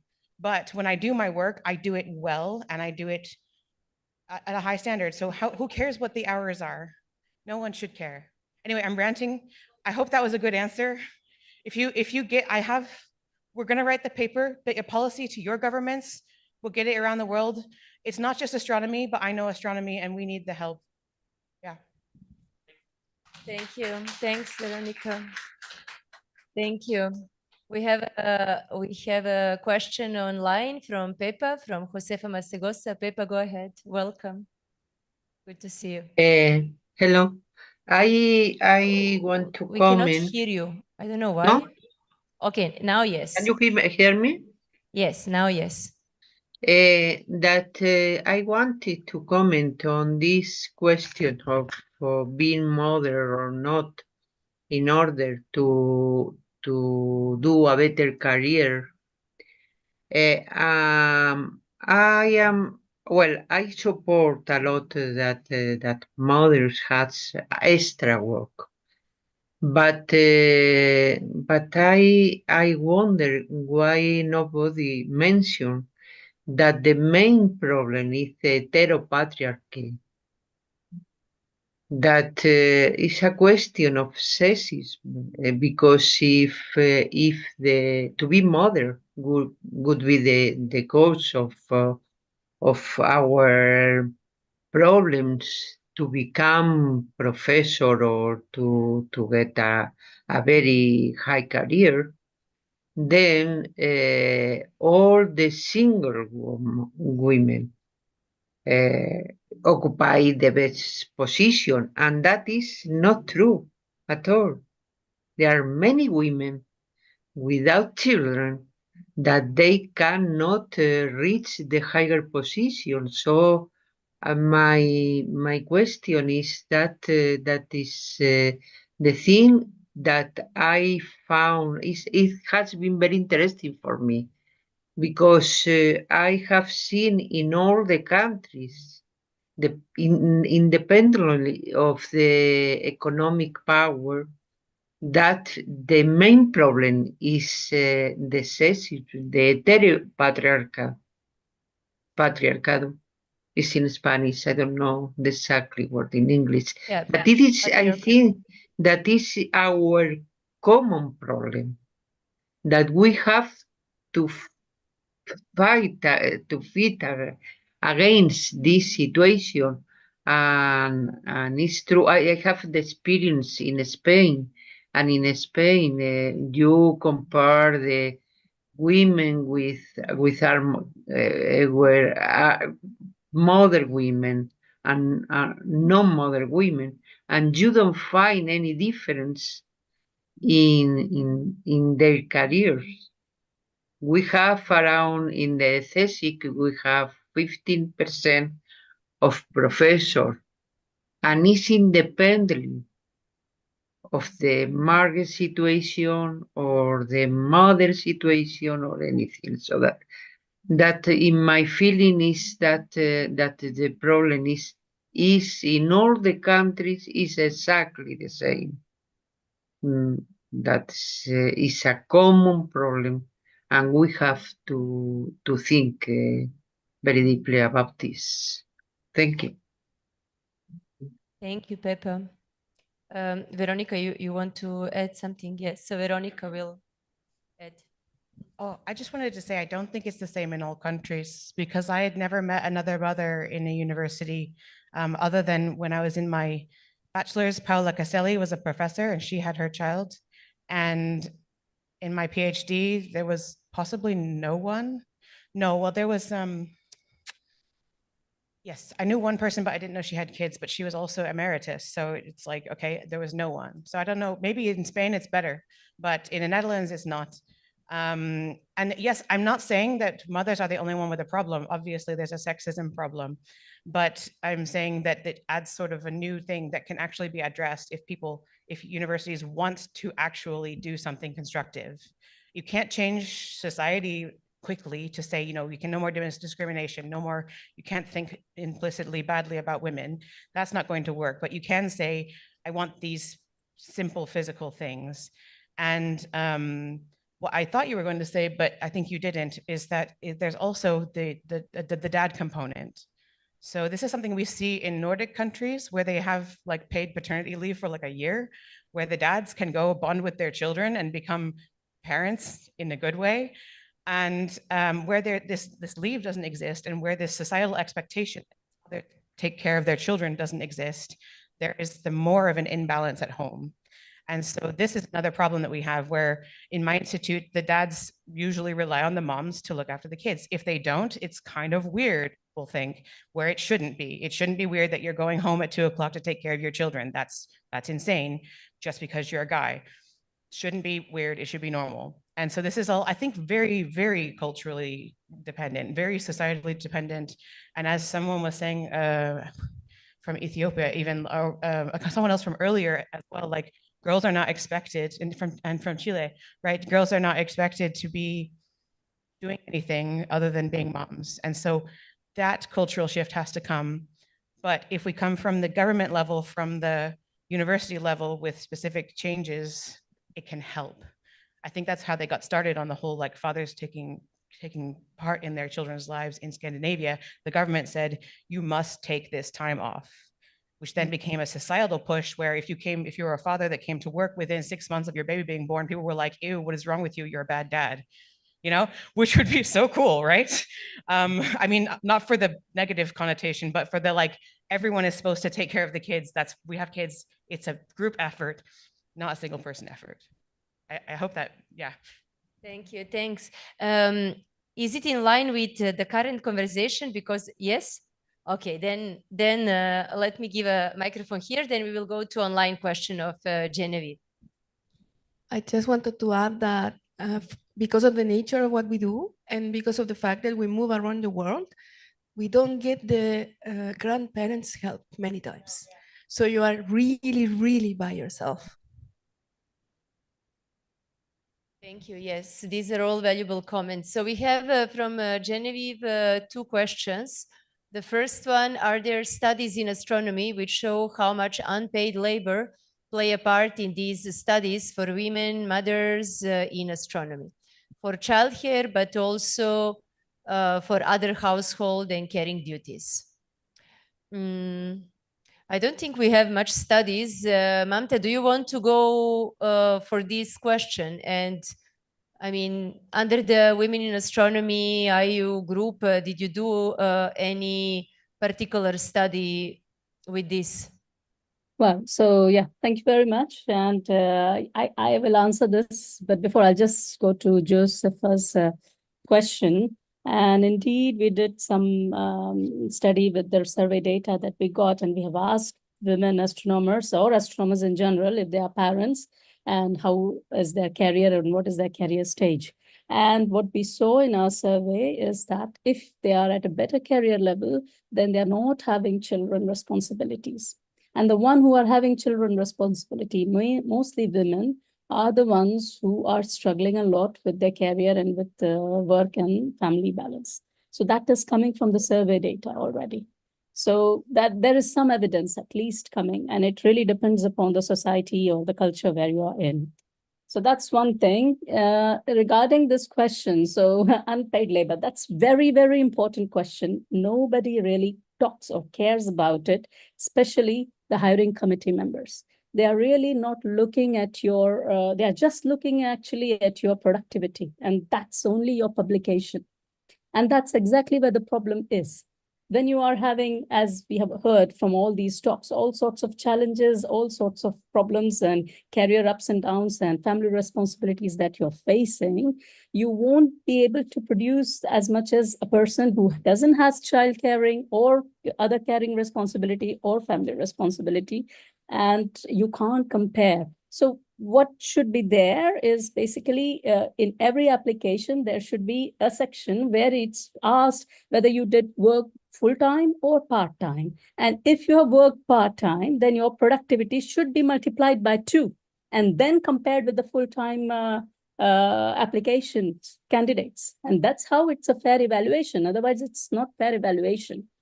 And there are many women who have been working under underpaid and no paid conditions. We are having survey data, including myself. I have worked for several years under unpaid or underpaid conditions. So all these factors, of course, brings everybody together, and that's why we start to wonder, are we the only one who are facing this problem, or is it something which is existing? And the big problem is you can keep talking about it within the collaboration with the most famous astronomers in the country, hoping that they have projects and they can fund and support you. They just encourage you to write publications, but they're not asking whether you're having enough funds. Are you funded for your research projects, or are you funded for your teaching projects, or are you just not funded and you're working as a volunteer? So this is all happening. It's all there. So that's very unfair way of working. But women, they start to accept responsibility. They start to work under all sorts of conditions in order to retain and maintain their career, in order to be in the field. So this is there. Regarding the second question, Genevieve, so that's how many? Yes, can you read it first and then answer if you will go for it? Yeah. Yes, so how much is intersectionality as a framework applied in astronomy studies, mainly for institutes in West, as we know that women from marginalized groups face additional barriers to access? Yes, it's true, and they are facing barriers. The women with basically other ethnic groups are facing a lot of barriers, are facing a lot of challenges. So this is the reason why I would today, with very heavy heart, I would say that people, especially from minority groups, should be mostly applying or looking to work in countries where you have EDI policies. Otherwise, you will land up in all sorts of messy situations, underpaid, unpaid, neglected, and all sorts of harassment. Everything is there. And no one is out of it, whether you are a white woman or a woman from a minority group or any other group or religion, that doesn't matter. It's there for all the women. You're a mother, you're not a mother, it's all there.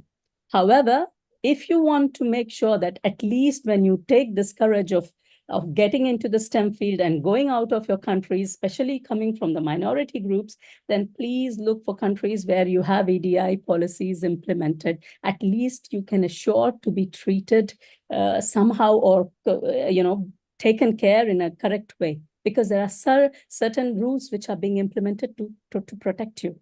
So that's my advice. Thank you very much, Mamta. Any other question? Yes, we have here one, and then I'll come here.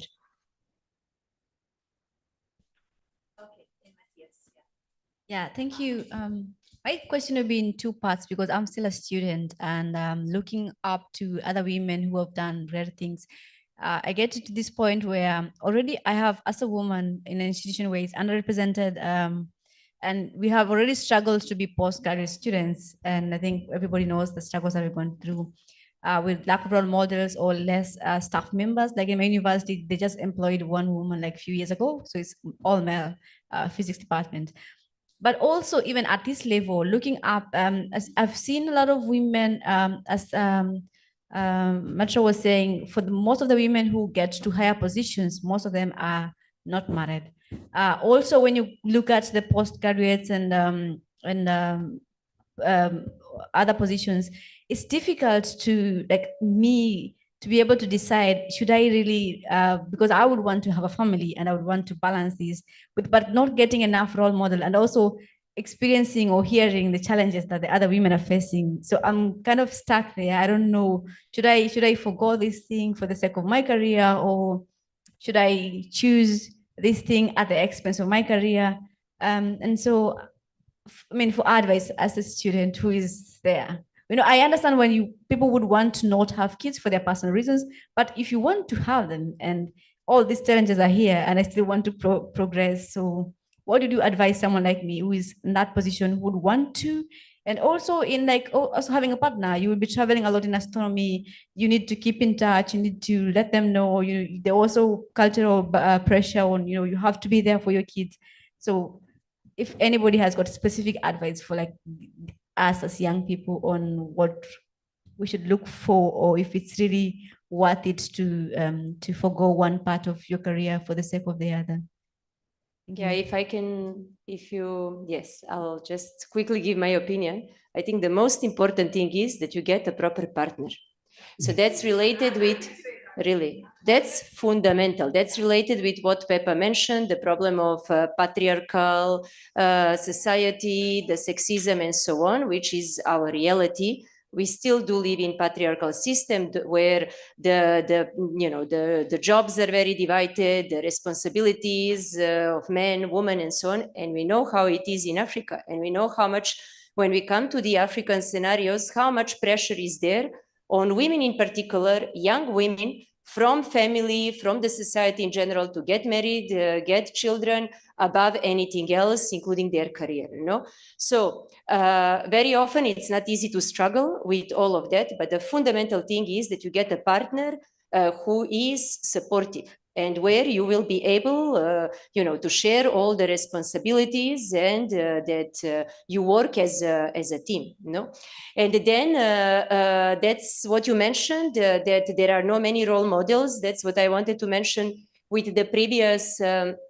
Yes, Pepa, I'll come back. That's what I wanted to mention with the previous discussion, that very often, and what Mamta was saying about policy strategies, that it's very important, that we also mentioned yesterday as well, that it's very important to have them in play. But let us not forget that in many contexts and in many countries, many institutions, we are working totally alone. There are no women that are professionals in the field, So, and that's the reality. So, of course, to come up with the strategies and policies, like with everything else, you need a critical mass.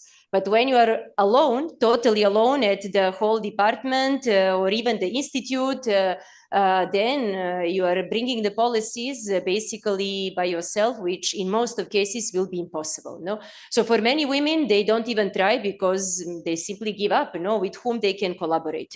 Because not always they find also support from the male colleagues. No, so when we come to those kind of scenarios. Nowadays we can communicate. It's not perfect, but there are networks, there are possibilities to communicate, to get together where we can offer support to each other.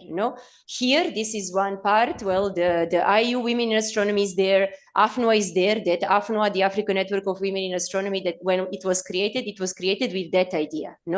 When I came to Ethiopia, I was totally alone, not only as a female, but also as a foreigner, as a white person, as the youngest one with a PhD, and so on and so on. And you come up with so many things that you have to deal with, And I realized, and it was not easy, and I realized that, of course, I'm not the only one, that there are so many colleagues across that they are doing, that they're exactly in the same situation.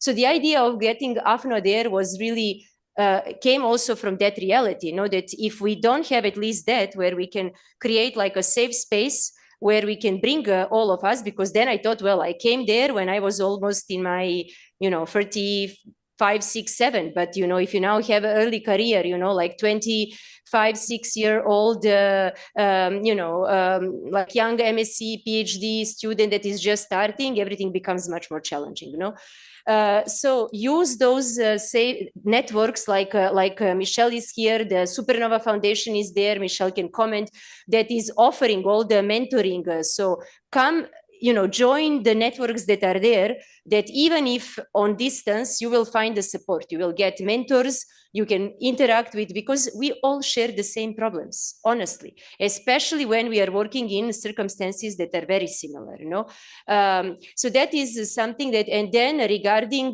being a mother and being a professional astronomer, well, I personally believe that it's possible. I'm not a mother, but there are so many women that are both, with all the challenges that we could hear here, but it is possible. So my suggestion would be that you don't give up with any of the two dreams, but it's very important that you ask for support, that you search for the support, get a proper partner so that you can get support there as well, and that not everything is just on your shoulders. Because, we are there to really support. So ask, search for all the support that you need. I think, okay, there are many hands there. I'm trying to struggle now already who was the first. Okay, I think it was, is it related? Who is related with the current question? Okay, I see Michelle. I see here Michelle, and then there was here. Is it another topic or the same topic? The same topic. Okay, then you had the first hand. Go ahead, and then I think Matthias, you are in the same for the same conversation. Different topic. Then later. Okay, go ahead.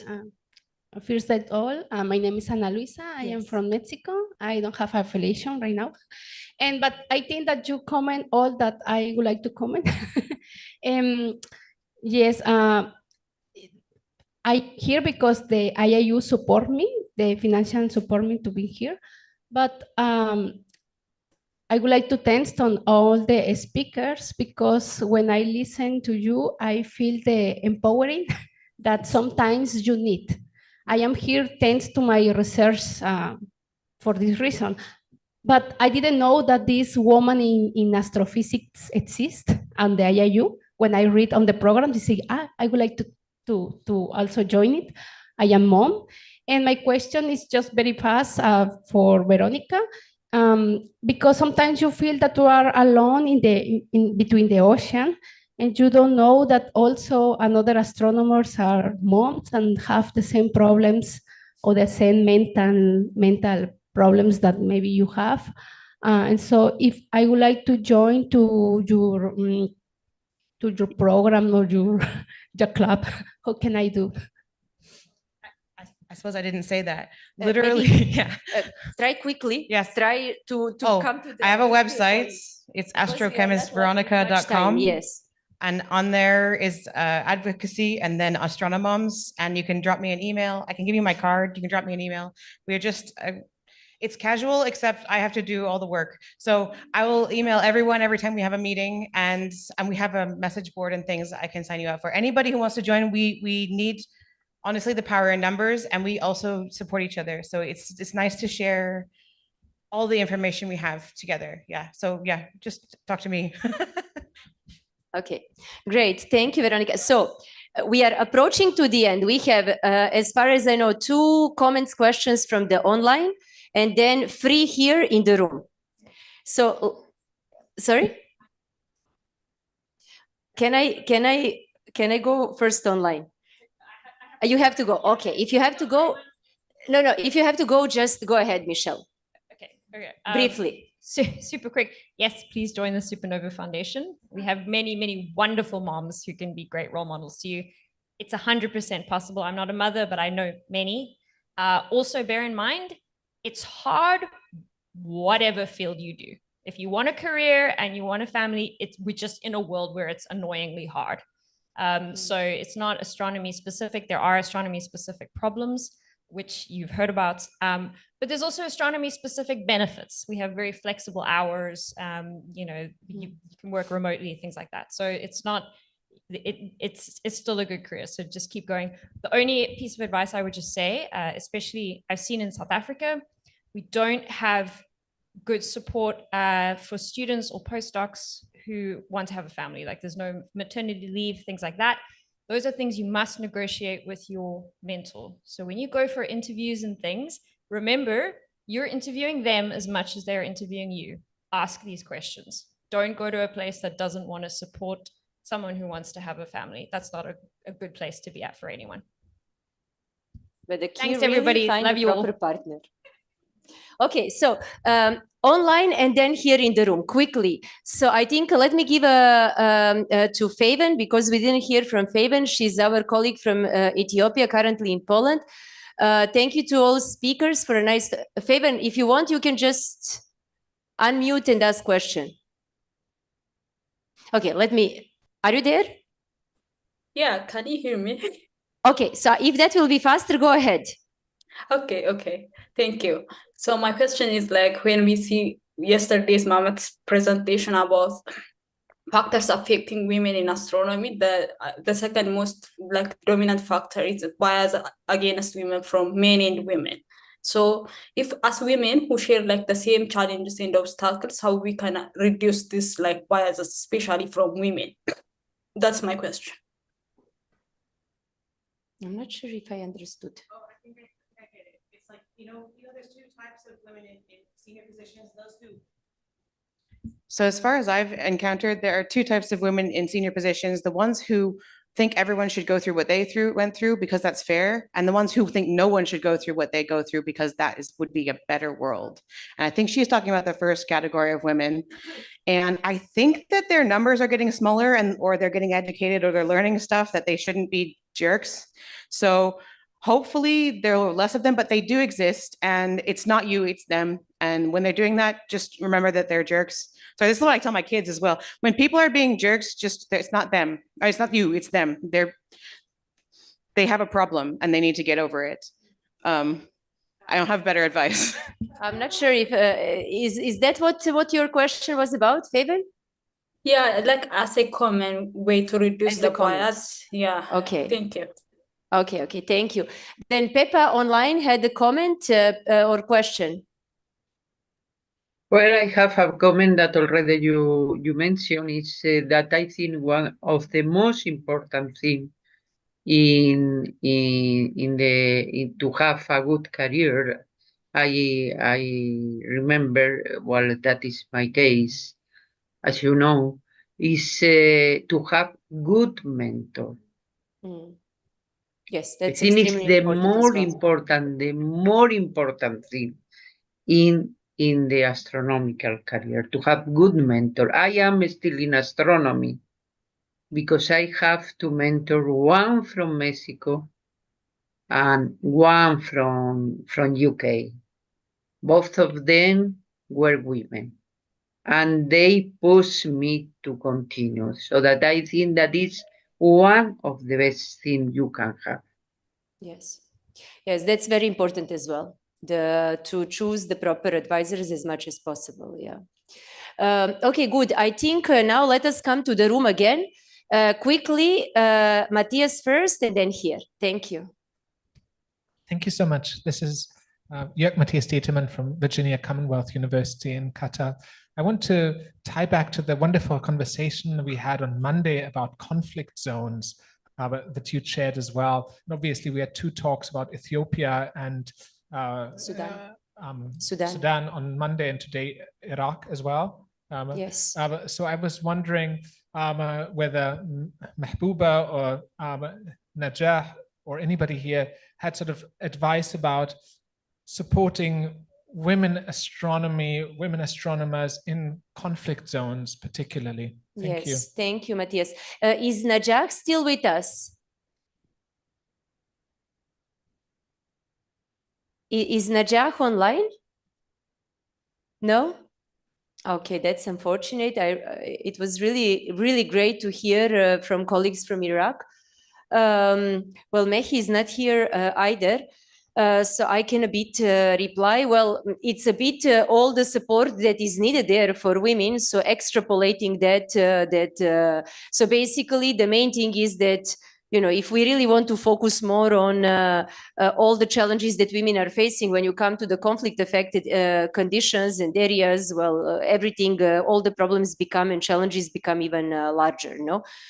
So giving the priority for you know, in all aspects, for activities related with education, research collaborations, giving the priority for MSc PhD students, like giving them the chance to finish their studies, follow a bit the track, which is something that we are trying to do also under AFNWA, that at least the members that we know that are affected try to support so that they don't give up in their studies. We did that in Ethiopia. We did that in Sudan when the conflict started. So this is also something that is important because we know that women will be facing more challenges because once the conflict starts, all the economical crisis will start as well, and then the priority will normally be given to the boys and men, you know, to finish their studies and so on, you know.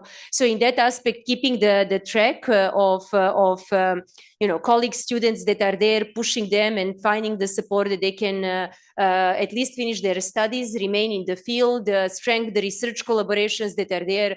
All of the aspects are really important. Yeah. Thank you. And here, yes. And I think we will have to. Yeah. So I just wanted to share a bit of my personal experience. I'm from Mauritius, small island, and I have been an observing astronomer, and I am at the end of my career now. But there are some realities that I see in my younger students, etc. One thing is character is also important.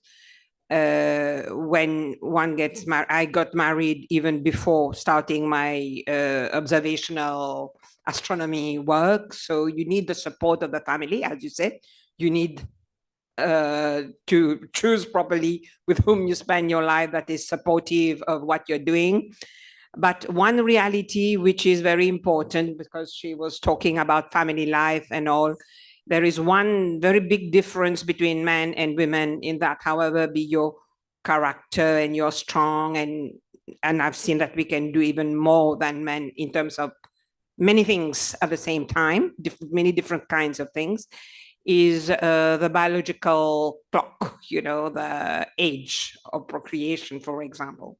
I am myself the mother of an adopted child across the time doing astronomy. So that is something maybe that is not very often talked about. I am a mom of an adopted child, and that itself comes with many challenges, time-consuming challenges, other than creating. And another thing I wanted to mention is the networking, the style of networking that men do, which are different from women, that sometimes put men at an advantage. I wanted to comment on that. Thank you. Thank you so much. Thank you so much. I think, can we see the chat once again before we close? And then I don't know if Mamta would like, because I think we will have to close, but we do have AFNWA, the African Network of Women in Astronomy session now that is just informal conversation. So any of you who would like to stay, you are welcome. It's really to actually speak more about all the what we spoke now, but a bit projected on the African continent and our reality. No, so as I said, we can continue this but I think officially we have to stop with the women in. Okay, so Mamta, thanks for this wonderful session and your participation. Please join the Women in Astronomy Working Group, participate in our surveys, stay tuned about the STEM Ambassador Award, very important. It's very important that you nominate yourself for the award if it's possible, or you ask somebody to nominate you, because that's how you can. I mean, getting the prizes, recognitions is important. By the Women in Astronomy Working Group, and the last point, we will have conference proceedings published out of this meeting. So please send your contributions. That's for all the speakers. Mamta, if you are there, would you like to unmute and say a few more things, or maybe we can close here? Yeah, just to thank everybody for your great participation. There has been a lot of interesting points to take away for everybody, including myself. And I would really like to be in contact with everyone. All the speakers have done an excellent job, local organizing committee, the SOC, and the chairs, and all the participants. Just one last final comment that I would like to give to everyone, especially the young ones. Don't give up. It's your career and you can make it. If you have decided, you will make it. And only if you're present, and as Mirjana said, there need to be a critical mass. So if you are there, only then you can represent and only then you can exist. If you give up, then you're out. So don't give up and you will manage. And we are all here in favor and with dedication to form a network and to make it happen. So just don't give up. That's it. Thank you very much, everybody. And feel free to write. Thank you. Thank you, Mamta. Thank you very much. Let us give applause to all of you. Yes, I think it was really an amazing session that we had the last 2 days. Very important exchange. Yeah, we could take a picture. Let us take a picture, all of us that are here in the room. Maybe we can put also on the Zoom people who are still connected, if we can get on the screen, and let us take a picture. Hmm? Yes, we can stand here. Okay, great. So those who are online, if you would like to put your video on, if not, we will just take a picture all together. So please, a bit of patience that we all come. Would you like, Jason? You have to be in the picture. Come on, the only young man in the room. Of course, you have to be in the picture. You had a question. You didn't have a jerk question. Jara, you have to come. Come on. Please. No, you have to be in the picture. I think, guys, can you take a picture? One of you. You should be there because you were so active participating in the, no? Then please. Thank you very much. Okay, thank you. Wait. It's in your phone.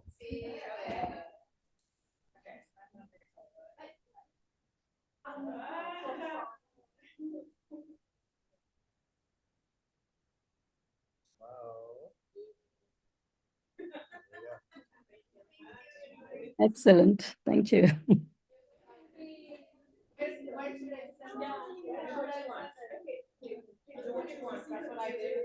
I send that to Manta? Te la paso ya, si no te la Todavía no he recuperado de todo, todavía sigo ahí con la medicación.